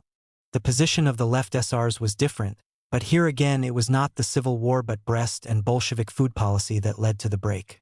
Indeed, proper civil war against the conservative whites would actually lead in the winter of 1918 to 1919 to more tolerance for the other parties. The Bolsheviks were able to clear enemies out of the Soviets because of the physical weakness of those enemies. The left SRs attempted direct action in July 1918, but their Moscow Rising had little support elsewhere. Its main consequence was to destroy what left SR party leadership existed. The mainstream SRs never created a base within Savdepia, despite peasant discontent. The economic troubles of 1918 were most helpful to the Mensheviks, who agitated in the city Soviets and set up rival assemblies of factory representatives. These were not able to take real power, and there was a reluctance among the Mensheviks to oppose the workers' government by force. The Bolsheviks were fortunate, too, that the mutual hostility of their three socialist rivals, Mensheviks, SRs, and left SRs, made it impossible for them to form a united front. Despite Lenin's disillusioned comments of March 1919 about minute strength, one of the great achievements of the Bolsheviks was their mobilization of proletarian forces. Uneducated workers and, to a lesser extent, peasants were brought into the administration of the state and the economy. This was true even after the end of the era of Soviet mass meetings. But it would be wrong to conclude from this that a wholly new state machine was created. Another source of administrative strength was the personnel of the old regime. For example, when Stalin and Dzerzhinsky investigated Soviet institutions in the town of Vyatka in January 1919, they found that 4,467 of 4,766 officials and employees had held the same positions in the Tsarist provincial administration. To put it plainly, the old Tsarist, Zemstvo institutions have been simply renamed Soviet ones. This might have been expected of Vyatka, a peasant province on the northeast edge of Savdepia, but even at the heart of the Soviet state the continuities were striking. Even in the offices of the central commissariats, some 50% of all officials and 90% of senior staff had been in the administration before October 1917. In 1923, Lenin was to complain that Soviet Russia needed to reorganize our machinery of state, which is utterly useless and which we took over in its entirety from the preceding epoch. During the past 5 years we did not and could not drastically reorganize it. Another important new element came neither from the simple workers and peasants nor from the old regime. One pool of talent excluded from the civil service by the imperial government had been the Jews. They now provided educated personnel for the Soviet administration. Trotsky, himself a Jew, saw that this could create problems. Without connection with the native population, peasant as well as proletarian. These petty bourgeois Jewish elements hastened to take over the official posts in the state, party, and union apparatus. An exaggerated identification of Jewish officials with Soviet power was a feature of white propaganda. Daniel Orlovsky has recently suggested the importance of a much broader group, what he calls the lower middle strata, and which Marxists called the petty bourgeoisie. He may well be right that the rise to power of this group was one of the most significant developments of the revolutionary years. Much has been written about the bureaucratic degeneration of the Soviet state as a result of its Tsarist legacy and the influx of non-proletarian elements. But a Soviet state structure had to be created covering a vast territory, and the new masters of Russia were inexperienced. Given this, the mixture of old and new, of proletarian and non-proletarian, was an advantage to the new regime. The Communist Party, the Bolsheviks' proper name after March 1918, was slowly becoming another pillar of authority. It was no larger in size. One indirect result of the October Revolution had been a drop in membership. Some party members were disillusioned with power, more left with demobilization and the urban collapse. By the middle of 1918 there was some improvement, but membership in early 1919 was still 350,000, roughly that of 1917. Party organization also became worse right after October 1917. Able party veterans turned their attention to running the state. Local party groups served simply as propaganda agencies. Links with the center were few, and there were only a handful of organizations in the rural districts. But in May 1918, at a time of rivalry with the left SRs and when control over local Soviets was limited, the center made the first concerted attempt to bring discipline to local party organizations and make them strong points for the new regime. In August 1918, the party secretariat began to develop its communications with the localities. Sverdlov, having asserted control of the Soviets, now turned his attention to the party. In particular, the provincial committee, Gubkom, was made the key local organ and the link with the center. It was most significant that the localities too saw the need for improved organization. Under the shock of the crisis, beleaguered local party leaders were themselves by the end of 1918 calling not for autonomy but for greater centralization and more support from Moscow. The party became more unified as 1918 progressed. Opportunities for debate were few. After the 7th Congress, March, there passed 12 months with no national party meeting, and even the small Central Committee rarely met. Few illusions about revolutionary war survived the February debacle, and more radical economic policies satisfied left communist intellectuals. With limited popular support and with enemies ranging from anarchists to Cossacks, even the most narrow-minded comrade could see this was not the time for spirited argument. The next large-scale debate would come only in the spring of 1920, after the main white armies had been broken. Red Terror. The Bolsheviks had, beyond the state machinery and the party, another weapon, political terror. Red Terror was partly Bolshevik self-defense against the crisis of the Civil War and, immediately, of anti-Bolshevik terrorism. A state of Red Terror was announced on September 2, 1918. 3 days earlier there had been attacks on Soviet leaders. An SR named Fania Kaplan fired several shots at Lenin outside a Moscow factory, gravely wounding him, and a young socialist officer killed the head of the Petrograd Chaika political police.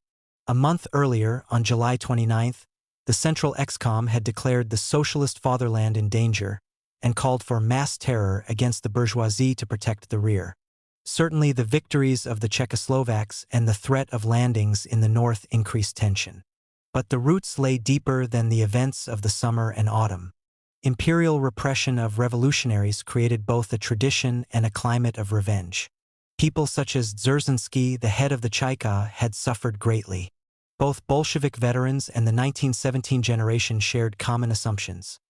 History justified their every act. Bourgeois legality was to be despised. All who opposed them had the most evil intentions. Class conflict was the foundation of all their policies, and an extreme exposition of this were the famous public instructions by Dzerzhinsky's chief deputy. "We are exterminating the bourgeoisie as a class. During the investigation, do not look for evidence that the accused acted in deed or word against Soviet power. The first questions that you ought to put are, to what class does he belong? What is his origin? What is his education or profession? And it is these questions that ought to determine the fate of the accused. In this lies the significance and essence of the Red Terror. Terror also came from the logic of the October uprising. No less an authority than Trotsky wrote in 1920 that Red Terror cannot, in principle, be distinguished from armed insurrection, of which it is a direct continuation. The Bolsheviks seized power with limited support, and they tried to impose a maximalist economic program. From the start, there was bound to be bitter social and political conflict, civil war. And to this radical regime, hanging by its fingertips, any measure was justified. Repression of class enemies was welcomed by all levels of the ruling party, and even before July 1918 by many left SRs.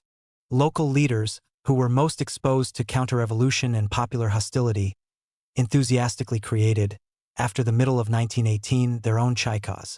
How far attitudes could go was shown by the chaika of Nolinsk County, Vyaka Province, which publicly called for the execution of the British diplomat Lockhart after the most refined tortures. This did earn a rebuke from the Bolshevik CC, but there is no doubt about sympathy for terror at the center of the party. Well before the Czechoslovak uprising, Lenin urged the harshest measures. Until we use terror against speculators, shooting them on the spot, nothing will happen, Lenin had said in January 1918. In June, after the killing of Volodarsky, a Central Excom member, in Petrograd by the SRs, Lenin sharply criticized Zinoviev, the leader of the Petrograd organization. Lenin had heard that the workers wanted to reply to the murder of Volodarsky by mass terror, but that the local party leaders had restrained them. I protest most emphatically. We are compromising ourselves, we threaten mass terror. Yet, we obstruct the revolutionary initiative of the masses, a quite correct one. This is impossible. On August 9th, he sent two remarkable signals. One, to Nizhny Novgorod, informed the local leader that he should organize immediately mass terror, shoot and deport the hundreds of prostitutes who are making drunkards of the soldiers, as well as former officers, etc. The second, to the Penza Provexcom, urged steps to carry out merciless mass terror against the kulaks, priests and white guards. Suspects are to be shut up in a concentration camp outside the town. The continuity of terror was embodied in the history of the main instrument of the terror. The Chaika, CHK, an acronym for Extraordinary Commission for the Struggle with Counter-Revolution and Sabotage, was founded in December 1917, 9 months before the attempt on Lenin. Like other Soviet institutions, the early Chaika was a ramshackle affair. No decree set it up, and the provincial Soviets were slow to follow Petrograd and Moscow. But the institution existed, and from July 1918 the Chaika began a rapid development into an all-Bolshevik, widespread, and merciless organ of repression. Red Terror, as Lenin's comments above show, had two fronts: against conscious political enemies and against non-political popular opposition. On the political side, the Chaika reported uncovering 142 counter-revolutionary organizations in just 20 provinces in 1918 and facing 245 insurrections. The Chaika did strike against the left, against Moscow's so-called anarchists in April 1918, and against the left SR July uprising. Most early victims, however, especially of the Red Terror launched in September, were from the old elite, politically bankrupt since February 1917. Petrograd was the worst. The killing of 500 hostages was announced in early September, and the total may have been twice that. In Moscow, the victims were fewer but included a number of Tsarist ministers. The extreme case was Nicholas II and his family, murdered at Ekaterinburg in the Urals on the night of July 16, 1918. Much has been written about this affair, which combines the deductive problems of a detective thriller with gory terror and the spectacle of the mighty fallen. It has been suggested that some of the family might have escaped, but none was ever seen again, and there exist eyewitness accounts, some medical and documentary evidence, and statements by leading Urals Bolsheviks and by Trotsky. In corroboration was the even more brutal massacre of the Empress sister and 5 Romanov princes in nearby Alapivsk on the following night. In this case, the bodies were found, and there was good eyewitness evidence.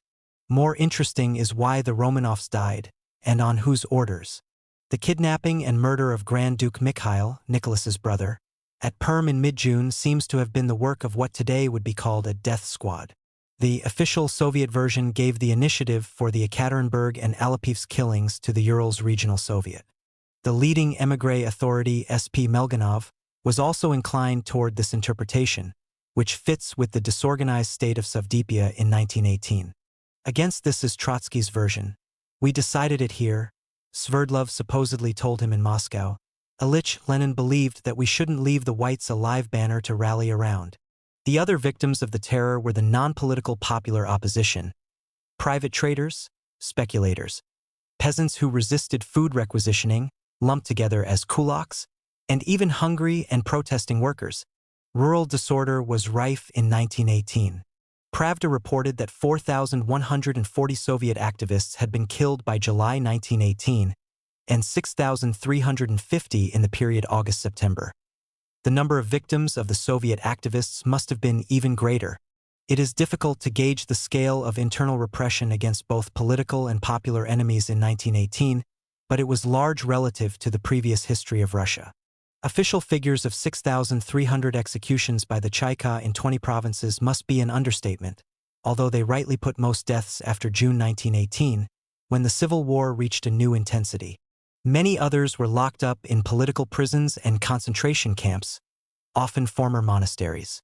Whatever the numbers, the Bolsheviks' readiness to use extreme methods against their enemies was an important element in their keeping control of Central Russia, at a time when their political base was small and they had little to give the people.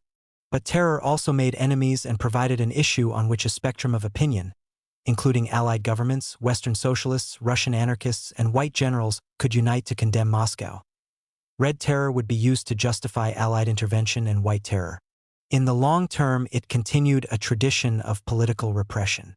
Red terror bought short-term benefits at a terrible price. By the summer of 1918, the pattern of Savdepia had been set. No major economic change took place until 1921, and one-party rule continued throughout to 1991.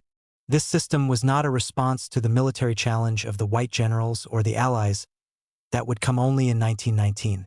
The economic revolution and the political dictatorship came from within. They were part of a civil war that began with the seizure of power by Lenin and his comrades. The Bolsheviks failed to create a genuine workers' and peasants' republic, but they did hold on to the vast territory of north-central European Russia, Savdepia, and this was what made 1918 the decisive year. The reasons for this success include the popularity of the original Soviet program and the Bolsheviks' ability to create political institutions. Also important was the weakness of the opposition. In the later part of 1918, small enemy armies had sweeping successes against even weaker local Bolshevik forces. But nowhere was there a coherent popular challenge to Soviet rule from within. The old elite had been shattered, the liberals had never struck deep roots, the socialists were poorly organized. As for the masses, the Second, October 1917, revolution had co-opted their potential leaders, especially from among the workers and the intelligentsia. For other workers, the natural reaction to the 1918 crisis was not to make some kind of third revolution, but simply to abandon the towns. In the villages, meanwhile, the peasants adapted to new times and were able, as they had before 1917, to take only a minimal interest in the political life of urban Russia. In this political wasteland, the Bolsheviks could slowly consolidate their position. The Cossack Vade, May-November 1918. Starogo Mira, Poslednyi Sun/Molodost, Doblayest, Vandia. The last dream of the old world/youth, glory. The Vade, the dawn. Marinets Vitiva, Lebedinyi Stan, March 1918. Dawn revival. In the early summer of 1918, Savdepia faced rebellion on the Volga and in Siberia, internal crises in the lands that remained to it, and tense relations with the great power coalitions. These developments, however, masked equally ominous developments in the Cossack lands of southeastern European Russia. The triumphal march of Soviet power in the winter of 1917 to 1918 had broken the resistance of the Don and Kuban Cossacks. Kale-Din, the Don Ataman and figurehead of the counter-revolutionary movement, shot himself. Soviet control was set up in Novocherkassk, February 1918, and Ekaterinodar, March. The little-known volunteer army disappeared into the Kuban steppe. Failure at Ekaterinodar, April, with the death of Kornilov, seemed to confirm the volunteers' complete defeat. But the Soviet victory was short-lived. By the autumn of 1918, a powerful counter-revolutionary center had been founded in the southeast, comparable to the Vade of the French Revolution. From the southeastern base of the Don and Kuban regions would come, in 1919, the greatest military threat to Soviet Russia. The Soviet hold was first broken in the Don region. Cossack unrest began in late March, only a month after the Soviet victory. By May 6, anti-Soviet Cossacks had recaptured their capital, Novocherkassk, and made it the center of a general rebellion. A bloody civil war raged across the Don steppe. Podtelkov, the subaltern chairman of the Don Sovnarkom, was caught on an expedition to the north and hanged. 73 Red Cossacks with him were shot. The overthrow of Soviet power on the Don had both general and specific explanations. The Bolshevik hold over most of Russia was weak. Little was needed to break it. The extension of Bolshevik control to the southern periphery had been due less to a local revolution than to the detachments of Red Guards sent from the northern cities during the Railway War. The Red Guard advance was frequently marred by indiscipline or class hatred and, while initially successful, it created many potential enemies of Soviet power. The various Cossack hosts scattered across the Russian Empire presented a special challenge to the new order. They were a privileged social group, certainly compared with the local non-Cossack population, the Inogorodny, and they were unlikely to support Soviet power in the long term. Once they got to their home stanitsas, villages, the radicalized front veterans, essential for the winter overturn of the conservative leadership, were brought back under their elders' influence. The Don Soviet Republic was affected by all these influences. It had little concrete support among the Cossack part of the Don population in their scattered stanitsas. Some anti-Bolshevik Cossack bands were still on the loose. Badly disciplined Red food requisitioning groups and punitive detachments quickly turned other Cossacks into active enemies. The Don rebels were also helped by outside forces. There were white survivors, Denikin's volunteer army in the south, and Colonel Drozdovsky's detachment that arrived after a long march from the old Romanian front. Most important of all were the German troops who had just overrun the Ukraine and Donbass to the west, and who arrived in Rostov, the biggest city of the Don, on May 8. The German advance discredited Soviet power, took its main urban base, and diverted its forces from the internal struggle. All of this helped make possible the successful start of an anti-Soviet rising. Once the Soviet authorities had been driven from the main Don towns, the conservative Don Cossack government that was set up had a number of advantages. The political machinery was there to create an authority for the whole Cossack population of the region, an alternative to Soviet power. A crude democratic tradition had existed in the Cossacks' early history, and this had been developed in 1917. Even while most of the Don region was still in Red hands, the representatives of the liberated stanitsas met in Novocherkassk at an emergency Krug assembly for the salvation of the Don in May. A great Krug of delegates from the various stanitsas met from late August to early October. The Inogorodny were hardly represented, but the Cossacks had a focus for their struggle. The Krug for Salvation elected as their new ataman General Petr Krasnov, and to him must be given much of the credit for Don Cossack success. The son of a Cossack general, Krasnov was well known as the heroic commander of Cossack divisions in the World War, and also as a writer. In emigration he would make a living as a popular novelist. During the October 1917 revolution, small detachments from his cavalry corps briefly threatened Petrograd, until he was captured by the Bolsheviks and paroled. As ataman, Krasnov had the advantage of being a colorful and effective speaker, and a man who understood the minds of the rank-and-file Cossacks. He was, among other things, an excellent horseman. He governed with an iron hand, giving the Inogorodny little say in affairs, but his popularity among the Cossacks was great. He appealed to local Cossack traditions and patriotism, adopting for his Cossacks the grandiose and venerable name of the all-great Don Host. Krasnov was able to build on the inherent military advantages of the Don. The rapid spread of the rebellion was helped by the Cossacks' unique military tradition and the existing mobilization machinery. No non-Cossack area could have raised so many experienced fighting men so quickly. By the middle of June, a Don army was in the field with 40,000 men, 56 guns, and 179 machine guns. It was important, too, that the Don host territory existed as an entity, an objective for liberation. After the bloodshed of the World War and the Revolution, many Cossacks were unenthusiastic about more fighting, especially outside their native stanitsas. But the vigorous leadership of Krasnov and his army commander, General S.V. Denisov, was able to get Cossack troops to complete the takeover of the Don and create a buffer zone in neighboring provinces. The overall military situation was favorable. The Reds, as well as only having limited local support, had very few mobile troops to spare for restoring Soviet power on the Don. What troops there were had been thrown into the Volga campaign, 600 miles northeast of Rostov. The Don Cossacks now had important allies, unlike in the winter of 1917 to 1918, when Kaldin was attacked from all sides. The southern approaches to the Don were covered by Denikin's volunteer army, fighting a second and victorious campaign in the Kuban region. Even more valuable was the support of the Germans. Troops from Army Group Q guaranteed Novocherkassk by garrisoning Rostov, 30 miles away, and they blocked the main railway line from Savdipia to the center of the Don. They also held Taganrog and the Donbass, the base of many of the previous winter's Red Guard bands. German aid to Krasnov included the supply of arms, some from captured Russian stocks.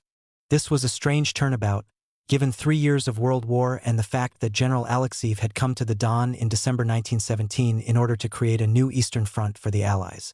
Krasnov made a Faustian bargain, taking a German orientation and going so far as to write friendly letters to the Kaiser.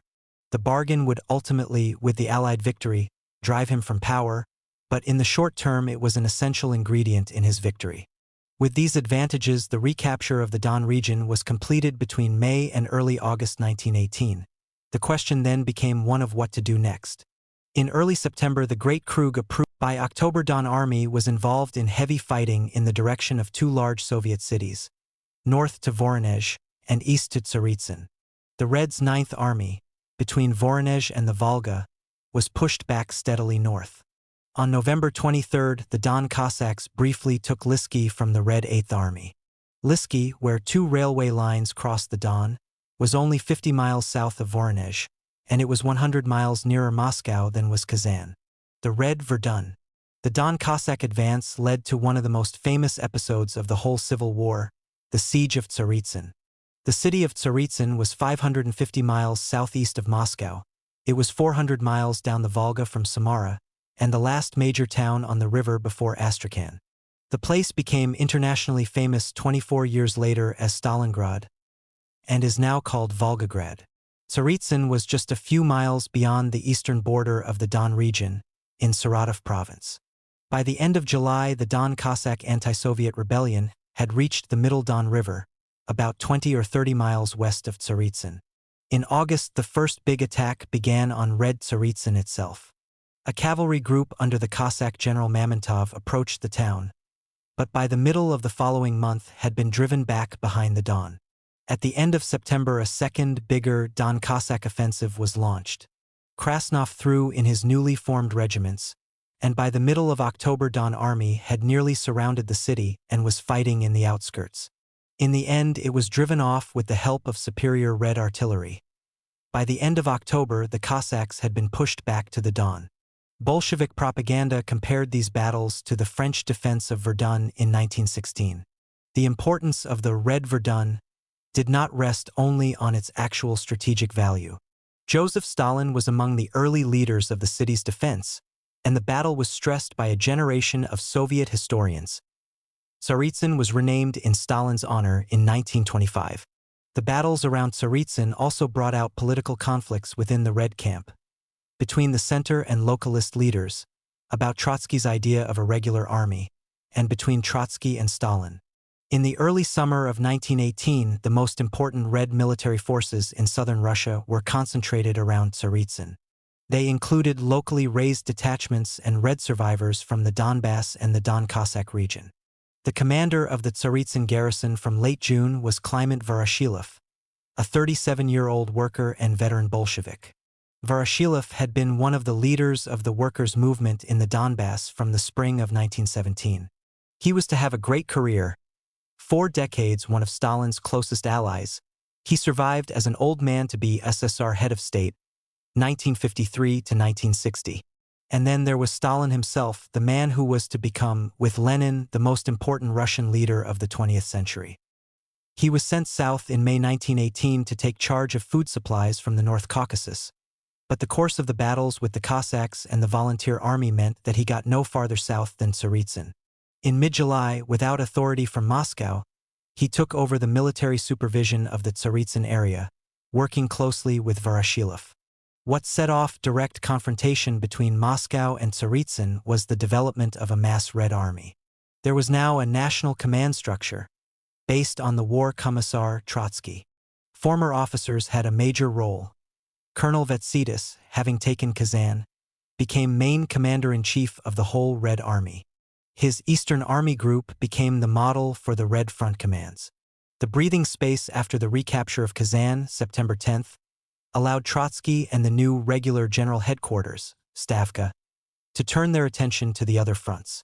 The Southern Army Group was one result of these changes, and command there, like that of the other army groups, was entrusted to a Revmil council. But Moscow had combined the incompatible. On the one hand, there were three Tsaritsyn leaders, Stalin, Voroshilov, and another Bolshevik, S.K. Minin. On the other, a former Tsarist general named Tsaritsyn. The three civilians were preoccupied with Tsaritsyn and wanted all resources for their sector. The Tsaritsyn forces became 10th Army in late September, but there were three other armies in the army group, 8th and 9th north of the Don, and 11th in the North Caucasus. Tsaritsyn's headquarters was 350 miles from Tsaritsyn, at Kozlov, and the attitude of the Tsaritsyn comrades towards the former officers was one of contempt and even hatred. Tsaritsyn himself had no revolutionary pedigree. He was a Tsarist general and a classmate of Denikin's. The volatile mixture exploded after only 3 weeks. Stalin, Voroshilov, and Minin remained at Tsaritsyn, and the new Revmil Council never worked together. When Steichen finally visited Tsaritsyn on September 29th, the meeting of the Revmil Council degenerated into argument. 2 days later, the civilian members reported that Tsaritsyn had been removed and requested that Voroshilov replace him. This was intolerable to Trotsky and Vetsidis, and with Lenin's support Stalin was recalled to Moscow in October. The assertion of central control during the Tsaritsyn affair was handled with some tact. People's Commissar Stalin was not disgraced. He remained at Tsaritsyn for some weeks until the end of the Cossack siege. When he got back to Moscow, he was put on Trotsky's Revmil Council of the Republic, and later he was given further tasks in the field. Voroshilov was made commander of 10th Army at Tsaritsyn, and General Tsaritsyn was transferred to a staff post in Moscow in November. But Trotsky and Vetsidis had made their point. Tsaritsyn stayed, if briefly. Stalin left. Voroshilov was removed in December, and Tsaritsyn's replacements were, like him, former Tsarist officers. And it was an important practical victory for Trotsky's principles of centralism. No comparable challenge had been made in Eastern Army Group, and when a challenge did come in the South, Trotsky was supported by Lenin and presumably other Bolshevik leaders. Some of the 10th Army people would figure in the military opposition to Trotsky at the 8th Party Congress in the following spring, but Trotsky would win that victory too. The conflict had had much to do with Stalin's attitudes. In 1918, he was in favor of a fully socialist army, dominated by the party. His idea of the new officer was the politically reliable and battle-proven former private. Stalin disliked Tsarist officers, our military specialists, bunglers, sapozniki, and he showed very little tact in dealing with them. This was hardly unique to Stalin. Where Stalin was different, perhaps, was in his high-level opposition, his desire for his own personal authority, and his willfulness. A Central Committee member and People's Commissar, he refused to be part of the military system that Trotsky was trying to create. He appealed over Trotsky's head to Lenin. "I shall myself," he said, "without any formalities, dismiss those army commanders and commissars who are ruining things. And, of course, not having a paper from Trotsky is not going to stop me." Stalin's attitude was understandable in the summer of 1918, when local leaders had to act on their own or go under. At that time, Trotsky could claim no greater military expertise. Stalin had been in the field for a month before Trotsky's train began its famous journey to Kazan in early August 1918. But Stalin's willfulness was also evident in his actions in 1919 to 1920. Trotsky, on the other hand, was fighting hard to win the principle of using former officers, and he too was contemptuous of his opponents. He wrote to Lenin about party ignoramuses, and Stalin must have been one of the ignoramuses he had in mind. Here the beginnings of the personal conflict between the two men became more obvious. The irony of the Tsaritsyn affair was that Stalin and Voroshilov, the two men who opposed Trotsky's regular army, were to preside over an army more centralized, more regular, more powerful than anything Trotsky could have dreamed of in 1918. Voroshilov was head of the Red Army from 1925 to 1940, as People's Commissar and later with the rank of Marshal. As for Stalin, he was a marshal, then a generalissimo, hailed as a military genius, and from 1941 to 1945 Supreme Commander-in-Chief of the largest army the world has ever seen. Poachers do make the best gamekeepers. The defense of Tsaritsyn was not the decisive battle of the Civil War, as Stalinist historians would have it, but neither was it, as Trotsky later suggested, relatively unimportant. Tsaritsyn had developed as an industrial town in the World War and in 1917 had been a radical revolutionary center. But it was the connection between Tsaritsyn and the Caucasus region that was vital. The rich lands north of the Caucasus Mountains were a major source of food, and south of the mountains there were the mineral resources, especially oil, of Azerbaijan. Politically, the Caucasus was a potential base for counter-revolution. Here were not only the national minorities but also the Cossacks, and the kernel of the White Russian counter-revolutionary movement. Red armies were already fighting in the North Caucasus and had to be supported. Tsaritsyn was a gateway to the Caucasus. The main railway from Moscow to the Caucasus via Voronezh and Rostov was under German control, but there was, in June 1918, an alternative indirect route southeast from Moscow to Tsaritsyn, and then southwest to the Kuban. Also crucially important was the great waterway of the Volga. For both of these routes Tsaritsyn was an essential link, and loss of the town would effectively cut the Caucasus off from Savdipia. Tsaritsyn was also one of the natural anchors of the Soviet armies in the south, defending against an attack from the Don and the North Caucasus. In particular, the city blocked any link between the Don Cossack host west of the Volga and either the Ural or Orenburg hosts to the east. Likewise, it covered Saratov, 200 miles upstream, from the south and prevented a link with the Comic forces at Samara. On the other hand, by the late summer Tsaritsyn had lost much of its significance. The city held out, but the vital railway line was cut northwest and southwest of it in July. And the loss of Tsaritsyn would not have been a direct threat to Moscow, which was 550 miles away. The Cossacks attacking Tsaritsyn were moving east, away from the Soviet capital. They wanted protection for their borders, not a route to the north. A more direct threat to Moscow was the other prong of the Don advance, north towards Voronezh. And this was one of the reasons why Trotsky was concerned about an overconcentration on Tsaritsyn. The successful defense was no miracle. The attacking forces were not the combined hordes of the counter-revolution, just the Don Cossacks. Denikin's volunteer army was moving in the opposite direction, south, deeper into the Kuban.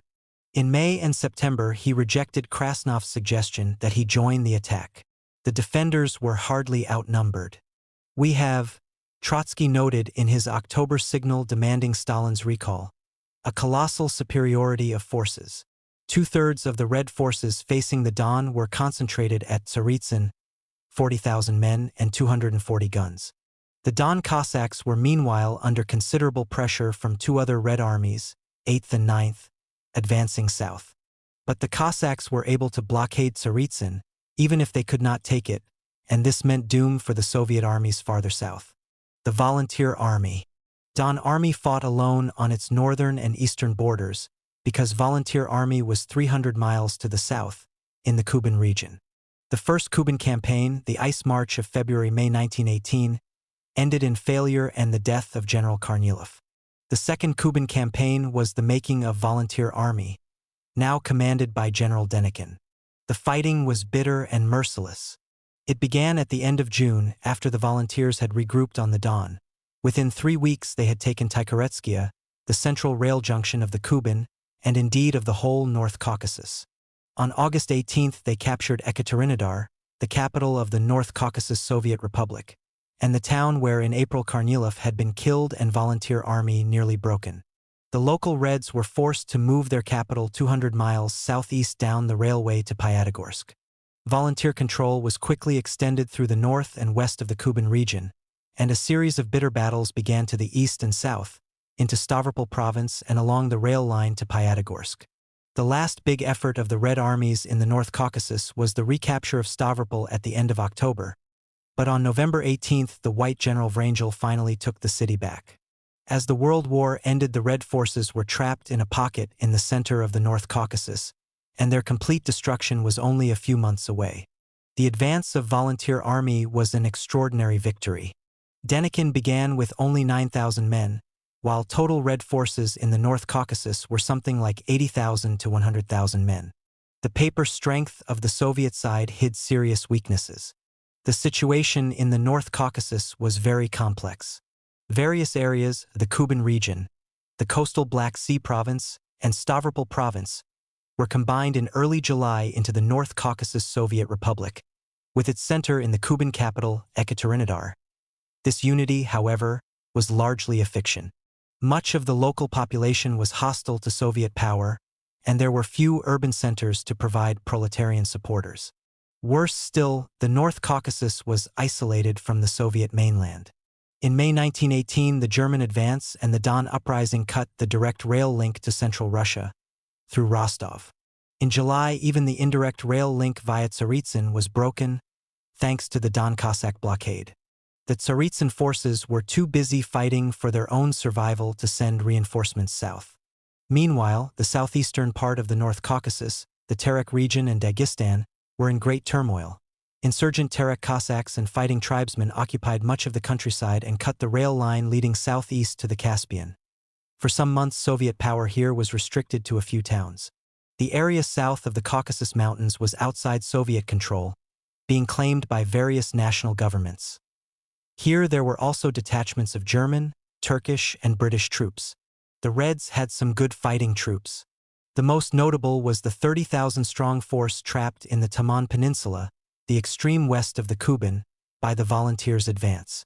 In August-September, the Taman army carried out a 300-mile march around the White Lines, an episode that formed the basis of Serafimovich's famous novel of 1924, The Iron Flood.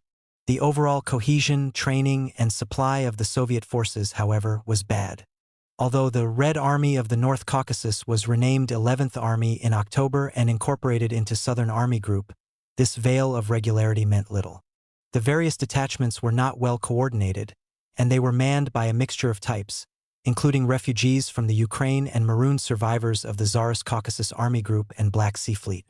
The overall commander at the time of the volunteer attack in July was a Latvian ensign named K.I. Kalnin, but he was unable to cope, and was replaced in August by Ivan Sorokin, a Cossack subaltern. Sorokin was apparently one of the revolutionary commanders of whom Stalin and Voroshilov thought highly. In September they confirmed his appointment and general strategy without General Sitton's approval. Unfortunately, Sorokin was neither militarily gifted nor politically obedient. He executed the commander of the Taman army, apparently in an argument about strategy. Then, in October, he attempted a coup in Pyatigorsk, shooting the Bolshevik leaders of the Central Excom of the North Caucasus Soviet Republic. It was a murky affair reminiscent of Muravyev's Volga uprising 3 months earlier. Sorokin apparently feared his own dismissal. He was a left SR and, according to Denikin, hated the Jews who led the Central Excom. No one supported him, and he was killed by loyal Red forces a week later. In any event, a very difficult military situation was made even worse. The volunteer army, on the other hand, may have been outnumbered, but it had strong local support. The Kuban Cossacks, who made up 45% of the population of the Kuban region, were hostile to the local Soviet government, which they saw as the rule of the Inogorodny. Many Cossack stanitsas rose in revolt against Soviet rule and helped the volunteer advance. Operating behind red lines with great effectiveness was the partisan band of Colonel Shkuro. The Red Army of the North Caucasus also had the misfortune to be fighting the most effective of the counter-revolutionary armies. The volunteer army was made up largely of officers and Kuban Cossacks, men who were military professionals, men who had elected to continue the struggle against Bolshevism. Hardened by the First Kuban campaign, with their rear now protected by the Germans and Krasnov's Don Cossacks, they were able to cut through a much larger enemy force. Denikin's capture of the northwestern Kuban provided manpower for the rapid expansion of his army. By September 1918, the volunteer army had increased to 35,000 to 40,000 men in 3 infantry and 3 cavalry divisions, with a number of detached brigades. They were now increasingly an army of conscripts rather than of more highly motivated volunteers. But many of the conscripts were Kuban Cossacks, men with experience and a strong military tradition. The volunteers were still thought of by outsiders as Alexiev's army. General M.V. Alexiev, the former chief of staff to Nicholas II, had moved to the Don at the end of 1917 to set up a center of resistance to Bolshevism and to Germany. But the victories of the Second Kuban campaign were actually organized by the little-known General Denikin, who had taken over military command following Kornilov's death in April 1918. A rather stout officer of 46, 15 years younger than Alexiev, with a shaven scalp and a beard and full mustache, Anton Ivanovich Denikin was an intelligent man and a gifted military commander. Denikin had proven himself in the World War as the courageous commander of the 4th Iron Rifle Division. When the February 1917 revolution came, his flexibility and talents suggested him for rapid promotion. He was made Chief of Staff to the Supreme Commander-in-Chief. He had attended the General Staff Academy, and then Commander-in-Chief of 2 army groups in succession. Denikin never proved himself as a leader of very large armies. His 1919 to 1920 campaign ended in disaster. But he seems to have been well suited to the relatively small Second Kuban campaign. The victories of June-August 1918 were ones for which he was directly responsible. This was also his last campaign as a frontline commander. In September 1918 he looked back, obviously with regret, and remarked, "Earlier I led the army, now I commanded it." In the autumn of 1918 Denikin became not only the military commander of the volunteer army, but also the unchallenged ruler of the territory captured by it. One reason for this was Kornilov's death in April, after which Denikin and Alexiev divided the military and political spheres between them. Then, on October 8, 1918, Alexiev too died, after a year of serious illness, and Denikin was left with sole control over both spheres. The deaths in battle of Generals Markov and Drozdovsky, 2 of the volunteer army's 3 original infantry division commanders, also confirmed Denikin's seniority over the surviving volunteer leaders. Denikin was catapulted into the political leadership of the counter-revolution more by accident than by his own initiative or that of political allies. He was not personally ambitious for power, he was not the instrument of internal or external interests, and he was a man whose personal politics were narrow but not reactionary. Denikin laid the foundations of his administration and set out his political program during the autumn of 1918. Whatever his personal beliefs, his solution to the new Russian time of troubles, smuta, the term he used in his memoirs, was military rule. He had emerged as a believer in the firm hand of authority while an army group commander in 1917, and he maintained this position as the troubles worsened. The volunteer army administration was in essence a centralized military dictatorship, headed by the commander-in-chief, Denikin himself. Denikin created a kind of government, the special council set up in Ekaterinodar in late August 1918, but this dealt with only minor issues. Little attempt was made to create a wider base for the volunteer regime, either at its center or in the newly captured areas. Denikin's program, a program of conservative Russian nationalism, was brought out in speeches he made that autumn. One basic point was a claim to be above politics. The tricolor flag of Russia, the great power, is surely higher than all party flags. As for the Constituent Assembly, the backbone of the comic regime on the Volga, it arose in the days of popular insanity, was half made up of anarchist elements, and does not have the slightest moral authority in the country at large. There would be no predetermination of politics, but likewise there would be no attempt at social reform. The hard and painful days in which we live, when Russia is reduced to mere threads, are not the right time for solving social problems. Local autonomy was promised, but alongside it was the famous slogan of Russia one and indivisible, and the treatment of the minorities and the Cossacks as merely part of the Russian people. Finally, there could be no dependence on foreigners, an implied criticism of Krasnov and his German allies. Denikin's narrow politics were to be one of the reasons for his defeat in the winter of 1919 to 1920.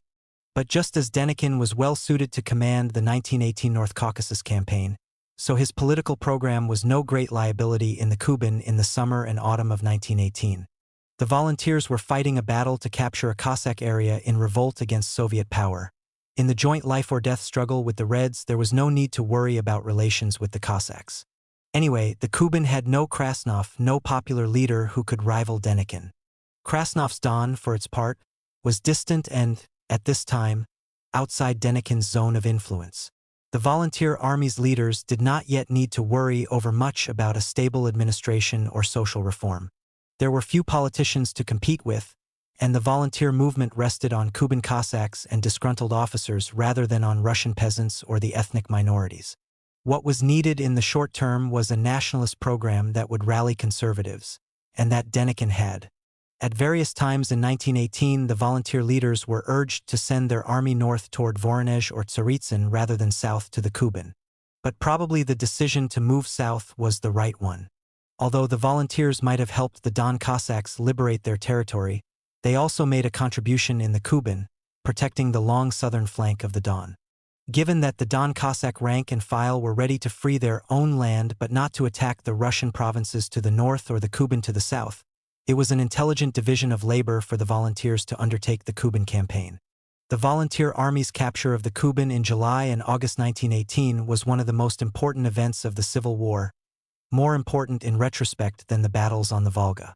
The conservative officers of the White Movement now had their own territorial base, assuming the subordination of the Kuban Cossacks, and from this base they would build their state and hold it for nearly 2 years as the main threat to Bolshevik Russia. In November 1918, Trotsky confessed to the Sixth Congress of Soviets about weaknesses in the South. Until recently, the Southern Front was, so to speak, our stepchild. Our attitude towards it was almost one of letting things slide, the reason being, of course, that we had to concentrate our attention, forces and assets upon the Northern Sick Front. The English, French and Czechoslovaks were there, and the Americans and Japanese had already appeared on the eastern horizon. He added, and we during the first year of the revolution became too easily used to disposing of the internal counter-revolution and our own bourgeoisie. By means of improvised workers' detachments. By the start of November 1918, the anti-Bolshevik forces had made great gains. They now controlled the Don and Kuban. The Red armies in the rump of the North Caucasus had been cut off. They would only survive a few more months. All the economic wealth of the Caucasus region was beyond the reach of the Reds. The triumphal march of Soviet power was reversed only for a few months on the Volga, but it was overturned more decisively in the Cossack lands. Comparing the defeat of Kamyk on the one hand, and the victory of the Don Cossacks and the Volunteer Army on the other, it is clear that the Reds' decision to concentrate forces on the Volga was not the only factor. The Southern counter-revolutionaries had a less attractive political program than Kamyk, but they had much superior military assets in the form of the Cossacks and the officers. They were farther, too, from revolutionary Central Russia and had a shorter front to defend. Perhaps most important, they had, in the form of the two Cossack hosts, a large social group opposed to the revolution and one with its own sense of community. Any account of the Civil War that stresses Allied intervention would be hard put to explain the difference between the Volga and the South. The Volga front had a link, although a very long one, with the Pacific, and operating on the Volga were Allied troops of a sort, the Czechoslovak Corps. The Southern counter-revolutionaries were completely cut off and lacked the help of any sort of Allied troops. But before the World War armistice, before the first tenuous contact was made with representatives of the Allied powers, and months before substantial Allied supplies arrived, the Don Cossacks and the Volunteer Army had established a southern vade some 500 miles deep and up to 300 miles wide. Siberia and the Urals, February-November 1918. The SR Party must before anything else guarantee that it will not be submerged in the counter-revolutionary tide as it was a year ago in the tide of Bolshevik anarchy. Chernov's circular, October 1918. Having given me supreme power, the government thus recognized that in these final hours of the state's life only the armed forces, only the army, offer salvation. Everything else must be subordinated to its interests and tasks. Admiral Kolchak, November 23, 1918. The end of Soviet power. Soviet power had been extended right across the Eurasian landmass during the triumphal march of Soviet power in the winter of 1917 to 1918. By midsummer 1918, however, both Siberia and the Urals had been lost. Within 9 months, Siberia would serve as the base for a general offensive against Soviet power. The immediate cause of this drastic change was an outside force, the uprising of the Czechoslovak Corps at the end of May 1918. Why the Czechoslovak Corps was in Russia and why it rose in revolt have already been discussed. The Siberian Soviets must take some responsibility, as they interfered with the Corps' movement east. In any event, When the rising began, the Corps was positioned along the only east-west line of communications, the Trans-Siberian Railway. The Corps' task was far from easy. There were only 40,000 Czechoslovaks, and they were split up into 4 groups. In the Volga region, at Vladivostok on the Pacific, and in between around Chelyabinsk in the southern Urals and around Novonikolayevsk, now Novosibirsk, in central Siberia. In terms of American geography, the Volga group were 300 miles east of New York. The Vladivostok units were 1,000 miles west of San Francisco. The Chelyabinsk group were in Pittsburgh and the Novonikolayevsk group in Salt Lake City. In early July, the Volga and Chelyabinsk groups finally linked up and turned toward the North Urals and the regional capital of Ekaterinburg. One indirect consequence was the Bolsheviks' killing of the imperial family in the besieged city on the 17th. Ekaterinburg was taken on July 25th, and the Reds pulled back to the west, abandoning all the Urals and Siberia. 3 months after the uprising began, at the end of August 1918, the Czechoslovak leader Colonel Gaida broke through the last red barrier in Transbaikalia and opened the railway from the Volga to the Pacific. If the Czechoslovak outsiders were crucially important in Siberia and the Urals, the same cannot be said about Allied forces from Japan, Europe, and America. Some military planners wanted a new Japanese-manned Eastern Front in the Urals or even on the Volga, but this was strategic dreaming. On top of the immense logistical difficulties, there was inter-Allied suspicion, especially between Japan and the United States. After much hesitation, some Japanese and British Marines came ashore in Vladivostok in April. Later in the year, more Japanese, up to 70,000, were landed. The numbers were large, vast by the standards of the Allied intervention, and the Japanese were largely responsible for ending Soviet power on the thinly populated Pacific coast. But most of the Japanese forces stayed near Vladivostok. Only a few were sent the 2,000 miles to Lake Baikal, which was in turn still 2,000 miles from the Urals. The Americans, pushed into action by a desire to save the Czechoslovaks, sent several thousand troops to Vladivostok in August, but their commander, having been warned that he would be walking on eggs loaded with dynamite, avoided an active role. The British were the first to send forces deep into Siberia, but only in mid-October did the 25th Middlesex Battalion, a second-line unit, arrive in Omsk, the Siberian capital, and it was not involved in combat. Soviet power in Siberia, according to 2 of the most recent Western accounts, was not actually heading for internal collapse in the spring of 1918. That may well be true, but what happened in the Urals and Siberia is not explained just by the intervention of outsiders. The Czechoslovaks had the striking effect they did because of the weakness of Soviet power. When he was most worried about a German attack at the start of 1918, Lenin had talked seriously about retreat with his government deep into Siberia, basing the regime on the iron of the Urals and the coal of Siberia's Kuznetsk Basin, 550 miles east of the Urals. From the borders of our Uralo-Kuznets Republic, we will spread out again and return to Moscow and Petersburg. Just how much of a fantasy this was became clear when the Czechoslovaks swept through the region. It has already been shown that the East was a poor base for Bolshevik power. As in European Russia, the great majority of the population worked on the land, but among the Siberian farmers there were few large landowners and relatively few who were desperately poor. There were not many workers and the intelligentsia was small. In the November 1917 Constituent Assembly elections, the Bolsheviks received only 10% of the votes in Siberia and 20% in the Urals. 4 or 5 months of Soviet rule reduced the party's base of support. One major factor was grain requisitioning. Of 500,000 tons of grain collected in the 6 months after November 1917, 4/5 were collected in Siberia. In addition, there had been a ham-fist expropriation of the widespread farmers' cooperatives. Meanwhile, the general economic chaos caused by war and revolution had not been solved, and this cost the Bolshevik support in the Urals and the small Siberian cities. Meanwhile, there was disorder in the Soviet ranks. Eastern Russia, with its vast size, small population, and primitive infrastructure, was hard for anyone to govern. Between Central Russia and Siberia was the independent-minded Urals region, Oblast, centered on Ekaterinburg.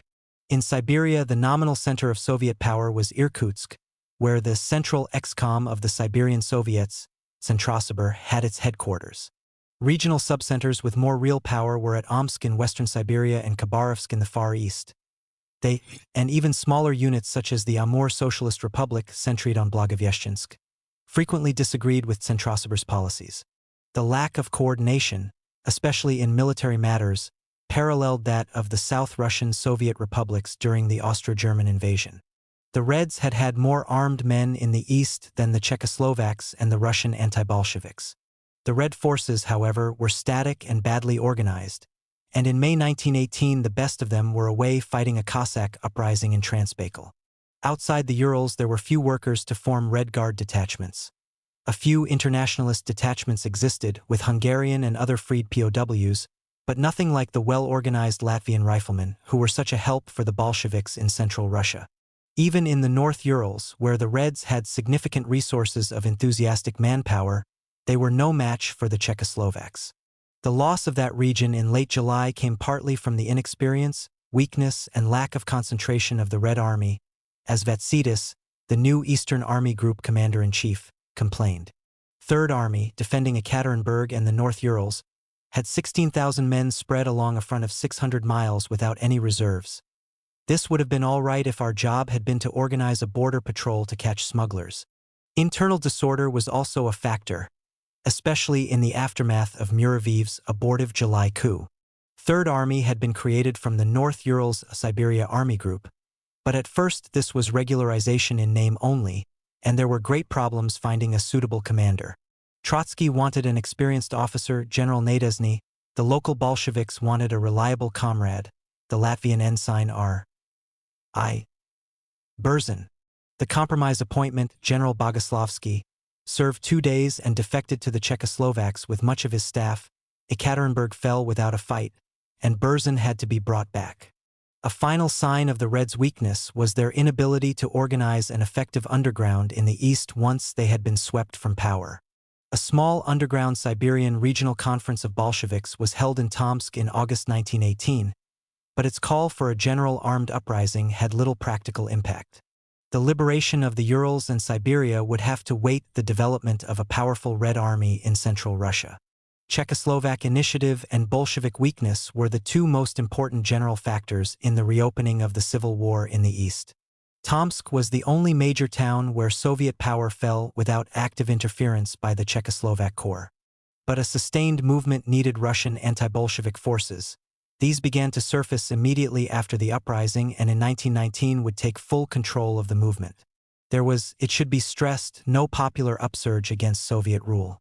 In addition, the party that had the largest popular backing, the SRs, made little effective impact in the East. Their brief moment would come at the start of 1920.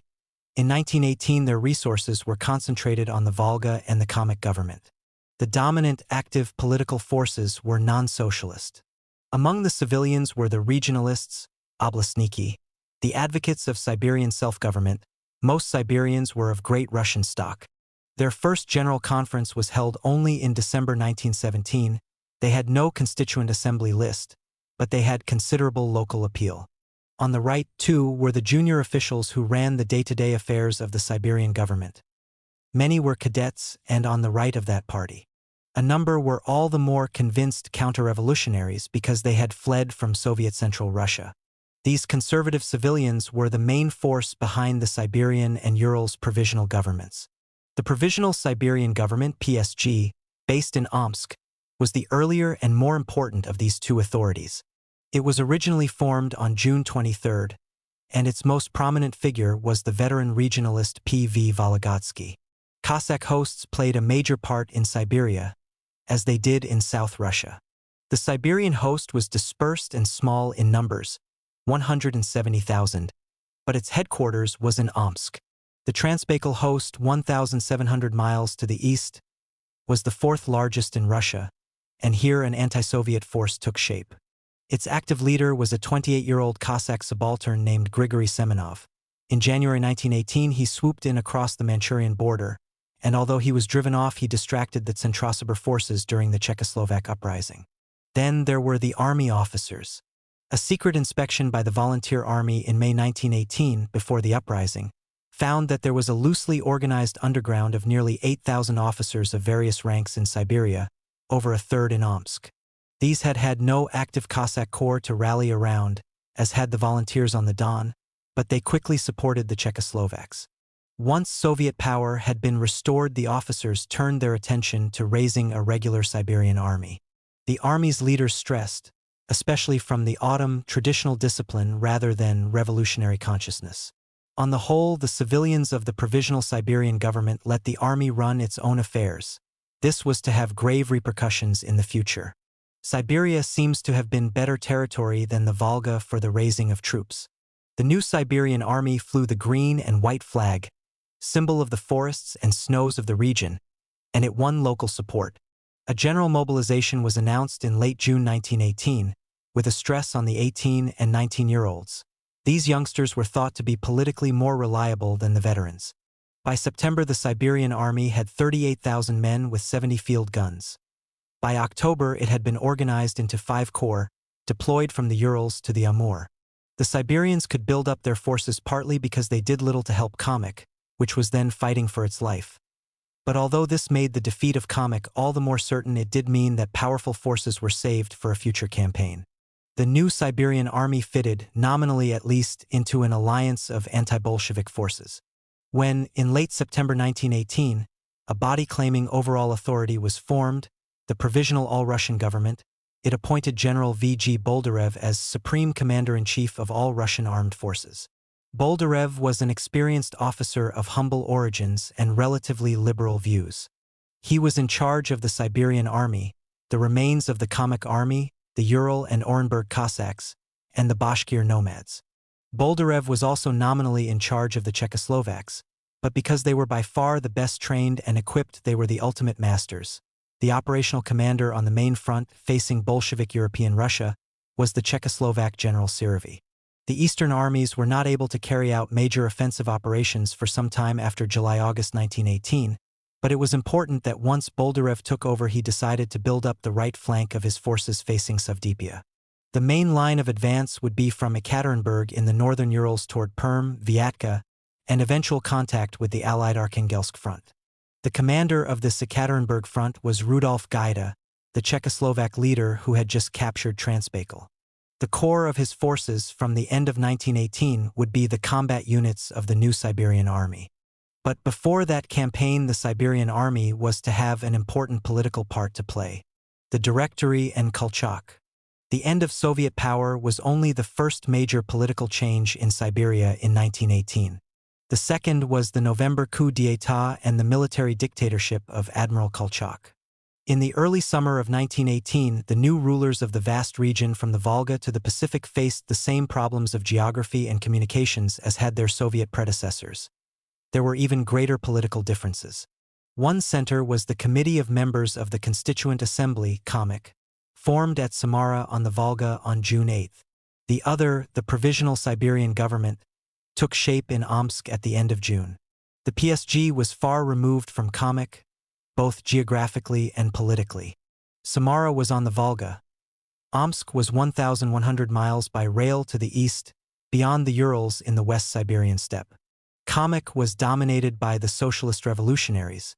The PSG was politically to the right. There were other political administrations in the Far East, which until September 1918 had no physical link with Western or Central Siberia. The ephemeral leftist Provisional Government of Autonomous Siberia and the conservative administration of General Korvat in the Chinese Eastern Railway Zone of Manchuria. Although both groups claimed wide powers, the region would be brought, nominally, under the Omsk government in September. The conservative government in Siberia did not reflect a conservative population. The per capita base of the SRs was, if anything, greater in Siberia than the Volga-Urals area. For every 20 Constituent Assembly voters in Siberia, 15 had voted for the SRs, 1 for the cadets, and none for the regionalists. 2 would have voted for the Bolsheviks. The SRs also had a good base in the powerful agricultural cooperative movement. Given this situation, the Provisional Siberian Government was careful to contain its rivals to the left, and it blocked the SR attempt to reopen the Siberian Regional Duma. The Duma had been closed by the Bolsheviks in January 1918. It had been created by the SR-dominated All-Siberian Regional Congress. The rivalry between Samara and Omsk took several forms. Control over the territory of the Ekaterinburg-based Urals Provisional Government was disputed. It became a kind of buffer zone, leaning more to the PSG than Cossack, and in November was abolished. A customs war of sorts was fought between the two, with Siberia refusing to send grain and Kamic blocking the shipment of manufactured goods. There was rivalry in officer recruitment, with Omsk, because of its more conservative policies, poaching officers from the Volga government.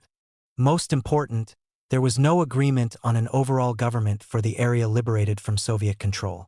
Even if the two governments did not realize the folly of this situation, the Czechoslovaks, the Allied representatives, and even Kamic army leaders did, and they put pressure on both sides. The result was 2 meetings at the Urals town of Chelyabinsk, which finally agreed, 13 weeks after the Czechoslovak uprising, to call an all-Russian conference. The state conference, Gosudarstveno Suvchany, met in Ufa from 8 to September 23, 1918.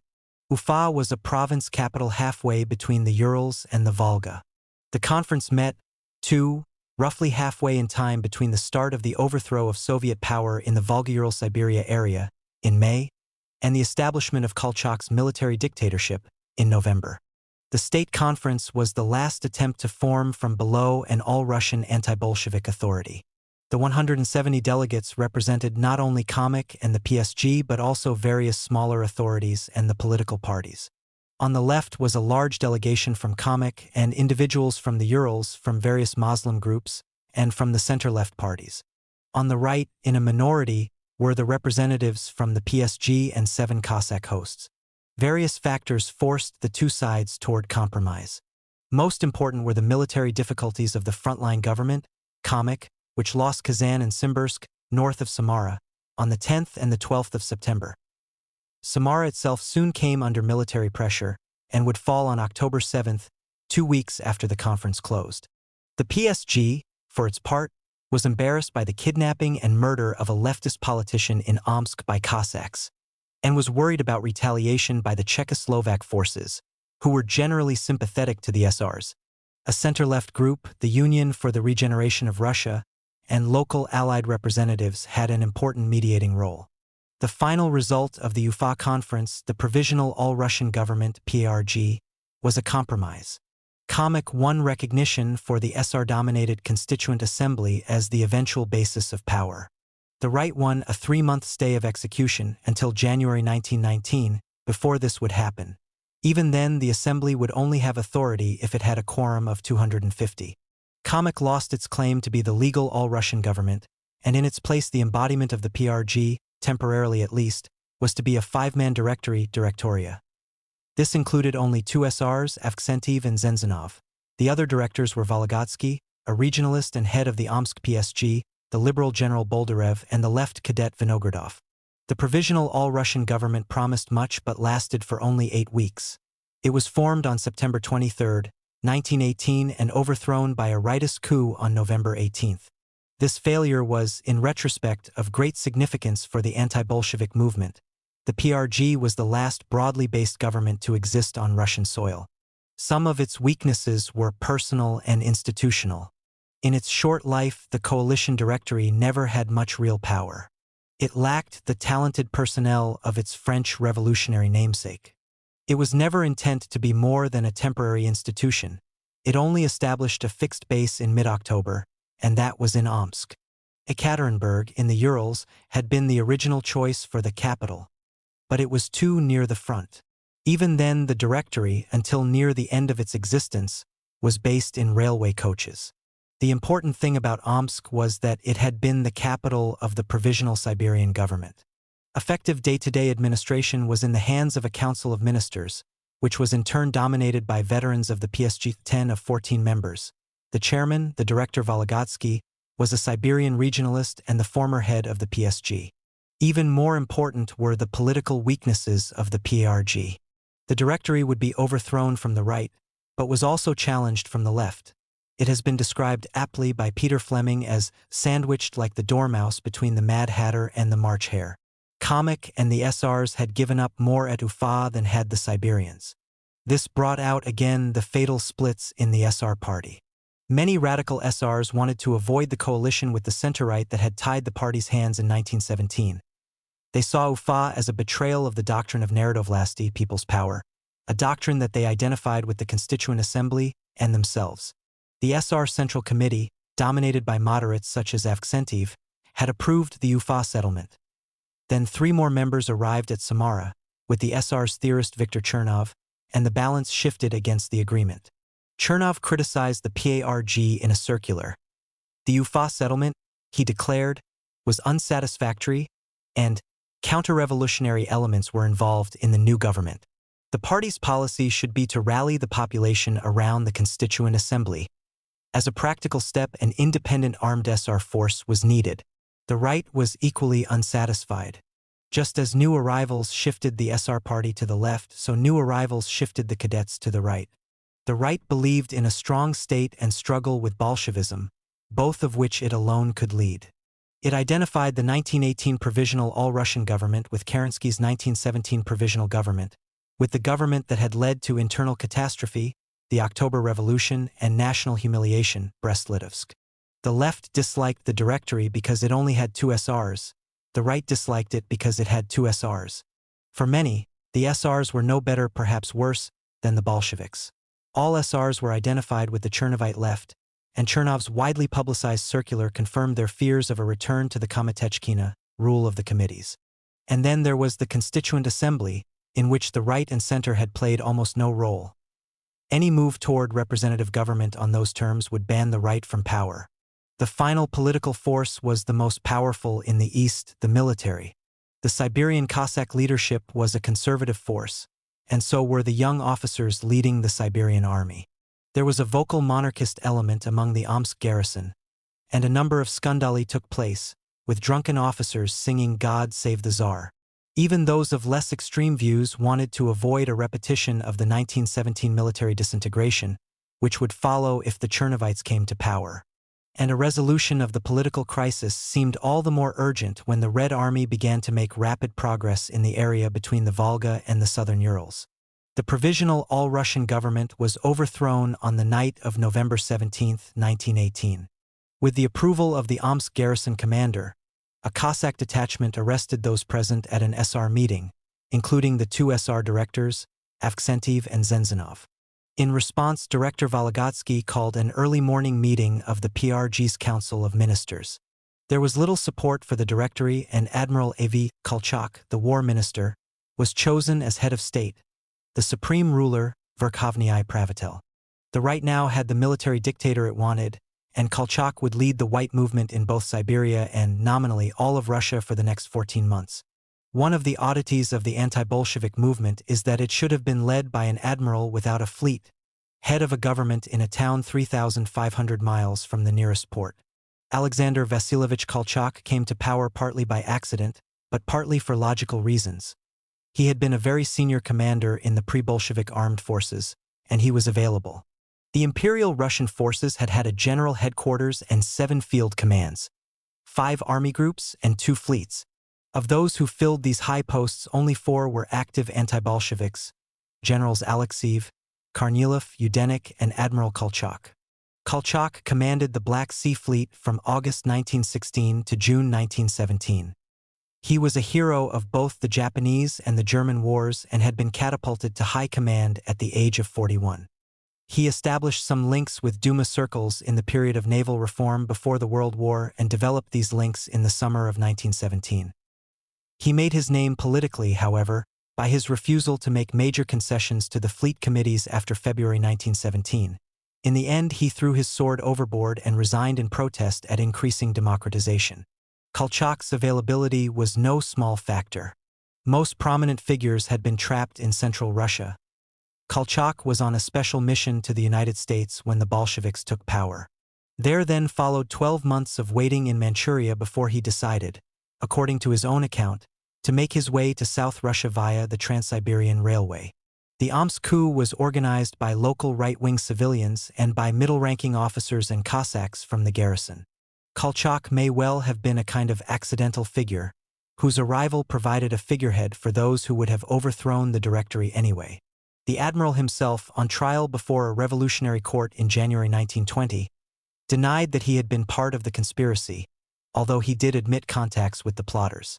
General Boldarev did not believe he was directly involved. It was Boldarev who arranged Kolchak's appointment as war minister, and Boldarev himself left power in protest at the coup. The Allies are sometimes implicated, especially in Soviet propaganda. The senior British officer in Siberia, General Knox, was hostile to the Directory and friendly with Kolchak. Indeed, they arrived in Omsk on the same train. Boldarev, in his memoirs, written in the USSR, said he had no doubt of British assistance for Kolchak. Certainly the French commander in Siberia, General Janin, believed that the British installed Kolchak. The coup d'état was certainly carried out with the support of British military representatives. Janin, however, arrived 4 weeks after the coup, and Knox, for what it is worth, wrote in his own copy of Janin's memoirs at this point, "Rot.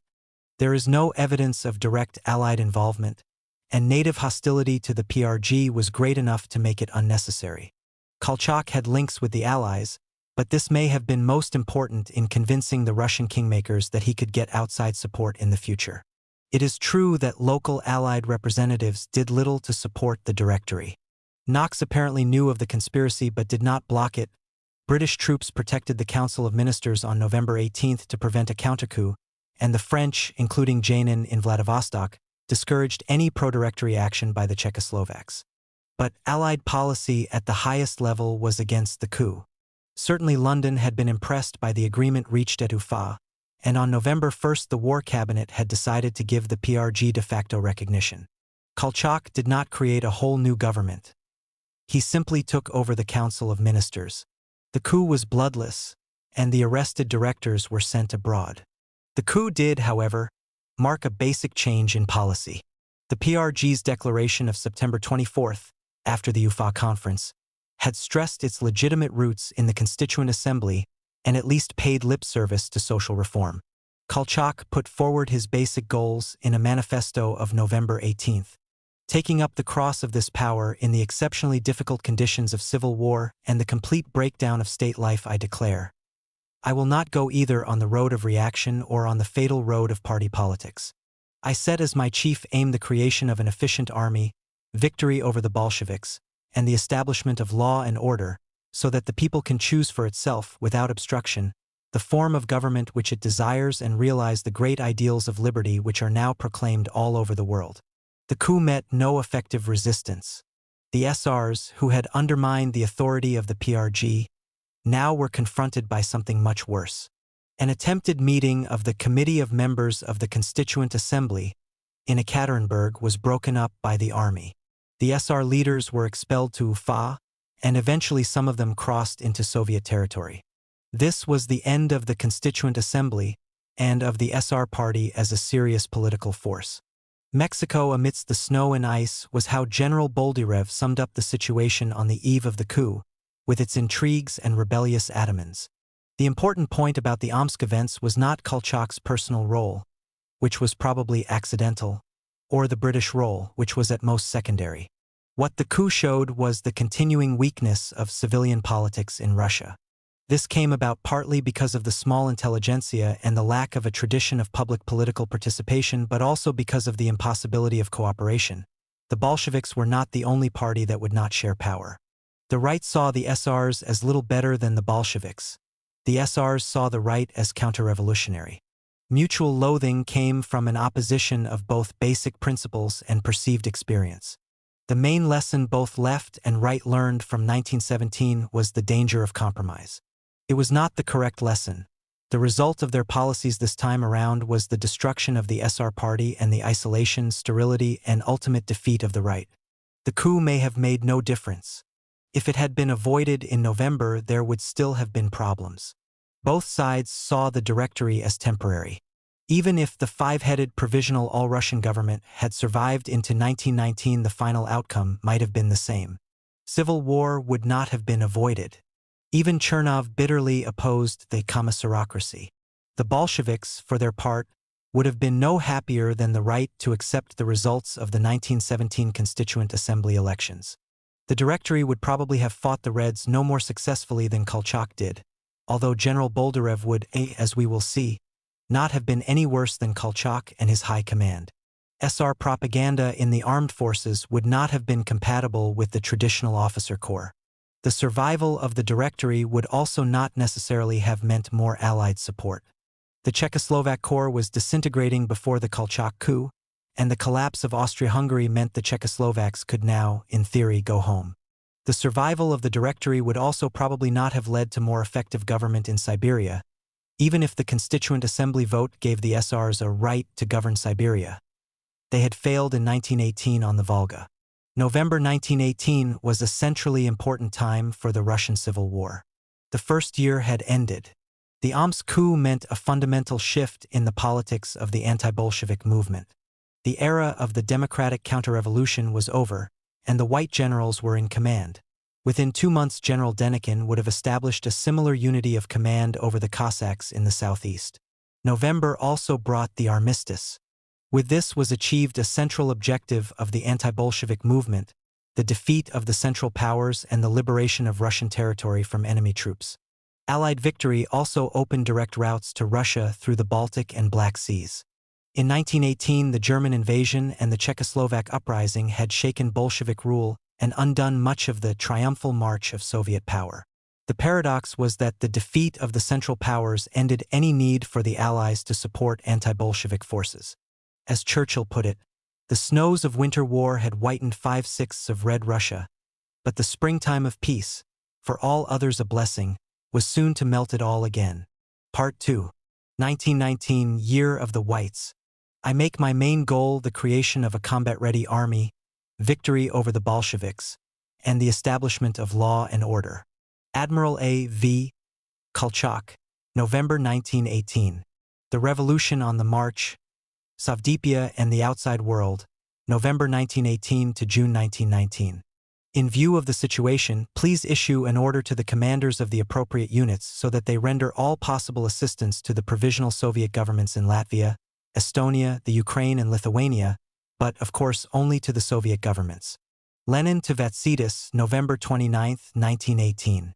So everything depends on whether the Entente wants to come in actively against us or, for various reasons of internal and external policy, does not. Vatsidis, March 15, 1919. The storm is rising. The flames of the proletarian revolution are spreading all over Europe, and it is invincible. Comintern May Day Appeal, 1919. The Borderlands. Thursday, November 7, 1918, was the first anniversary of the Bolshevik Revolution, and there were great celebrations in Moscow. In the morning, Lenin unveiled a statue of Marx and Engels in front of the Bolshoi Theater, and then led massed singing of the Marseillaise and the Internationale in Red Square. The 6th All-Russian Congress of Soviets had convened in the Bolshoi on the previous afternoon. Germany has caught fire, Lenin told the delegates, and Austria is burning out of control. On the afternoon of the 8th, Lenin again addressed the Congress. We have never, he said, been so near to international proletarian revolution as we are now. The victorious Western Allies would try to cut Red Russia off with a Great Wall of China, but they would not succeed. Another watershed in the Civil War would occur 10 days later and 1,300 miles away, when Admiral Kolchak took power in Omsk. But it was the collapse of Germany that was in everyone's mind on the 7th. As the Soviet Congress met, a German delegation was making its way to Compiegne to sign an armistice with the Western Allies. The defeat of the Central Powers opened grand opportunities for Soviet Russia and presented grave dangers. First, and most immediately, the German and Austrian garrisons began to pull out of the western and southern borderlands, giving Moscow access to what had been lost at Brest. Second, the crises in Berlin and Vienna brought nearer the final objective of the Bolshevik leaders, the conversion of the Russian Revolution into a great international movement. And third, after the Allied victory, the troops of the Entente were in theory freed for use against Soviet Russia. The opening of the Baltic and the Black Sea meant that they might operate much nearer Savdepia's heart than in 1918. In the late autumn of 1918, Soviet territory ended only 150 miles west of Petrograd. The Brest demarcation line arced 1,000 miles south and southeast, from the Gulf of Finland to the Don region. Although the Tsarist provinces on the German-Austrian side had been mainly non-Russian, Moscow made a major effort in the 9 months after November 1918 to advance its authority across the line. The first action came in the north, in Estonia, Estlian province. There were worker demonstrations in the main town, Revolves, Tallinn, as the German occupation regime crumbled, but no effective local Bolshevik organization existed. A center-left nationalist government quickly took effective power.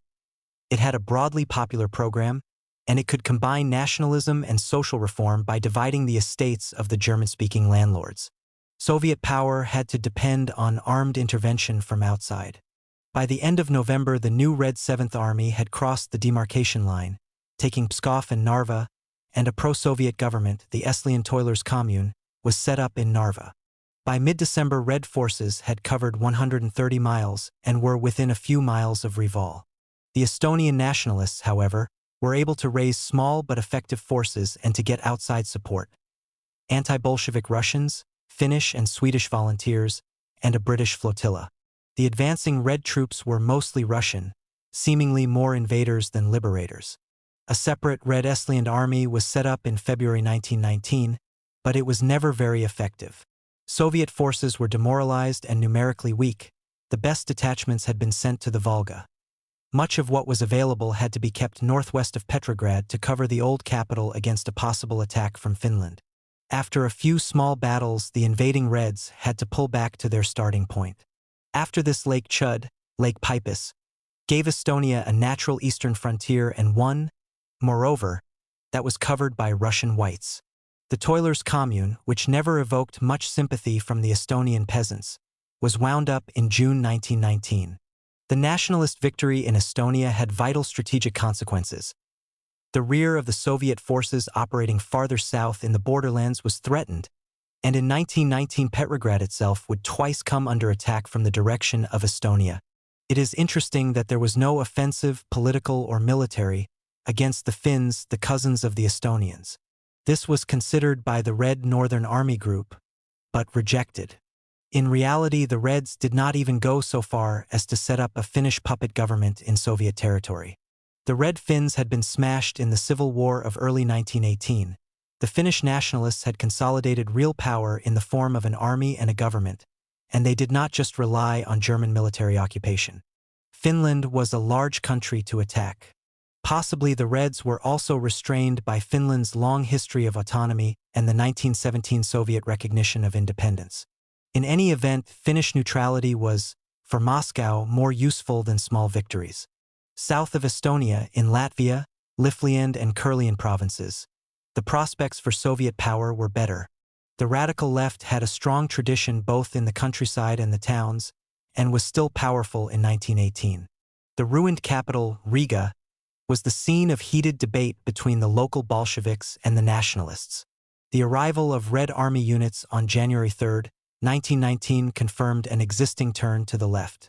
The Latvian nationalists had had a more difficult frontier to defend than the Estonians, and the Reds possessed in the Latvian riflemen a unique asset. The riflemen were transferred from the internal Russian fronts and reorganized in early January into the Army of Soviet Latvia. The Latvian Socialist Soviet Republic (SSR) was set up in Riga. Its first All-Latvian Congress of Soviets was held in January in the presence of very senior Bolsheviks, Sverdlov and L.B. Kamenev. The small Latvian nationalist forces, meanwhile, were driven back to the Baltic port of Libava, now Liepāja. But the Latvian SSR faced great economic problems after being a battle zone for 5 years, and its radical policies were no solution. Popular support was hard to mobilize. More important, operating against it were German forces raised from the garrisons and the local ex-Tsarist German-speaking minority. They existed partly as an allied proxy, partly as an instrument of the new Berlin government, and partly for their own ends. Under General von der Goltz, they expelled the Reds from Matava, now Jelgava, just southwest of Riga, and this made it possible for the town to become the capital of the Latvian nationalist government.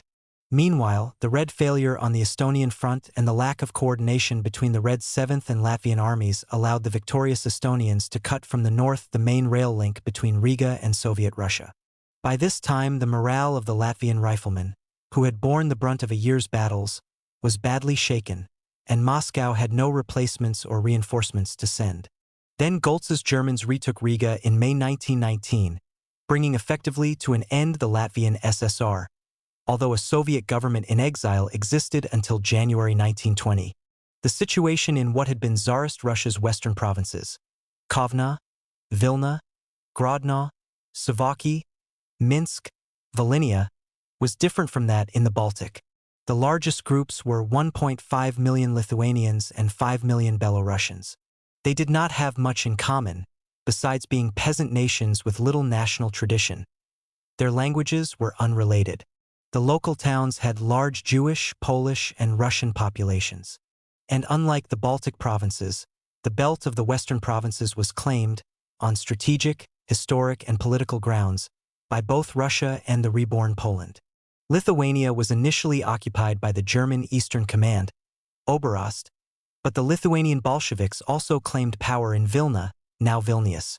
Before the Red Army reached the town in January 1919, the Lithuanian SSR, set up in December 1918, had little territory, little popular support, and an ineffective government.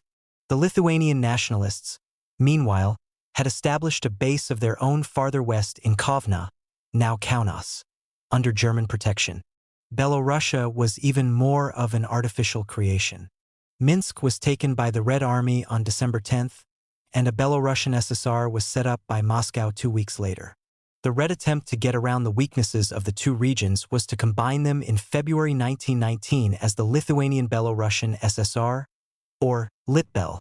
This had little effect. In April, the Poles, who had been able to assemble an effective army of their own, moved east to take Vilna from the Reds. Although the Lithuanians and the Poles would argue about their mutual border, the Poles in Vilna effectively screened Kovna and the Lithuanian nationalist government. Litbel itself was wound up in August 1919 when Minsk fell to the Poles. A Belarusian SSR would be re-established in 1920. Moscow did not give its military front in this region a high priority until 1920, although there was a long, if intermittent, confrontation with Poland. In November 1918, the Reds set up a Western Army, and in January Vetsudis told the Soviet leaders that it was advancing to the former borders of Russia, taking Grodno and Brest, i.e., all the disputed borderlands between Russia and Poland. From the point of view of strategy, it is desirable that disputed territories come into our hands prior to the resolution of the question by diplomacy or force of arms. The first skirmishes with the Poles took place early in 1919. But, despite the presence of a large Polish army, major Red forces were not committed to the West throughout 1919. Moscow preferred giving up territory to the Poles rather than risk open war. The extension of Soviet power across the demarcation line into the Ukraine was an even more difficult task than in the Baltic or the West, given the population and area of the Ukraine. There were 32 million Ukrainians, and they inhabited a region the size of France. The previous winter Red detachments had hardly driven the Ukrainian Rada out of Kiev before the local Soviet government was turned out itself by the Germans and Austrians. The Ukraine had been occupied by the Central Powers since before the middle of 1918, under the nominal rule of the Hetman General Skoropadsky. In the 9 months of its existence, the Hetmanate had been able to develop neither a political base nor effective armed forces. The collapse of the Central Powers led to the reemergence of the Ukrainian leftist nationalists, the men of the 1917 to 1918 Rada, as the dominant force. Under Vinichenko and Petlura, they formed a Ukrainian directory outside Kiev, and after a month, on December 14, 1918, they took the capital and recreated the Ukrainian People's Republic. Skoropadsky could offer little resistance and left for exile in Germany. The UPR, however, only lasted for 7 or 8 weeks.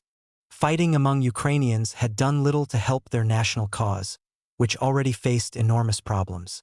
The UPR had little administrative machinery or army.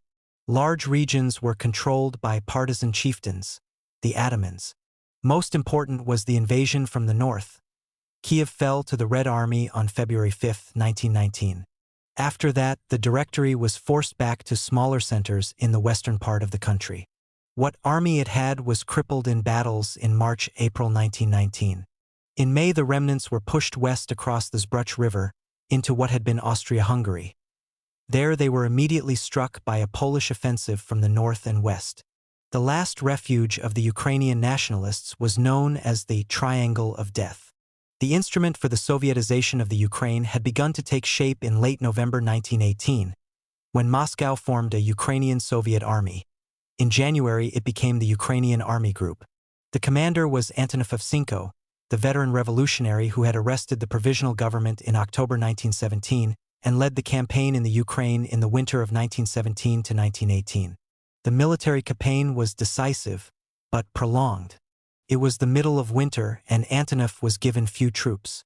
German and Austrian occupation troops took some time to leave, and the Reds did not want to provoke them to resistance. Bolshevik forces did not start to move south any distance from the Brest demarcation line until early January. The Middle Dnieper River, with the vital crossings at Kiev and Ekaterinoslav, was reached at the end of January and the beginning of February. Not until the end of April, 5.5 months after the armistice, was all of southwest Russia, including the Western Zone, Volhynia and Podolia, the Black Sea coast and the Crimea, brought under Red control. The Ukrainian SSR was set up, first on the Russian border then in Kharkov, under the 29-year-old G.L. Pyatakov, after whom the Ukrainians called the regime the Pyatakovshchina. The leaders of the UKSSR had only limited support, certainly outside the major towns. The leadership of the Communist Party, Bolsheviks, of the Ukraine, KPBU, set up in exile in Moscow in July 1918, saw itself as a branch of the Russian CP. Many of its leaders were not Ukrainian. Pyatakov's successor, the veteran Marxist Rakovsky, was according to some sources Romanian, to others Bulgarian, but he was certainly not a native Ukrainian. Like the Directory, the UKSSR had no real administrative machinery. The Ukrainian Bolsheviks decided, admittedly after fierce debate, not to share power with other radical groups, such as the Ukrainian Left SRs, Baratbasti. The new rulers thought Ukrainian agriculture, more capitalistic and large-scale than in the great Russian provinces, was riper for socialism. They also feared the villages were more dominated by the better-off peasants. As a result, they put forward radical socio-economic policies and set up committees of the village poor. Most important, they requisitioned grain, partly for the hungry Great Russian North. All of this alienated large sections of the Ukrainian peasantry. The Soviet military position in the Ukraine was no firmer than its political position. Trotsky only made his first wartime visit to the region in May 1919. The prevailing state of chaos, irresponsibility, laxity, and separatism, he reported to the CC, exceeds the most pessimistic expectations. Even worse, Trotsky reported that there were, in effect, no organizations other than the military ones. Antonov could not control the local partisans, the insurgent, Povstanchevsky, forces who made up much of his army group, and the Red High Command could not control Antonov. Vatsidis would have been content with about half the Ukraine, with a line of defense on the Dnieper River, running southeast across the region. Behind this line, consolidation of forces could take place and resources could be exploited for the greater good of the all-Russian war effort. Antonov and his detachments, however, were sucked across the river by their revolutionary elan, by the weakness of the Directory, and by the desire to liberate all corners of the country. They were influenced by the uprisings of local atamans and by partisan bands seizing control of large zones on the far side of the Dnieper. Not content with the Transdnieper region, the Ukrainian Bolsheviks wanted to push into the Crimea and across the Dniester into Romanian-occupied Bessarabia. The weakness of Antonov's position became clear in May when Major Grigoriev, the most important of his atamans, changed sides. Grigoriev took control of most of the southwest in the name of an anti-Bolshevik Soviet Ukraine. Red Army units defeated the Grigorievshchina, but only after their rear areas had been badly disrupted. Grigoriev himself was killed by another famous ataman, Makhno, in late July. Antonov's main shortcoming, however, was to give so little support to the Red armies in the neighboring Don region. The final defeat of the Don Cossacks did not take place as expected in January-February 1919. Instead, the White Volunteer Army counteroffensive took first the Donbass, in early May 1919, and then Kharkov and the whole left bank, eastern, Ukraine, in late June. Antonov's diversions to the southwest and south may even have prevented the establishment of a link with revolutionary Hungary via the northwest Ukraine and Bukovina. Ukrainian Army Group was broken up in June, its formations transferred to the neighboring all-Russian army groups. Antonov would never have another major frontline command. Indeed, except for M.V. Frunze, he was the last non-officer commander of a major Red Front. On the other hand, Antonov's pell-mell invasion of the southern Ukraine did have the positive effect in February-March 1919 of driving out French forces that had landed at Odessa. Had the Red Army stopped on the Dnieper, the Ukrainian Nationalist Directory might have been able to re-establish its authority, and the French might have been tempted to stay and extend their influence in the southern Ukraine. The Borderlands campaign, like that of 1917 to 1918, showed the nationalists' weakness. They could mobilize neither mass support nor effective military forces. The Ukraine was completely overrun, and the Reds were only driven out by the victories of the Whites, who were great Russian nationalists. The survival of nationalists in the Baltic and the western regions was due, at least initially, to outside forces of German stragglers, Allied vanguards, Russian Whites, and the new armies of the stronger Central European states, such as Finland, Poland, and Romania. Also unsuccessful, at least in the short term, had been the advance of Soviet power into the western and southwestern borderlands. One reason for failure was that the scale of the task had been enormous. It was 250 miles west from the demarcation line to the Baltic coast, 350 south across the Ukraine to the Black Sea, and 450 southwest across the Ukraine to the farthest corner of pre-1914 Russia, Bessarabia. The population of the borderlands was 40 to 50 million and largely non-Russian. There was some support for Bolshevism among the workers, but the borderlands had few industrial towns, and only in Latvia was there some rural support. The Bolsheviks were also shown the problems involved in trying to develop an effective nationalities policy. The central leadership had backed the notion of quasi-independent republics in the borderlands, but this had led to a dangerous loss of control. At the same time, another reason for the Bolsheviks' failure was their own narrow political outlook on the periphery. This in turn came from the dogmatism of local leaders, an underestimation of nationalist sentiments, and a reluctance to seek political allies. The third wave into the borderlands, in the winter of 1919 to 1920, would see a greater awareness of national feelings and a more serious attempt to find local allies. But if flexibility was one lesson learned from the experience of the spring of 1919, another, both in the borderlands and Russia, was the need for central control.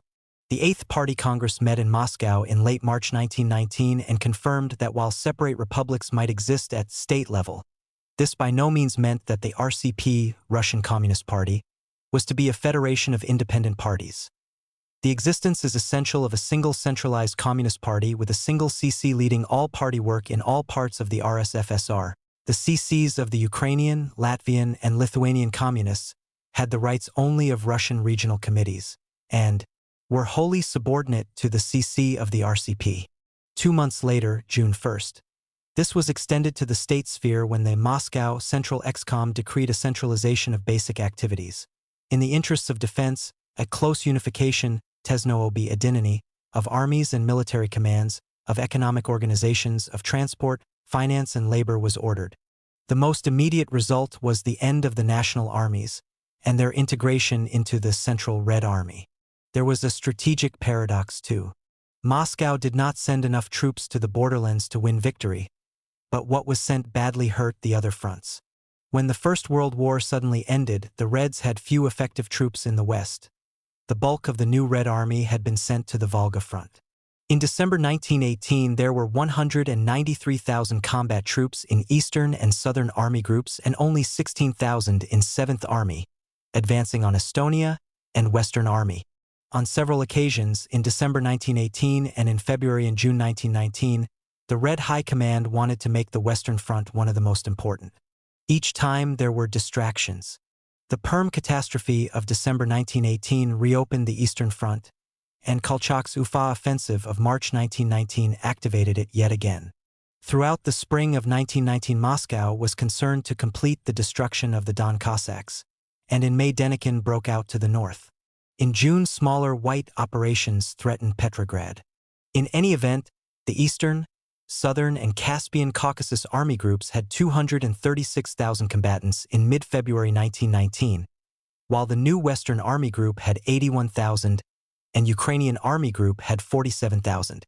By June, the number in the two Western Borderlands groups had actually fallen, and yet some Red forces had been committed to the borderlands. Moscow's response to the collapse of the Central Powers was what the historian Kakarin called a grease-stained strategy, spreading strength in all directions. The reinforcements sent to the borderlands were relatively small, but they included the only central reserves that the infant Red Army had been able to accumulate, These reserves were not available for battles against the Whites and the Cossacks in the east and the south. The Whites and Cossacks survived, and eventually their attacks in turn forced the Reds to give up the borderlands. With this, most of the winter's gains were lost. The military and political decisions made by the Reds in the winter of 1918 to 1919 made sense, given their general objectives and the unknowns of the situation. The forward policy in the borderlands may even have gained Moscow space and time and prevented greater Allied intervention. But the use of the Red Army to spread revolution turned out to be a failure both in political and strategic terms. Moscow learned another lesson here, and in the next campaign, winter 1919 to 1920, it respected the independence of the Baltic states rather than risk diversion of forces. This put the Baltic nationalists, at least, among the victors of the Russian Civil War. But in 1919, the failure on the periphery of the old empire also doomed attempts to spread the revolution to other countries. European Revolution.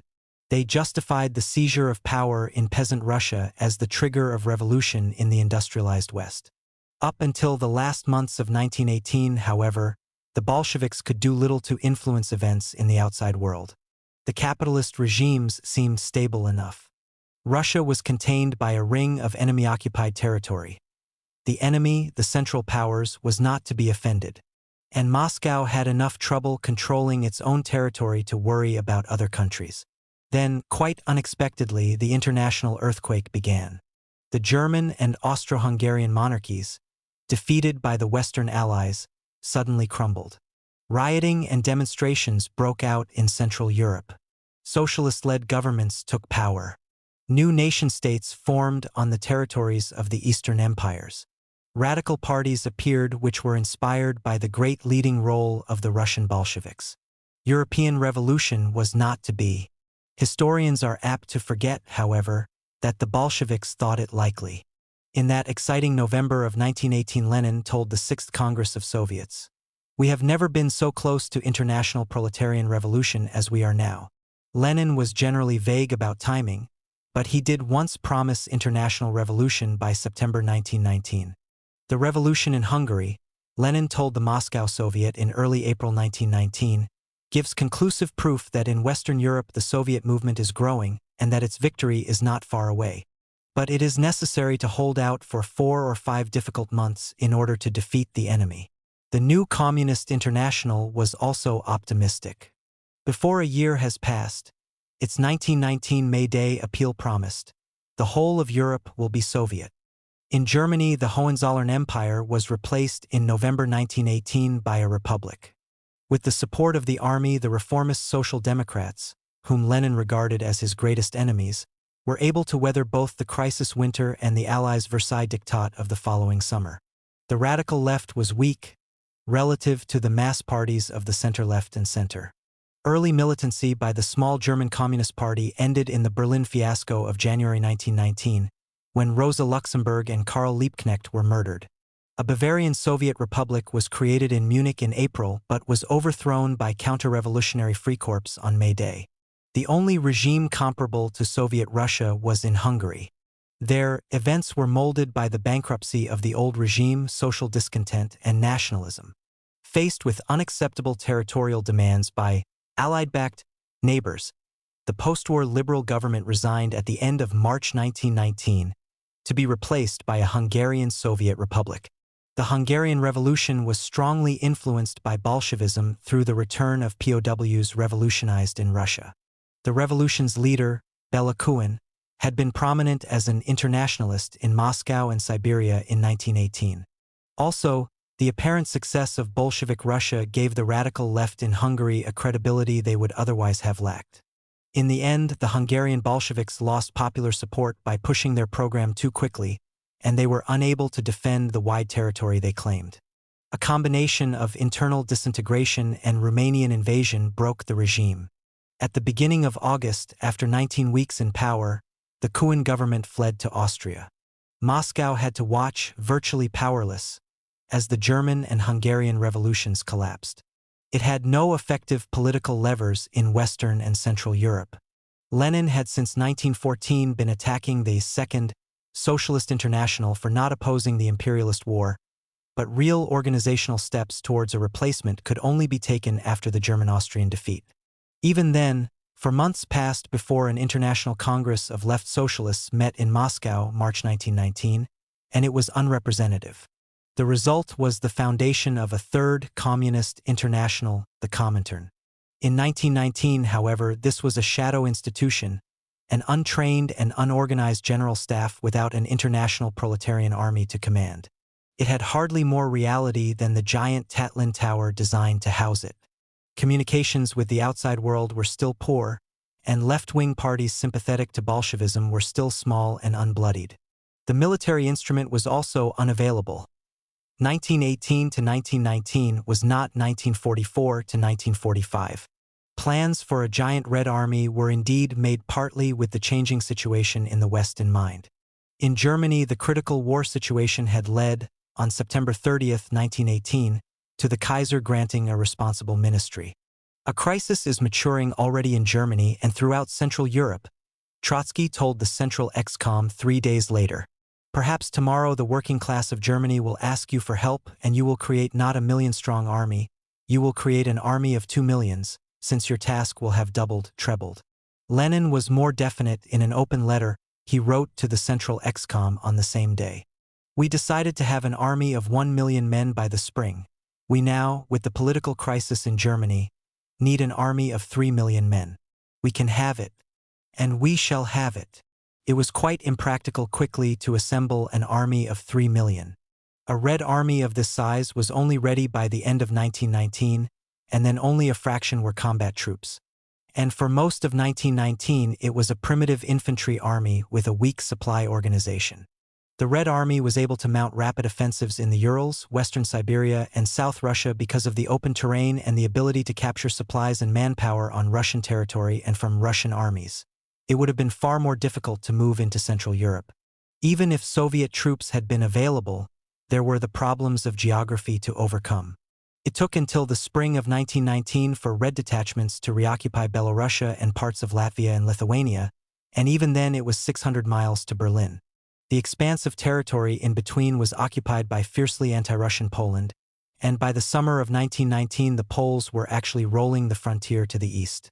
The distance to Vienna was as far as to Berlin, and here the way was blocked by Poland, Czechoslovakia, and Romania. The conquest of the western Ukraine began to clear the route to revolutionary Hungary, but problems were soon encountered. The Red forces moving west were halted by the Romanian border and the remnants of Petlura's Ukrainian nationalist forces. The Grigoriev Mutiny, May 7th, threw their rear into chaos. The only connection between Soviet Russia and Soviet Hungary was a dangerous 7-hour flight over the Carpathians. A captured German plane made the first trip in April 1919 from Vinica, in the Ukraine, to Budapest. A later flight brought Samuely, one of the Hungarian leaders, to Moscow in late May. But it was the most tenuous of links. The Hungarian communists were on their own. Various claims have been made for the salvation of Europe from the Bolshevik peril. Goltz's victory at Riga in May, the miracle of the Dvina, was said to be the first check to Moscow's expansion. The Ukrainians maintained that they blocked the way from the Red Ukraine to Red Hungary. The French were developing a cordon sanitaire of border states. In general, all this is exaggerated, as Soviet resources were so meager and the task was so great. But if anyone deserves the credit, it is probably the Russian counter-revolutionaries, fighting in the Don region and Siberia. It was they who preoccupied the Moscow leadership. The military position in the Donbass, the industrial region threatened by the volunteer army, was so bad that reinforcements were sent there rather than to the western Ukraine. The decision was made at the very top. The Hungarian Soviet Republic was a month old when main commander-in-chief Vatsidis queried, on April 21, 1919, if an advance into the provinces of Galicia and Bukovina, formerly part of Austria-Hungary, was politically possible. Yes, it was, Lenin replied, provided it was limited to establishing a secure rail link with Hungary and did not involve a wider occupation. But the establishment of this link was, to Lenin, only one of Ukrainian army group's 2 main tasks. The first, the most important and most urgent, is to help the Donbass. Œil d'intervention. The other side of Bolshevik international policy was Moscow's relations with the victorious Allies. In November 1918, Lenin told the Sixth Congress of Soviets that, "Our situation has never been so dangerous as it is now." The imperialists were busy among themselves. But now one of the groups has been wiped out by the group of the English, the French, and the Americans. They consider their main task to be to smother world Bolshevism, to smother its main center, the Russian Soviet Republic. Even in retrospect, from May 1920, Trotsky recalled that the autumn of 1918, after Germany's defeat, had been the most critical moment in our international situation. Vatsidis's secret high-level appreciations of December and January 1918 to 1919 stressed the danger of Allied troops arriving through the Baltic and the Black Sea. Allied forces landed at Odessa or Sevastopol will undoubtedly push to the north to occupy the Kiev-Donetsk basin line. In late February, he suggested that 150,000 to 200,000 Allied troops might soon be deployed in the Ukraine. There was actually a brief period in the winter of 1918 to 1919 when better relations between Soviet Russia and the victorious Allies had seemed possible. Some Allied leaders wanted a settlement, partly because no powerful anti-Bolshevik center had appeared and the Reds were moving into the borderlands. In January, in the opening weeks of the Paris Peace Conference, the Allies suggested that the various Russian governments meet at the Principe Islands, near Istanbul. Moscow, meanwhile, had launched a peace offensive. In December, the Soviets called for an understanding, including the withdrawal of Allied troops and an end to the blockade. The Russian workers and peasants were prepared to make all possible concessions, bearing in mind the real interests of their country, if in that way they can secure conditions which will allow them peacefully to develop their social program. Moscow gave hints of financial and even territorial concessions in February, when it accepted the Principe invitation. Principe came to nothing. The anti-Bolshevik governments refused to talk to their enemy, and they could hardly have accepted a ceasefire. Paris had never been enthusiastic. The other Allied leaders reluctantly adopted the harder French position. When Bullitt, a young American diplomat, brought fresh terms back from Moscow in March 1919, he was ignored. Military intervention would continue for a year. Trotsky's explanation was simple. We proposed peace to the Entente, and were again ready to sign the most unfavorable terms. But Clemenceau, in whose imperialist rapacity the characteristics of petty bourgeois obtuseness have kept their full strength, decided at all costs to decorate the invalids with the scalps of the leaders of Soviet Russia. Reality was more complex, and various factors pushed the Allies toward continued intervention. One was commitment to the Russian anti-Bolsheviks. Lloyd George put the dilemma to Parliament in April 1919. Bolshevism threatened to impose, by force of arms, its domination on those populations that had revolted against it and that were organized at our request. If we, as soon as they had served our purpose, and as soon as they had taken all the risks, had said, "Thank you, we are exceedingly obliged to you. You have served your purpose. We need you no longer. Now let the Bolsheviks cut your throats," we should have been mean. We should have been thoroughly unworthy indeed of any great land. The Red Terror of the previous autumn made abandonment of the populations even more difficult. Anti-Bolshevik leaders, meanwhile, did what they could to win over the Allies. A number of them met in Jassy, Romania in November 1918 to appeal for help. Later, diplomats and liberal and socialist politicians set up in Paris a Russian political conference, with a Russian émigré delegation to the Paris Peace Conference. This was, however, not granted official status and had little influence. Paris became the cockpit of argument between the all-Russian delegation and various minority representatives, which did nothing to raise Russian prestige in Allied eyes. The Allies, especially the French, were also influenced by Bolshevik revolutionary goals. Moscow was calling both for diplomatic normalization and world revolution. The Principe Conference was proposed on January 23, 1919. It coincided with a call on the 24th by Lenin and Trotsky for a new international. The task of the proletariat now, they declared, is to seize power immediately. The Soviet final concessions to Bullitt were made on March 12. A week later, the new Russian Communist Party program heralded the beginning of the era of the worldwide proletarian communist revolution. A necessary condition for this social revolution is the dictatorship of the proletariat. Setting itself the task of making the proletariat capable of fulfilling its great historic mission, the International Communist Party organizes the proletariat into an independent political party opposed to all the bourgeois parties, and explains to it the historical significance and the necessary conditions of the imminent social revolution. Finally, in explaining Allied policy, it is worth remembering that in the winter of 1918 to 1919 everything was new and unclear. The Allies had little information about conditions in the Russian interior, and they could not know how things would turn out. If the Bolsheviks had been German puppets, would they not now quickly collapse?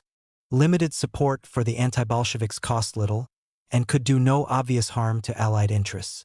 By the late spring the Whites seemed to be doing well. Admiral Kolchak's offensive, which reached its peak in May 1919, was an important factor in confirming the Allied decision not to treat with Moscow and in gaining Kolchak de facto recognition as the main anti-Bolshevik government. The Allies, then, would treat Bolshevism as an enemy.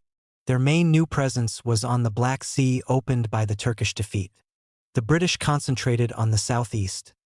There the volunteer army and the Cossacks had created friendly territory. The French faced greater problems in the southwest. No one controlled the Ukraine and the Crimea, and the Reds were moving south unopposed. The first French detachments reached the great port of Odessa on December 18, 1918, but their numbers were small. The town was, as Denikin later put it, a political babel. The Ukrainian Nationalist Directory had just taken the city over, as Hetman Skoropadsky's authority broke up, but not even a fifth of the people were Ukrainian, the rest were Russian or Jewish. After a month of confusion, the French began to negotiate with the Ukrainian nationalists, but in February 1919 Kiev fell to Soviet forces and the Directory became a shadow. By belatedly negotiating with the Ukrainian separatists, what Denikin called a marriage in the graveyard, the French fell out with the all-Russian Whites, and relations were never to improve. Ataman Grigoriev, then fighting with the Reds, took Kherson at the mouth of the Dnieper, from 1,000 French and Greek troops in early March. The population of the southwest showed no desire to oppose the Bolsheviks, and the local French commander kept thinking of the 13th century Sicilian Vespers, when Norman occupiers were massacred. The French decided to pull out without consulting Denikin. Odessa, their main bridgehead, was abandoned on April 6 amidst scenes of terrible civilian panic. The French did not leave, as is sometimes suggested, because of a naval mutiny. This came 3 weeks afterward. The Crimea, where the Reds arrived in April, was no better. The few French and Greek troops could do nothing, and left after a brief local armistice. The British Navy used the brief Allied presence to evacuate the surviving members of the Russian imperial family. The French blocked Denikin's attempts to take control, and the Whites kept only a foothold in the east of the peninsula. The main French intervention ended at Odessa and the Crimea. Paris's policy shifted toward building up a cordon sanitaire, a barrier of border states against Bolshevism. There were Allied leaders who had favored strong intervention. Winston Churchill, Army Minister in 1919, was the most outspoken on the British side. After having defeated all the tigers and lions, I don't like to be defeated by baboons. Marshal Foch in February and March 1919 put forward projects for great operations using Allied troops and those of the border states. These were not to be. The Bolsheviks made much of the role of the Western masses in halting intervention, but there is little evidence for this. More important were the higher priorities of the Allied governments: the German peace treaty, the new order in Central Europe, and the League of Nations. The wartime armies pressed for demobilization. The scarce regular troops were needed on the Rhine and in the colonies. And then there was the expense. "Has anyone reckoned up," asked Lloyd George, "what an army of occupation would cost in Russia?" Full-scale war was out of the question. I would rather leave Russia Bolshevik until she sees her way out of it than see Britain bankrupt. And that is the surest road to Bolshevism in Britain. 12 months after the armistice, the intervention was nearly over. The French did little in Russia after April 1919. In March, the British had decided to pull out of North Russia and the Transcaucasus, except for the Black Sea port of Batum, and this was completed in the autumn. The last major act of the Versailles Conference was to give limited recognition to Kolchak's Siberian government in June 1919, but Kolchak had no Allied fighting troops, and his supplies were soon cut off. In his November 1919 Guildhall speech, Lloyd George would suggest a normalization of relations with Russia. In December, the Allies met to officially replace the policy of intervention with one of quarantine, the cordon sanitaire. Well before this, in June 1919, Trotsky had concluded that Allied intervention was a chimera. Soviet Russia was experiencing the ninth wave, the last desperate effort of the counter-revolution. No matter how bad things seemed, the international situation was immensely different from that of the previous year. German and Austro-Hungarian militarism has been smashed to pieces. French and English militarism still exists outwardly, but it is inwardly rotten and incapable of fighting. Neither America nor England, and still less France, is in a position to send a single corps to Russian territory for the struggle with Soviet power. In November 1918, Moscow's situation had seemed full of revolutionary promise. By June 1919, things were clearer. There had been no Soviet triumph. The borderlands had proved very hard to digest. The nationalist governments in Estonia, Latvia, and Lithuania survived. Poland was hostile and had successfully occupied much of Belorussia. The Ukraine was no asset. The eastern part was already captured by Denikin, and the western part was soon to follow. The road to Central Europe was blocked. The chances of European-wide revolution were fast receding. Only Hungary had a left socialist government, and there the revolution was embattled and already tiring. The only good development was that Allied intervention had not taken on the extreme form that had been feared. The Russian Civil War was to be much more of an internal Russian affair than had seemed likely in November 1918. The revolution would not explode into other parts of the world, nor would it have to fight the armies of the Entente. The fate of the Bolshevik government would be decided within the territory of the old Russian Empire, in battle against Russian anti-Bolshevik armies in Siberia and South Russia. Kolchak's offensive, November 1918 to June 1919. The Supreme Ruler and Supreme Commander-in-Chief decrees. The active armies are to destroy the Reds operating east of the Vyatka and Volga rivers, cutting them off from the bridges across those rivers. Kolchak Directive, April 12, 1919. Eastern stalemate. To the Bolshevik High Command, the front in the east seemed, in November 1918, solid enough. Eastern Army Group was now commanded by Colonel S. Kamenev, who replaced Vatsidis when the latter was made main commander-in-chief. Kamenev's armies continued their advance in all sectors until the very end of the year, and in the center and the south they kept the initiative until late in February 1919. 4th and 1st Armies, in the southern part of the front, took Uralsk and Orenburg, both capitals of Cossack hosts, in January. Orenburg also controlled the railway to Red Turkestan. In the center, 5th Army moved forward along the Simbirsk-Chelyabinsk, Volga-Urals railway. On December 31st it took Ufa, site of the 1918 State Conference. Farther north still, 2nd Army captured the anti-Bolshevik towns of Izhevsk and Votkinsk. Only at the north end of the front, in 3rd Army's sector, was progress at first slow and then reversed. Why, after destroying Kamyk and retaking the Volga region, did the Reds not go on to decisive victory in the east? In late January 1919, Lenin, thinking seriously of a general ceasefire through the Allies' Prinkipo Conference, told Trotsky to take within a month as much territory as possible, including Chelyabinsk in the Urals and Omsk. In fact, even Chelyabinsk would not be in Red hands for 7 months. One major problem for the Reds was space. It was 250 to 350 miles from the November 1918 front line even to the Urals, and a total of 850 miles to Omsk, Kolchak's capital, so the retreating enemy could trade space for time. The Czechoslovaks were demoralized and the Russian anti-Bolshevik forces still weak, but they could concentrate just on the 3 railways leading to the Urals. The Red armies, meanwhile, lost momentum as they pushed farther and farther from their central Russian base. Eastern Army Group was also the victim of its own success.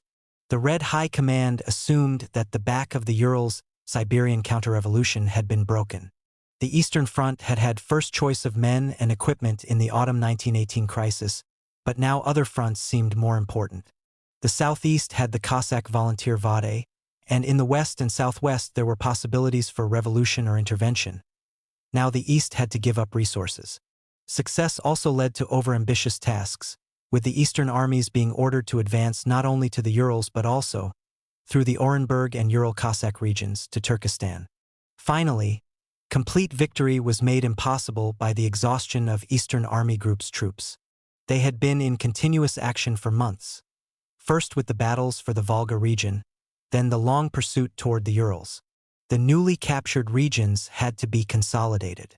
Winter made conditions much worse. The problems were brought into sharp focus by what the Reds called the Perm catastrophe. In December 1918, a white counterattack through Third Army, the northern wing of the Red advance, 190 miles back from the Urals, and on December 25 the Whites captured Perm. This was a most serious loss. Perm was a province capital and a major industrial city. Dzerzhinsky and Stalin, sent to investigate, found that Third Army was exhausted and poorly organized, and that a great deal had to be done to tighten up both military and civil administration. Fortunately, the White Drive stopped, and the Perm catastrophe began to be seen by Moscow as a local setback. Third Army might have lost Perm, but 5 days later and 250 miles to the south, Fifth Army took Ufa, the gateway to the Urals. Uralsk and Orenburg fell a few weeks later. So Red troops continued towards the Urals in the center and south, and for 2 months the overall situation in the east still looked favorable. And yet the weaknesses that had appeared at Perm would create new problems once the Whites had rallied their forces. Race to the Volga. Admiral Kolchak's spring attack, also called the Ufa Offensive, was one of the 5 most dramatic anti-Bolshevik operations of the Civil War, the other 4 being the 1918 Volga campaign, Denikin's May-June 1919 advance from South Russia, his September-October 1919 advance, and the Polish 1920 attack. The main blow came in the center of the front on March 4, 1919. The attacking White force was Western Army under General Kanzin, a veteran artilleryman.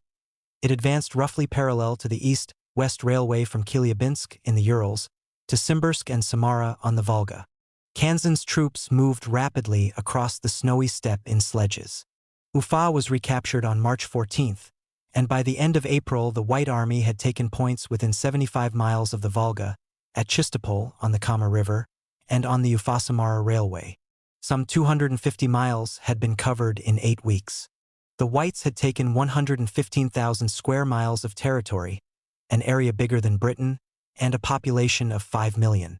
Moscow was badly frightened, and in faraway Paris the Allies saw the White movement finally justifying itself. At the same time, the other major White force, Gaida's Siberian Army, made on Kanzin's right flank an advance of about 90 miles, a third of the way from Perm to Vyatka. Unfortunately for the Whites, Kanzin was soon driven back. 2 weeks were lost fighting around Ufa.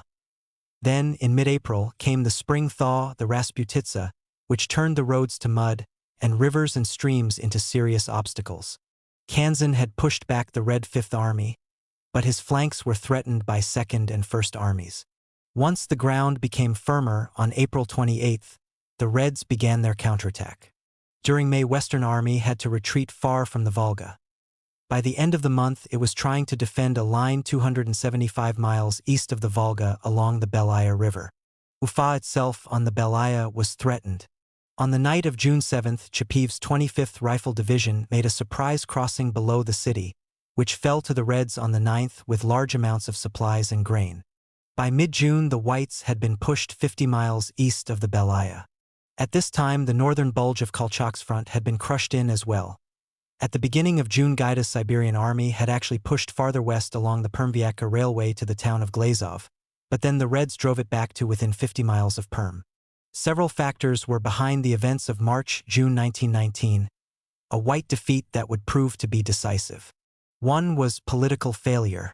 Moscow's propaganda always spoke of the Kolchakovщина, the reign of Kolchak. This was exaggerated, but the Omsk regime was unapologetically that of a military dictator, and any judgment of the Omsk regime must begin with the dictator, the supreme ruler, himself.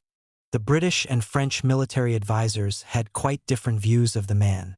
General Knox reported, as late as December 1919, that despite Kolchak's defeat and personal failings, he was, and is the best man in Siberia. General Janin, however, regarded him as an incompetent neurotic and reported to Paris that he was probably addicted to drugs. Kolchak's associates found him moody and indecisive. The Russian general Budberg, in charge of army supply, assessed Kolchak's complex personality. He is a big, sick child, a pure idealist, a faithful slave of duty and ideals in Russia. He is undoubtedly a neurotic, who is quick to lose control, extremely stormy, and unrestrained in showing his dissatisfaction and anger. He is wholly consumed by the idea of serving Russia, of saving her from red oppression, of restoring her in all her strength and inviolable territory. Thanks to this idea, he can be made to do anything. He has no personal interests, no personal ambition, and in this respect he is crystal pure. He has no notion of the hard practicalities of life, and he lives by mirages and imposed ideas. He has no plans, system, or will of his own, and in this respect he is soft wax from which his advisors and retainers can make what they want, knowing that it is enough to present something as needed for Russia and the cause to get the admiral's agreement. Whatever the faults of his personality, Kolchak's politics did not fit the stereotype of a black reactionary. His father was a military engineer. Kolchak himself was a young specialist from a technically advanced part of the armed forces.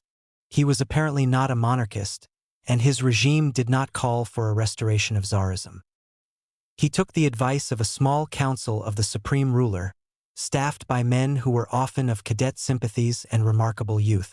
The cadets of the party's right wing had more influence in Omsk than in any of the other white governments. Jins, one of Kolchak's main advisors, was 32 in 1919. Sukhin, running foreign affairs, was 28. Mikhailov, in charge of finance, was 24. His associates grumbled with some justification against this reliance on Wunderkinder, both in the administration and the army. But Kolchak had already lost the support of the political left. The November 1918 coup overthrew a government, the PARG, which claimed, through the Constituent Assembly and the Ufa Conference, national legitimacy. At the end of December 1918, there was an uprising in Omsk, inspired mainly by the Bolsheviks. In their fierce suppression of the rising, the authorities flailed out against everyone on the left. Prominent SRs, including several Constituent Assembly delegates, were summarily executed. The episode showed again that Kolchak's officers hated the SRs as much as the Bolsheviks. Even without the December events, however, the SRs would not have cooperated with Kolchak, and so the largest party in Siberia and the Urals worked against the supreme ruler from the beginning. After the Omsk coup, a number of former comic leaders, including Volsky, even crossed over to the red side, encouraged by Moscow's gestures towards socialist pluralism. And in January 1920, the Siberian SRs would wreak a terrible personal revenge on the admiral himself. Whoever its friends and enemies were, the Kolchakovщина was not an effective dictatorship.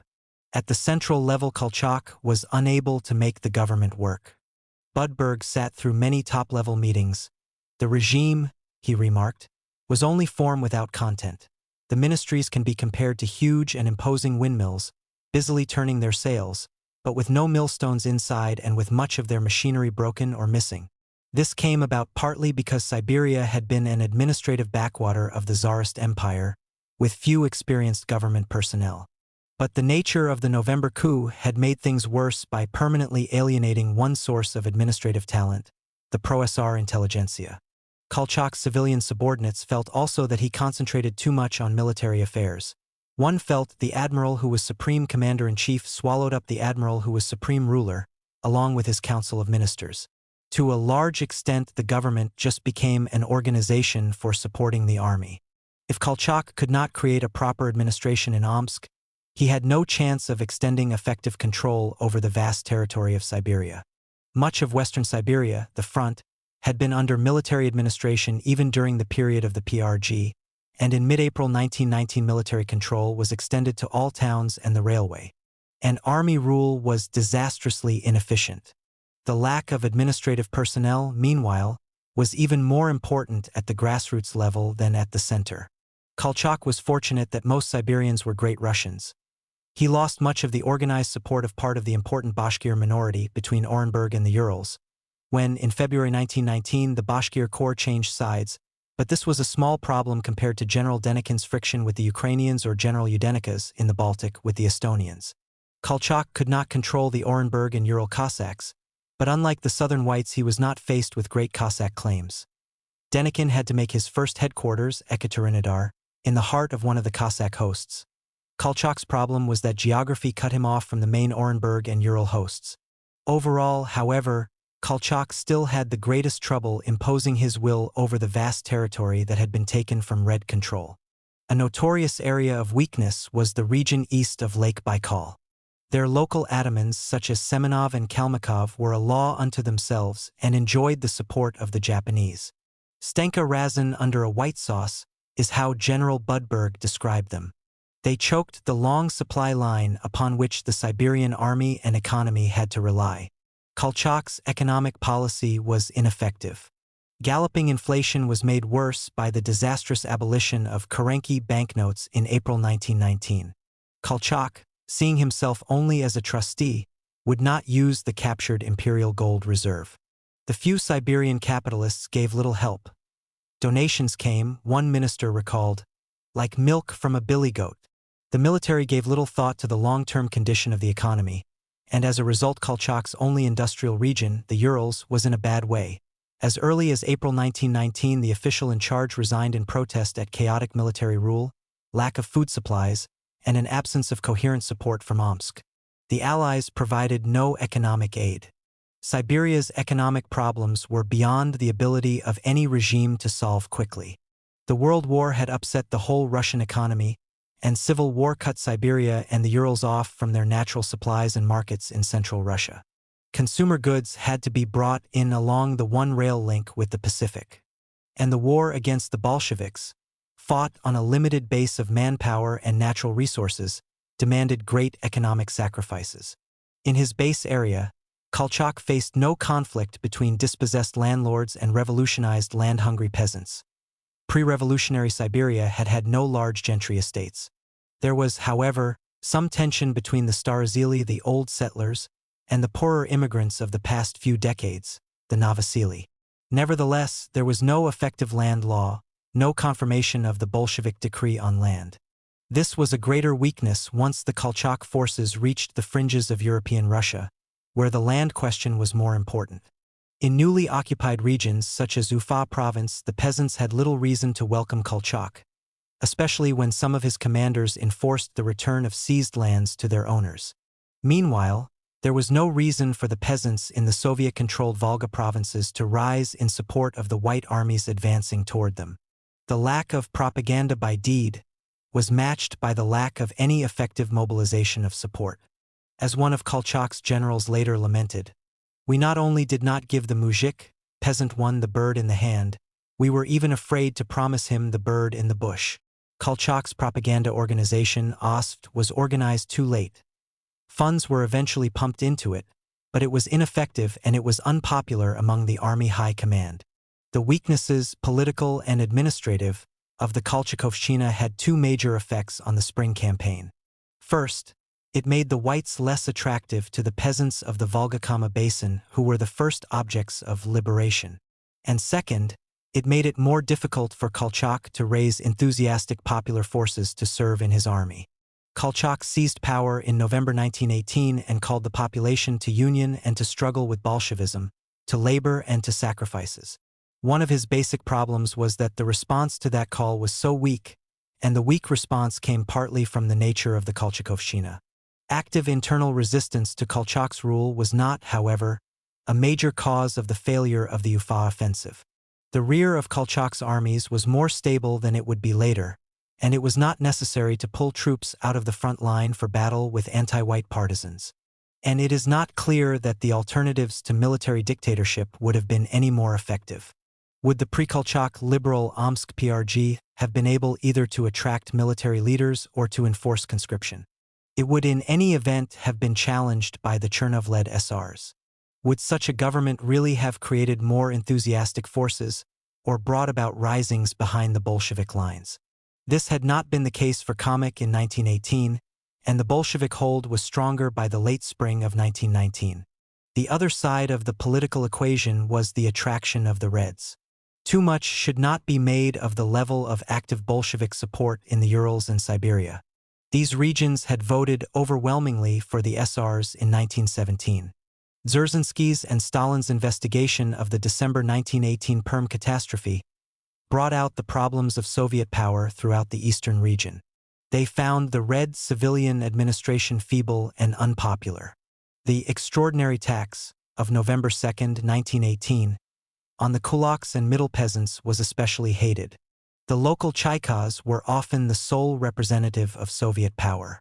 The Red Army had had to fight on two fronts, against the Whites and against the elusive population in the rear who, under the direction of White Guard agents, blew up railway tracks and created all sorts of difficulties. All the party and Soviet institutions are unanimous in describing the solidly counter-revolutionary nature of the population of Perm and Vyatka provinces. What was true for Perm and Vyatka was true for the whole eastern region. The Reds had major problems in early 1919 with peasant insurgents on the Volga fighting under the slogan "Long live the Bolsheviks, down with the communists," and with worker rebels at Votkinsk. Trotsky wrote to Stalin and Lenin in late March 1919 requesting an inspection team to help calm the area behind Eastern Army Group. The movement had acquired a broad character. The middle peasants are both exasperated by the manifest malpractices of Soviet institutions and hoodwinked by counter-revolutionaries. It also does not appear that conscious Bolshevik agitation was very effective in the White Rear. The Bolshevik CC set up a Siberian Bureau, Sibureau, to coordinate work behind Kolchak's lines. But this had little early impact, not least because of the great distances involved. In the first months, the small Bolshevik underground stressed urban uprisings, and it was possible for White counterintelligence to destroy them. The most spectacular failure was the Omsk uprising of December 1918. The Bolshevik Siberian Regional Committee was broken up by the Whites in April 1919, and its leaders executed. On the other hand, as we shall see later, the Soviet side made a major effort in the spring of 1919 to make good some of its political weaknesses. The Eighth Party Congress in March 1919 introduced important new policies. It did this at least partly under the pressure of Kolchak's Ufa offensive, which was then in its third week. There was a tightening up of party-state administration and also of the army. At the same time, the party line was changed to win as much support in the countryside as was possible in the situation. Previously, the stress had been on class warfare in the villages, with support for the poor peasant minority and attacks on the kulaks, prosperous peasants. Now the stress was on winning over the middle peasant, which in effect meant the great mass of the peasantry.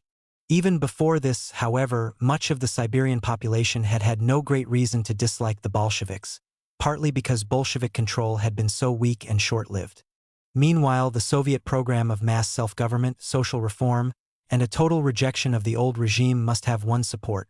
In addition, Moscow already ruled the bulk of the people of the Russian motherland. Given the weaknesses of the Kolchak regime, the Soviet idea had more and more appeal as time went by. Rival armies. Kolchak's armies were stopped and then pursued back toward the Urals. This was largely due to the growing size and quality of the Soviet forces. But the initial Red defeats were a sign of problems in the Red Army, and these were only gradually overcome in the course of the campaign. The Soviet High Command had had little knowledge of what was going on in Siberia, and it was surprised by Kansan's Ufa attack on March 4, 1919. 10 days before, Vatsidis had reported to Lenin that the local situation was improving and that the Urals were nearly within reach. Given the danger of Allied intervention, he urged that the main stress of Soviet grand strategy still be put on the Ukrainian and Western army groups. On February 24, Trotsky made a most optimistic speech in Moscow to a meeting of Red Army cadets. Summing up the position on our fronts, it can be said that the situation is completely favorable. The commander of Eastern Army Group misread White intentions. Colonel Kamenev assumed a concentration in the north around Perm, rather than in the center before Ufa, and the poor initial deployment of the Red armies was one reason for Kansan's successes. The confusion in the Red Eastern Command continued during the battles with Kolchak. Kamenev did work out a counterattack plan, which was approved at a high-level meeting with Trotsky and Vatsidis in Simbursk on April 10. He began a counterattack with his two southern armies, now under the command of Mikhail Frunze. Frunze was a veteran Bolshevik who had become involved in the army in the previous summer, and in 1925 he would replace Trotsky as Red Army chief. His 1919 Southern Group had originally been formed for the advance into Turkestan. In the end, however, the planned sweep from the south was threatened by rapid White progress. Troops had to be thrown in front of the Whites, and Frunze's counterattack was launched earlier than planned and with more limited goals. But the White Drive was stopped, and clearly Kamenev deserved much of the credit. On July 3rd, after his armies had pushed Kolchak back to the Urals, and with disaster threatening on other fronts, he replaced Vetsidis as Red Army main commander-in-chief. But this was only after he himself had been sacked on May 5th, just as the shape of his victory was becoming clear. According to Kamenev's memoirs, Vetsidis dismissed him for non-execution of his orders and, in general, for lack of discipline. He was, however, brought back by Lenin, presumably over Trotsky's objections, 3 weeks later, at the demand of the Eastern Army Group commissars. The various Red Armies had begun the spring campaign in a disorganized state. The shortcomings had been brought out at the time of the Perm catastrophe. Dzerzhinsky and Stalin reported that Third Army's move in December 1918 from the Urals to beyond Perm was not even a proper retreat, but an absolutely disorderly flight of an utterly routed and completely demoralized army. It was in a deplorable state. Commanders were unreliable, commissars inexperienced, soldiers confused, hungry, and cold. Of 30,000 men, only a third remained. Some had begun fighting on the white side. Fifth Army, shattered at Ufa in March 1919, was a center of the military opposition to Trotsky's centralizing policies with, as Vatsidis complained in mid-April, continuing splits between officers and commissars. Trotsky himself blamed the defeat of Fifth Army on the local commissars' system of slackness, grumbling, and criticism implanted from above. These shortcomings in the Red Army were gradually dealt with, partly as a result of Trotsky's victory at the Eighth Party Congress. On the other side of the battlefield, the lines of advance and timing of the White Siberian armies have been much criticized. Kolchak on January 6, 1919 did order a halt at Perm and a shift of the main axis of advance from the north to the center of his front. This was, however, sound strategy. To have tried to develop the December victory and chase the Red Third Army west along the Perm-Vyaka railway line would have been senseless. If Arkhangelsk was the objective, then the nearest rail route meant an advance of 600 miles to Vologda, and another 250 north from Vologda to the Allied White Lines. Even the rail river route via Vyaka, Kotlas, and the northern Dvina was a distance of 600 miles. Any deep thrust on the Perm-Vyaka line alone would have been threatened on its southern flank from the Soviet heartland. The northern region, moreover, was thin in people and supplies, and it was the middle of winter. The frozen port at Arkhangelsk would not open until May 1919, and it would be some time later that unpredictable supporting operations by the Allies could develop from there. More important, in January 1919 Kolchak's front was most seriously threatened in the center, from the Ufa direction, where the Reds were approaching the Urals passes. The situation demanded as a first step a counterattack in this central area. Kanzan was originally only given limited goals, but Kolchak's Stavka, GHQ, was right to develop his initial success and urge him early in April, as a second step, onto the Volga. It was necessary to take control of the region between the Urals and the Volga-Kama river system, whether Kolchak moved on Arkhangelsk, Saratov, or directly to Moscow, only with the center of the White Front covered by the great rivers, with rail links from the Urals to the crossings at Samara, Simbirsk, Serapol, and Perm, could a further advance be considered. And an advance to the Volga line would give the Whites manpower and food, take those things from the Reds, and cut the most important Soviet river communications line. A more telling criticism of the White Line of advance is that a weak area was allowed to appear on the southern flank. The Bashkir Corps changed sides in February 1919, and the Orenburg and Ural Cossack forces were badly organized after the fall of Uralsk and Orenburg in January, which made it possible for Frunze to burst the white bubble from the south in late April. And poor overall coordination made it difficult to shift troops from Siberian Army, around Perm, to Western Army. But the general conception of the attack was sound enough. The timing of the offensive was more debatable. It came before the White Army had been properly organized. Knox summed up the faults of Stepanov, Kolchak's Minister of War, in charge of the rear, and Lebedev, Kolchak's Chief of Staff, in charge of the frontline armies. Stepanov thought he had 10 years to beat the Bolsheviks. Lebedev wanted to do the job in 10 minutes. Both were excellent fellows in their own way, but together they were enough to ruin any empire. Knox was annoyed at Stepanov's plotting approach to the formation of new units in the rear, and in March bluntly told Kolchak as much. People are so occupied by talk and paper schemes that decisions are indefinitely postponed. The plain truth is that we will have to fight this year for our lives, and every hour is of value. Stepanov concentrated his resources on raising 5 new infantry divisions in central Siberia, and these were still only skeleton formations when the Ufa offensive began. Lebedev, however, attacked before the army was formed and trained, and he soon found himself without reserves. Kolchak's most experienced formation, Kappel's Volga Corps, was still refitting in early March and trying to incorporate Red POWs. It was thrown into battle piecemeal at the beginning of May and defeated. But what else could the Whites have done? In theory, they moved too late rather than too early. 2 full months passed between Kolchak's January directive and Kansan's offensive, and an earlier start might have brought Kansan to the Volga before the Rasputitsa. But it was winter, and his troops had to be redeployed and refitted after a long campaign. The Whites might, on the other hand, have had a much more cautious policy, holding the Urals line and equipping their army behind it. This made sense in purely military terms. It is what Stepanov and Knox wanted. Kolchak might have waited to mount, with General Denikin's Southern White armies, a coordinated late summer offensive against Moscow.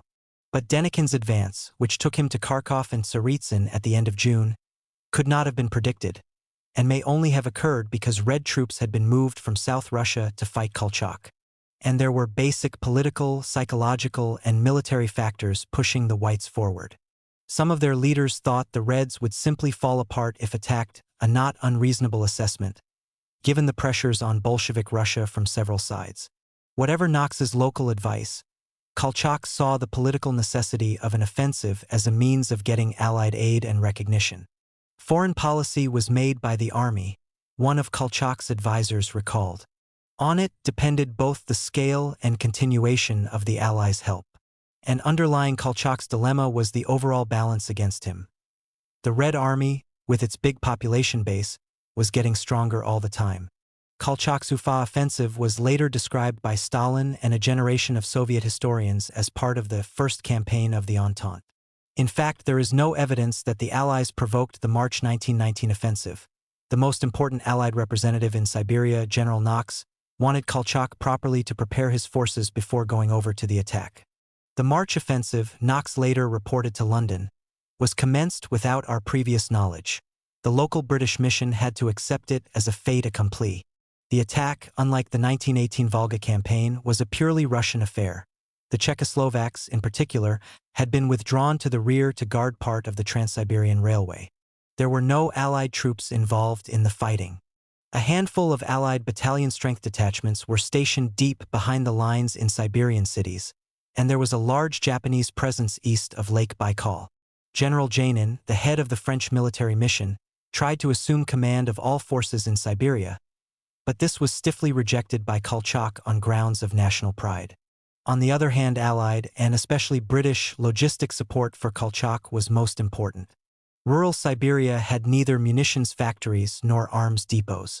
The Urals would be the arsenal of the 1941 war, but in 1918 to 1919 the factories there were in turmoil and starved of food and fuel. Weapons and supplies could only come from outside, and thanks to the port of Vladivostok they began to flow to Kolchak 6 months before they began to flow to General Denikin in South Russia, via the Black Sea. Knox stressed the British contribution in a letter to Kolchak of June 1919. Since about the middle of December 1918 every round of rifle ammunition fired on the front has been of British manufacture, conveyed to Vladivostok in British ships and delivered at OMSK by British guards. BritMiss, the British military mission, reported the arrival between October 1918 and October 1919 of 79 ships with 97,000 tons of supplies. The bulk arrived in Omsk between March and June 1919. Supplies included 600,000 rifles, 346 million rounds of small arms ammunition, 6,831 machine guns, 192 field guns, and clothing and personal equipment for 200,500 men. Kolchak was sent infantry weapons, rifles, machine guns, ammunition, on a scale comparable to that sent to Denikin. He was, however, sent much less, 5 times less artillery, and few if any aircraft or tanks.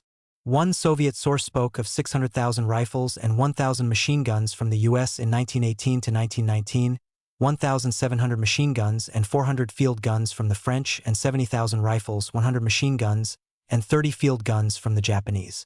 Whatever the figures, the Allies, led by the British, sent to Kolchak arms and equipment roughly comparable to total Soviet production in 1919.